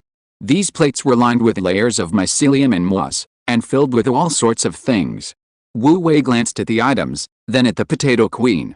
This is an offering to our ancestor, the Potato Queen said respectfully, bowing to Wu Wei with a bright smile. These are treasures accumulated by our tribe over tens of thousands of years. There are the highest grade beast collars, the most beautifully patterned moss, the freshest mushrooms, and... The Potato Queen introduced everything on the plates, then a blush suddenly appeared on her face, and the most beautiful girl in the tribe. She sat down next to Wu Wei, her large eyes blinking as she looked at him, a shy yet expectant expression on her face. Wu Wei's expression froze, his heart pounding wildly, almost causing him to roar out loud. Why include a girl in your offerings? He genuinely couldn't appreciate the beauty of the potato people. And what's with that expectant look? What's wrong with you? As a queen, don't you have any integrity? He unconsciously shifted his buttocks to the side, feeling the hairs on his back stand on end. Even knowing that his body was only temporarily formed from energy, he still felt his chastity was in grave danger.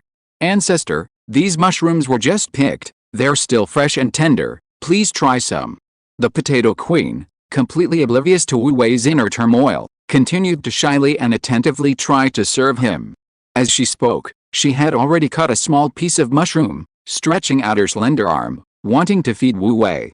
Wu Wei was startled and quickly stopped her. This is a harmonious society, we can't do this, I'll do it myself, I'll do it myself. Saying this, before the potato queen could react, he snatched a mushroom with lightning speed and pretended to swallow it. He was joking. If it were the Holy Maiden of Light doing this to him in a coquettish manner, Wu Wei estimated he wouldn't even have to struggle. Ancestor, I am the most fertile in the clan. The potato queen declared with inexplicable pride and radiance. In just 5 years, I have given birth to 96 offspring. PFFT. Wu Wei spat out a mushroom stuck in his throat, a tremor running through him. Your Majesty, what are you trying to say? And what's so great about having so many children? Wu Wei's mind was reeling. An uncontrollable surge of imagined images flooded his mind, countless little kids, shaped like potatoes, chattering and calling him daddy. Even just imagining such a scene made Wu Wei feel like he was going crazy. He couldn't stay here any longer. He hastily pointed randomly at the only thing in the pile of plates that interested him, the beast cores, and changed the subject. Chirp, chirp, quack, quack. Meaning, were there any more of those? Monster cores are valuable, they can be purified and directly converted into divine power. Yes, the potato queen nodded, a little disappointed that her ancestor didn't seem inclined to favor her. The energy inside the monster cores is too much for our people to absorb, so it's been stored away. I'll have them bring it up for you. She gave a few instructions, releasing a pheromone that spread outwards. Soon, a dense swarm of potato people surged back into the underground cave, quickly bringing up one monster core after another. Wu Wei hadn't paid much attention at first, but as time passed, the monster cores piled up in front of him grew from a small heap to a large one, eventually becoming a small mountain. He was dumbfounded. How can there be so many? The potato queen explained, you've been gone for many years. These have accumulated slowly over those many years. If ordinary monsters didn't lack cores, the number would be even greater. Oh, so it had been accumulated over many years. No wonder. Although Wu Wei couldn't quite grasp the exact number of years, it certainly wouldn't burn. He wiped non-existent sweat from his forehead, feeling that his emotional roller coaster today was comparable to several months of his usual life. If this continued a few more times, his heart wouldn't be able to take it. However, after calming down, looking at the pile of crystal cores, he couldn't help but feel excited. So many crystal cores, there must be 40 or 50,000. Although these crystal cores were mostly level 1, level 2 were extremely rare, there were still tens of thousands of them. If he absorbed all the energy from these crystal cores, how much divine power would that be? Thinking this, he couldn't contain himself and immediately ordered his divine core, convert all these crystal cores into divine power. As soon as he finished speaking, a divine light enveloped the pile of crystal cores in front of him, and the mountain of crystal cores immediately began to rapidly diminish. Crystal dust fell softly, and strands of pure energy were extracted, transformed into divine power, and fused into the divine core. A few minutes later, all the crystal cores were finally converted. Wu Wei glanced at his current divine power and couldn't help but gasp. A full 80 points. After all the crystal cores were converted into divine power, his divine power had increased by a full 80 points. Awesome. Wu Wei felt like he had eaten ice cream on a hot summer day, feeling refreshed from head to toe. He now possessed a total of 122 points of divine power. This was an incredibly vast fortune. Since becoming the God of Light, this was the first time Wu Wei had possessed over 100 points of divine power. Sometimes, even using 0.1 points of divine power required careful calculation and meticulous planning. He was used to being poor. Wu Wei could indulge in a little more smugness. The feeling of sudden wealth was wonderful. After gloating for a short while, he discovered that hundreds of thousands of eyes were fixed on him, filled with eager anticipation, like hungry children. This? Wu Wei was stunned, somewhat confused. Great Ancestor, our offerings have been presented. Are you satisfied? The Potato Queen blinked her innocent eyes, speaking matter-of-factly, we are awaiting your favor. Wu Wei's heart skipped a beat. No way? So, their custom here is that descendants offer sacrifices to their ancestors, and the ancestors have to reciprocate? Ancestor, if you are still not satisfied, I can. The Potato Queen's eyes lit up again. No need, I'm satisfied, satisfied. Wu Wei trembled, hastily declining. He couldn't possibly accept this favor. Note, the last sentence appears to be a separate, unrelated comment. My chapters are usually 3,000 or 4,000 words long. The system automatically sets the price based on word count, not old AOs. Recently, subscriptions, recommendations, and rewards have been increasing. Old AO has seen this and is deeply moved. Thank you very much. I can only focus on writing well, paying attention to quality, and getting better with each passing year. If you are listening to this novel on a channel other than Fanfic World, it means it was downloaded and re-uploaded without effort. We warmly invite you to visit our channel, Fanfic World. There you will find the original version of this story and many other novels of various genres. We look forward to seeing you dive into a world of incredible novels. Chapter 123 Reproduction. Terrifying racial talent. However, the matter of returning the favor put Wu Wei in a bit of a dilemma. While returning the favor did make some sense, he often did the same in the Plane of Light, always giving extra sacred wheat to the high-ranking members of the Church of Light. When exchanging resources through the gates of heaven, no believer dared to openly demand such a gift. Even the most favored Holy Maiden of Light wouldn't dare to do that to Wu Wei. However, neither the Potato Queen nor the hundreds of thousands of potato people showed any shame. Perhaps their customs were different. Offering tribute to their ancestors and receiving a return gift was considered perfectly reasonable. Well, Wu Wei really wanted to just walk away and leave these potato people hanging, but he couldn't bring himself to do it. Besides, doing so would likely result in a large-scale loss of faith, which in the long run would definitely be a loss. Oh well, he'd already gained enough from the potato people this time, he shouldn't fuss over such a small gain. Wu Wei's dilemma wasn't that he lacked a return gift. After all, the Kingdom of Light still had a reserve of sacred wheat. The only problem was transportation. He could expend 1 point of divine power to open a special tunnel, but such unreinforced tunnels were problematic. Even a level 7 saint would struggle to withstand the crushing force of spatial distortion. The sacred wheat being pulverized through a temporary spatial tunnel would be incredibly lucky. A mishap could result in it being reduced to nothingness. As for building the gates of heaven, that was simply unrealistic. Divine Spark enumerate all divine spells related to spatial tunnels. Wu Wei reviewed the densely packed array of divine spells and finally found a suitable one, a simplified version of a spatial teleportation array.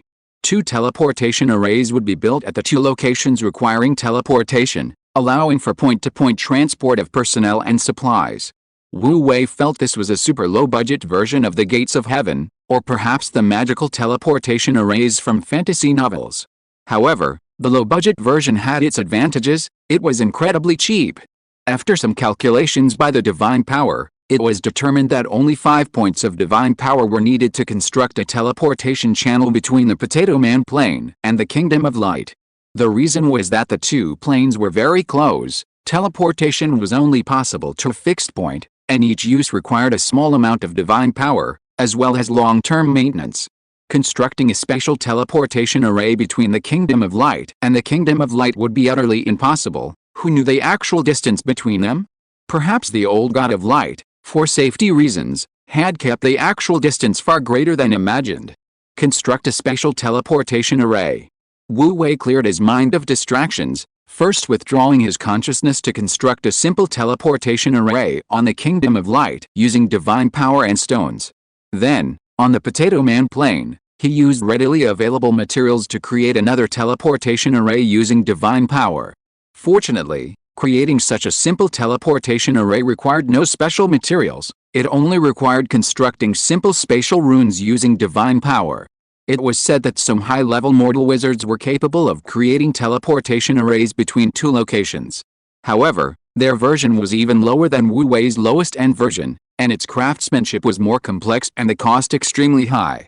As soon as the special teleportation array was completed, the divine runes were lit up one by one, shining with a holy light. The teleportation array, which originally looked gray and somewhat crude, suddenly became much more elegant and sophisticated. Ancestors protect us. Ancestors protect us. Hundreds of thousands of potato people cried out to their ancestors upon seeing such a miracle. Then, Wu Wei waved his hand.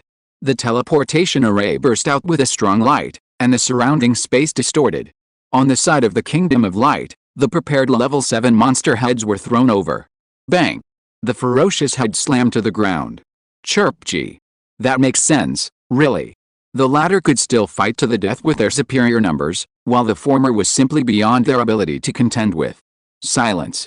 Wu Wei's divine voice, like thunder, engulfed the entire area, nearly deafening them, but miraculously, they managed to regain their composure, their eyes filled with fear and awe.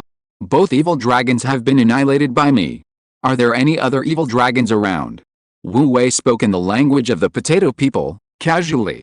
I'll go and eliminate them. In truth, Wu Wei already knew that this potato people plane only contained 2 level 7 monsters. He was merely putting on a show, and incidentally, trying to instill stronger faith in their ancestor among the potato people. The potato people were stunned. The 2 great demons that had plagued them for so long had been easily eliminated by their ancestor. Thank you, my lord, for vanquishing the evil dragons. The potato queen was the first to react, kneeling in utmost devotion and thanks, and explained, reporting to our ancestors, those 2 evil dragons suddenly descended upon our world during my grandmother's lifetime. No one has ever seen a third one. Sure enough, there were only 2. Wu Wei felt a surge of security, yet also a pang of regret. He felt secure because he wouldn't have to worry about hordes of level 7 monsters attacking his divine kingdom for the time being. His regret stemmed from the scarcity of boss-level monsters, otherwise, he could easily farm one every few days, gaining both extra divine power and replenishing his food supply. Hearing the Potato Queen's explanation, the other potato people were overjoyed, chattering and praising their great ancestor for vanquishing the demons.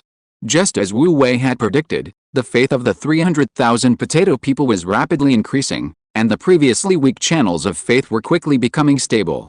Wu Wei didn't check the list of believers, but instead pressed on with the next wave. The teleportation array lit up again, and 5 tons of sacred wheat, already prepared in the divine kingdom, were transported over. The golden wheat, radiating a holy light, was piled up like flowing water, covering the ground. This is sacred wheat, a great food, Wu Wei explained, fearing they wouldn't recognize its value. Sure enough, the large quantity of sacred wheat bestowed upon them elicited another round of deafening cheers.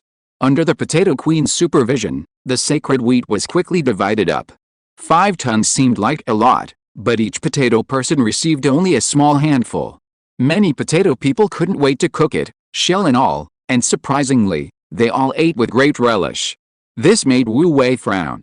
Well, these potato people even eat dirt, let alone the husk of sacred wheat. The nutrients inside are 1,000 times better than soil. The well-fed potato people thanked their ancestors for their bounty, and everyone was in high spirits. Wu Wei watched with a smug satisfaction as the faith channels of the potato people were continuously strengthened. These potato believers were indeed quite easy to fool. By sacrificing a little holy wheat, he could gain a large number of true and devout believers. The faith power generated each day had also increased significantly. Just as Wu Wei was about to say a few persuasive words and leave after the potato people's thanks, the potato people dispersed even faster than he did. As soon as they finished thanking him, they began to pair off and swarm into the depths of the cave. Soon, countless strange sounds that left Wu Wei dumbfounded emanated from the cave, which resembled an anthill. Moreover, the sounds were continuous and increasingly intense, as if the entire population was participating.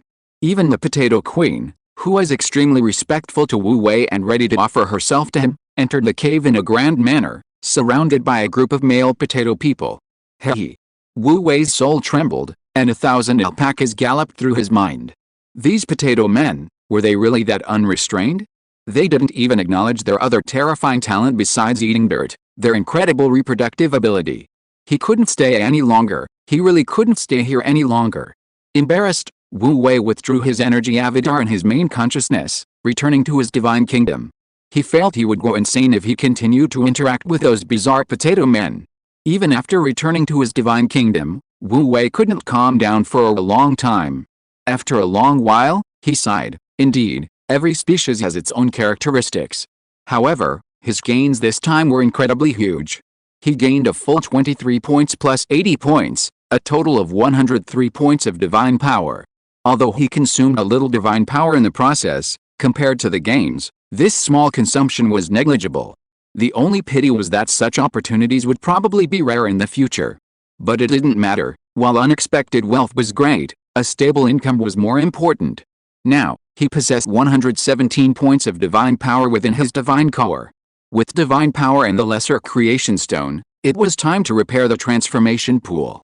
The transformation pool was severely damaged. Although some repairs had been made previously, barely enough to convert level 1-5 light elemental life forms, it still appeared very dilapidated and rudimentary.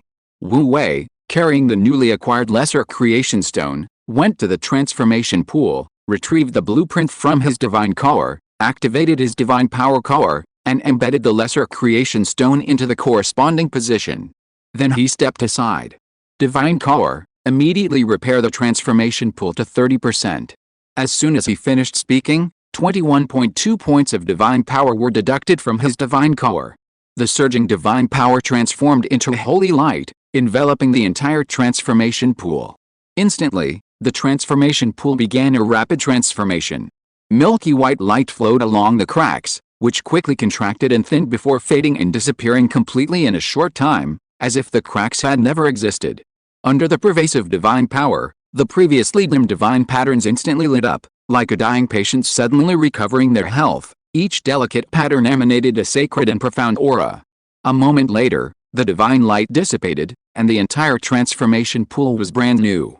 Upon closer inspection, apart from a few remaining cracks, the entire pool was smooth and pristine, showing almost no trace of its past damage. Wu Wei felt an unparalleled sense of satisfaction. Rebuilding such a dilapidated divine kingdom bit by bit was truly fulfilling. To restore the transformation pool to 30% repair level, he had gathered divine power, searched for lesser-grade creation stones, and even killed a level 7 monster along the way. After all that effort, he had finally completed it. It wasn't easy. The current transformation pool can now transform into a true level 7 war angel. Saint Luke, your glorious days are almost here. Chapter 124. My name is Judy. Wu Wei glanced at his divine power. After repairing the transformation pool, he had 95.8 points remaining. Transforming Saint Luke into a war angel required 120 points of divine power, leaving him 24.2 points short. Considering his current number of followers and the amount of faith power he gained daily, it would probably take him almost a month to accumulate that much. Previously, he would have been overjoyed to accumulate 20 to 30 points of divine power in a little over a month, but now, looking at the newly revitalized transformation pool radiating vitality, and thinking about how Saint Luke could be transformed into a level 7 war angel at any time with enough divine power, he felt impatient. He had to accumulate enough divine power quickly. Every extra day felt like torture. Wu Wei's mind raced, and he immediately sent a divine decree to the Holy Maiden of Light, instructing her to hold several large-scale prayer ceremonies during this period, and to have the Holy See send soldiers to hunt magical beasts and collect magic cores in the forests and mountains of the Luan region, while also training the soldiers. With a replenishment of faith power from large-scale prayer events, coupled with the divine power converted from monster cores, he should be able to accumulate enough divine power quickly. He just didn't know if the monsters in the Luan region were of a high enough level or insufficient numbers. Otherwise, finding a few level 5 or 6 monsters would save him several days. In the Divine Kingdom, Wu Wei counted his faith power each day to pass the time. In the Plane of Light, the Holy Maiden of Light, upon receiving the divine decree, swiftly began her actions. Soon, one large-scale prayer event after another, aimed at propaganda, was held under the Holy Maiden of Light's leadership. From cities to towns, from towns to villages, the Holy Maiden of Light's footsteps traversed every inch of the Luan region. The power and benevolence of the God of Light, especially his numerous miracles and 2 instances of preventing plague outbreaks, spread rapidly among believers and non-believers alike through these proclamations. At the same time, Nighthorn led thousands of newly recruited soldiers and newly appointed novice priests in a sweep through the forests and mountains of the Luen region. Their footprints were left in almost every remote area, from the Karls Forest and Lake Cordiana to the Leuenberg Mountains. From day to night, except for necessary rest periods, they fought almost non-stop. Even when they stopped to rest briefly, they were quickly off to the next battlefield. Fearing they wouldn't have enough monster cores, Lord Horn even led a team to secretly infiltrate Viscount Morgan's territory next door, directly wiping out monsters on several hilltops. If he hadn't been afraid of being discovered by Viscount Morgan and causing unnecessary conflict, he could have killed even more. After a few days, the combat effectiveness of the newly joined 1,000 soldiers had clearly improved, but injuries had become commonplace. Fortunately, priests accompanied them throughout the monster hunts, preventing any casualties. Wu Wei watched these scenes through the eye of God, feeling delighted and filled with pride for the Holy Maiden of Light and these soldiers. As long as he issued a divine decree, no matter how hard or tiring it was, it would be worthwhile. After St. Luke transforms into an angel, he'll definitely get plenty of holy wheat and level 7 magical beast meat to reward the Holy Maiden of Light and the other hard-working priests and soldiers in the papacy. However, this hard work has indeed yielded remarkable results. First, there are the believers. In just 3 to 5 days, the number of believers has exploded. Even those who have already embraced the God of Light are steadily increasing their loyalty, with the number of devout and true believers growing daily. Moreover, each large-scale prayer event personally presided over by the Holy Maiden of Light generates some extra faith power, sometimes tens, sometimes hundreds, and sometimes even thousands. Accumulated over time, the total income is considerable.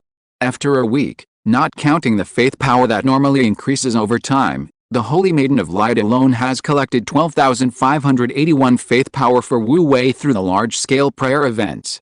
Then there are the magical beast cores. After a week, the magical beasts in the Luen region have been almost completely wiped out by the papacy soldiers, led by Lord Horn. All adult magical beasts above level 1 fell victim to their clutches. Even level 4 beasts couldn't escape the encirclement of thousands of soldiers. The only pity was that the magical beasts in the Luen region were relatively low level, with the highest being level 4. A few days later, a large box was filled with magical beast cores. Since it was difficult to hunt more magical beasts in a short time, Wu Wei didn't let them continue. He spent 0.2 divine power to open the gate of heaven and collect all the magical beast cores. After counting, the box contained 1,739 level 1 magical beast cores, 245 level 2 cores, 57 level 3 cores, and 6 level 4 cores. After absorbing all the magical beast cores, Wu Wei's divine power instantly increased by 8.2 points. The natural increase in faith power over the past week, combined with the faith power collected through the large-scale prayer event, totaled over 17,000 points. Unbeknownst to him, Wu Wei's divine power had already increased to 112.8 points. Even though opening the gates of heaven consumed 0.2 divine power, with the addition of this 8.2, his divine power now reached 120.8 points, more than enough to support the transformation into an angel. Wu Wei was overjoyed. Finally, it was full. After waiting for so many days, he could finally transform St. Luke into a true war angel. Without delay, Wu Wei immediately summoned St. Luke and took him to the transformation pool. "Luke, today is a sacred day. From this day forward, you are the true war angel." Wu Wei's eyes shone brightly. "Go, enter the transformation pool." St. Luke bowed deeply to Wu Wei. This old servant Luke will not fail my master's high expectations. With that, he resolutely entered the transformation pool. Watching St. Luke enter the transformation pool, Wu Wei took a deep breath. Divine spark, begin the transformation of the war angel. As soon as he finished speaking, 120 points of divine power instantly surged forth as a vast torrent, a dazzling and holy white light completely enveloping the entire transformation pool. Within the halo, a blurry figure slowly floated up, enormous wings appearing from nothing, unfolding behind him like flower petals blooming, radiant and sacred. Wu Wei stared wide-eyed at this scene, his heart filled with anticipation and pride. Transforming a level 7 war angel would take time, so Wu Wei decided not to go anywhere, but to stay by the transformation pool. Time passed slowly. Meanwhile, in the Radiant Plain, within the magnificent Thorn City, a towering and imposing castle stood. This majestic castle had existed for nearly 300 years, symbolizing 300 years of prosperity for the Raymond family. Earl Raymond, the patriarch, was deeply troubled. His eldest son, Connor, had suffered a major setback in his fiefdom, and Connor himself had perished at the hands of rebels claiming to be from the Church of Light. At Raymond's level, he knew to some extent why the Church of Light had gradually declined over the decades, even facing extermination as a cult. He even harbored some sympathy for the raised monasteries in his supposedly benevolent heart. However, sympathy could not quell Earl Raymond's fury. "You rebels! Whether you are true believers in the God of Light or false followers, I, Raymond, will eradicate you completely." Indeed, Earl Raymond had the confidence to do so. As a hereditary earl, his fiefdom was vast and his foundation incredibly strong. To deal with a group of suddenly rising rebels, he simply needed to muster his army and sweep them aside. In fact, he had already done so. He had issued the summons today, and the army would be assembled in 10 days. "Someone come here." Earl Raymond finished his last glass of red wine, slurring his steps as he stood up. "Help me back to my room to rest." A maid appeared from somewhere, clumsily clearing away the dishes. Crack! A precious crystal glass fell to the floor and shattered. "You useless piece of trash!" Earl Raymond roared, his face contorted in pain. But upon seeing the panicked maid's fair, delicate face and pitiful appearance, he paused, his eyes narrowing. "Are you the new maid? What's your name?" His tone softened. The maid blinked her watery eyes, her face deathly pale, as if gripped by extreme panic. Such a delicate appearance would make any man's heart flutter, his lips trembling. My name is Judy." Poor Earl Raymond didn't even see the glint of mad excitement in her eyes as she lowered her head. Drunken with his large belly protruding, Earl Raymond walked over. "You broke my most treasured crystal glass. What punishment do you want? You're the one who should be punished, Earl Raymond." Judy's voice was low, yet filled with intense surprise and excitement. "Is that so? Interesting, very interesting." Earl Raymond became even happier, laughing wildly. "Little darling, I'd like to hear how you plan to punish me." Clang, clang, clang. The shards of glass on the ground, manipulated by a mysterious force, slowly floated up. A dark, chilling aura emanated from Judy, who chuckled coldly. "I'll shred you to pieces." This. Earl Raymond staggered back 2 steps, his pupils constricting, the effects of his drunkenness instantly dissipating. "A witch? A dark witch? Who are you? What do you want?" "Guards. Assassins. Assassins. Heh." The dark witch Judy laughed eerily. "Foolish and filthy old thing, you dare to defy my lord? Calling for help now? Too late." Crash! Shards of glass rained down on Earl Raymond. A piercing scream echoed, startling the entire magnificent castle. Chapter 125 Success. War Angel. The pampered Earl Raymond was covered in shards of glass, his blood a foul, blackish color. His body was visibly decaying, completely enveloped by a thick, dark aura. He writhed and roared in agony on the ground. These nobles, who had inherited their status for generations, often managed to cultivate in their youth or rely on drugs to slightly enhance their strength. However, their long-standing decadent lifestyle had long since caused the martial arts cultivation of most nobles to atrophy. How the witch Judy's maniacal laughter continued, her eyes burning with excitement. "The glory of my lord will return to the earth. You heretics who dare to stand in my way, I, Judy, will wipe you out one by one. To ensure your swift death and lack of healing, I have already given you the remaining elemental abyss. You. Earl Raymond's throat had begun to rot, his eyes filled with terror. It was light. How I forgot to tell you." The witch Judy laughed mockingly. "These potions used to concoct the elemental abyss were personally provided by your son, Viscount Connor. PFFT. Earl Raymond spat out a mouthful of black blood, falling backward, his face filled with terror and rage, convulsing before finally dying. "Who is it?" A violent yet authoritative voice rang out, and a powerful dark aura gathered above the majestic castle. The hoarse, raspy voice roared, "How dare you assassinate the Earl? Hell, Earl Raymond is indeed colluding with the dark wizards." The witch Judy sneered twice. "And he's even a near saint-level dark wizard. Looks like we've dug up a big fish this time." She flickered and retreated rapidly, disappearing into the darkness. "Is this the scent of the elemental abyss?" The authoritative, hoarse voice grew even more furious. "So it's you, the descendant of the rat who stole the first part of back then. HMPH, I didn't expect you to still be alive and dare to show your face. Stop right there. What? The Dark Witch's body trembled, almost revealing herself from the darkness, and she roared furiously. You actually know about that matter? Hell, it seems you were also a participant in that matter back then. Whoosh, such a strong smell of dark corpses. So you must be the legendary undead servant, Rex. You've got bolder and bolder, even eyeing a powerful earl now. HMPH, what can you do about it? The undead servant Rex laughed angrily.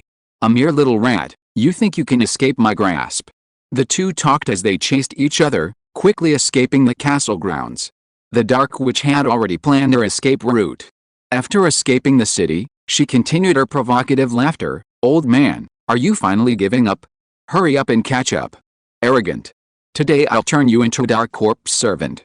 The undead servant's furious roar boomed, shocking almost half the city. 2 hours passed in the blink of an eye. In the dark forest, Judy, a dark witch dressed as a maid, stumbled out of the shadows and crashed heavily to the ground with a thud. Having barely escaped the evil spirits summoned by the undead servant Rex, she was now at her last gasp. Damn old thing, I didn't expect it to be so troublesome. Judy the witch pushed aside the vines, cursing in a mixture of shock and anger. A dense vine coiled around the tree trunk beside her, adorned with amethyst lantern fruits that shimmered faintly. In the dim light, her delicate face was deathly pale, her maid's outfit tattered from the fierce battle, revealing a small section of bloodied leg, a truly wretched sight. A strange black aura swirled around her right shoulder, writhing slowly like a living thing, constantly eroding the dark power within her, leaving her right shoulder and arm hanging limply as if paralyzed. Cough cough, she struggled to her feet, using the tree trunk for support, trying to continue forward. However, she immediately bent over, covering her mouth and letting out a heart-wrenching cough. Fine drops of blood trickled down her fingers, a horrifying sight against her pale, slender knuckles.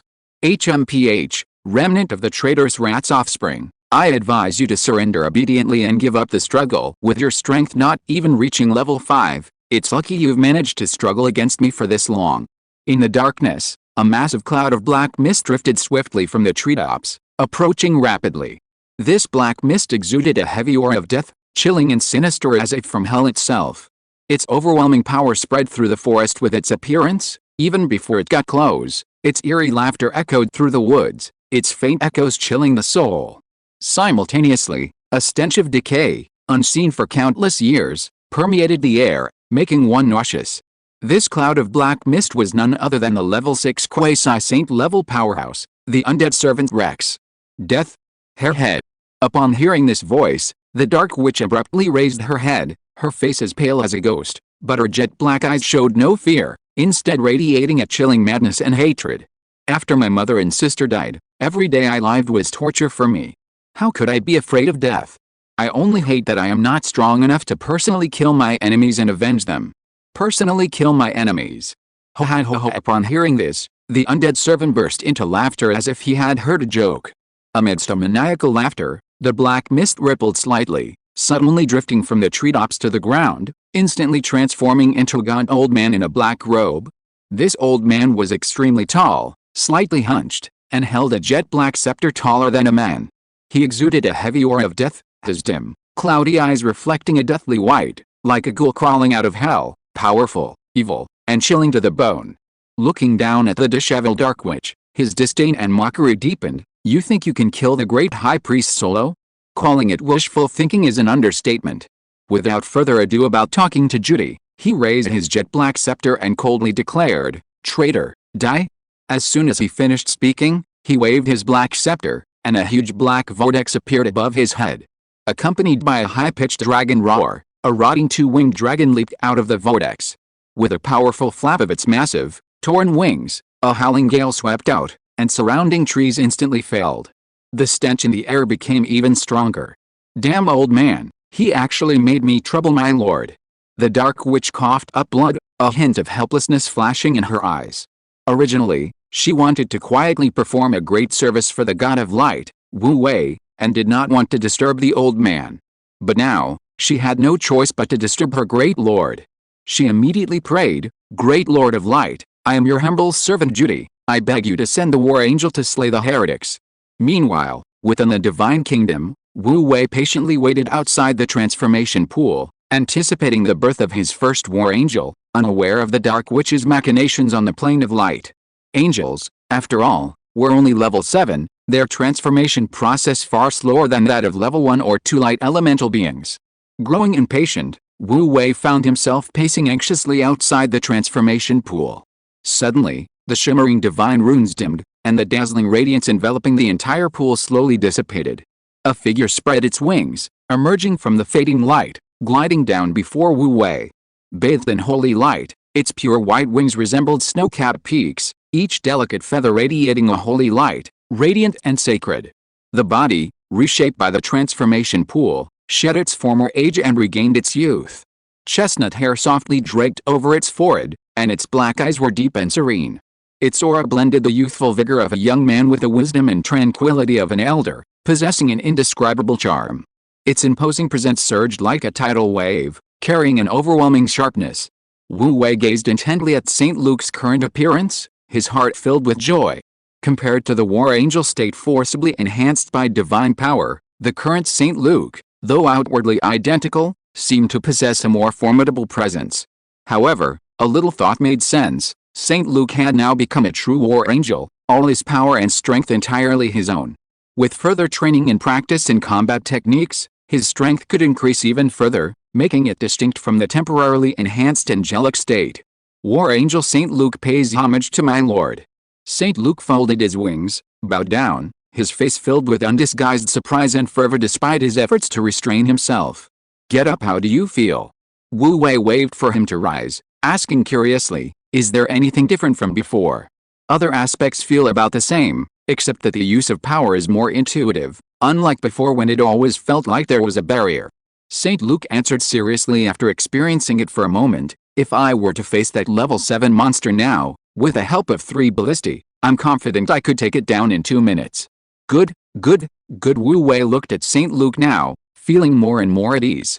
Although divine power could temporarily elevate St. Luke to level 7 angel, that was only a temporary state, and it consumed divine power every moment. 120 points of divine power could only maintain him in angelic state for a maximum of 2 hours, which was incomparable to this constant state.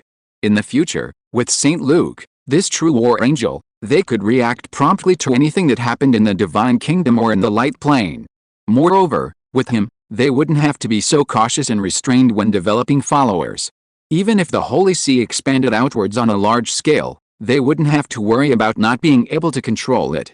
As Wu Wei thought about it, he felt that the wonderful days of having millions of followers and inexhaustible divine power were already beckoning him, making him unable to contain his excitement. Just then, a channel of faith trembled violently, which was actually a prayer from the Dark Witch. Wu Wei's heart skipped a beat. Would that crazy Dark Witch do something inexplicable again? End of this chapter. Thank you so much for reading until the end. Don't forget to give it a like. Looking for more exclusive content and immediate access? Subscribe to our Patreon. Remember, every like, subscription or donation encourages us to continue. Thank you all. See you in the next video.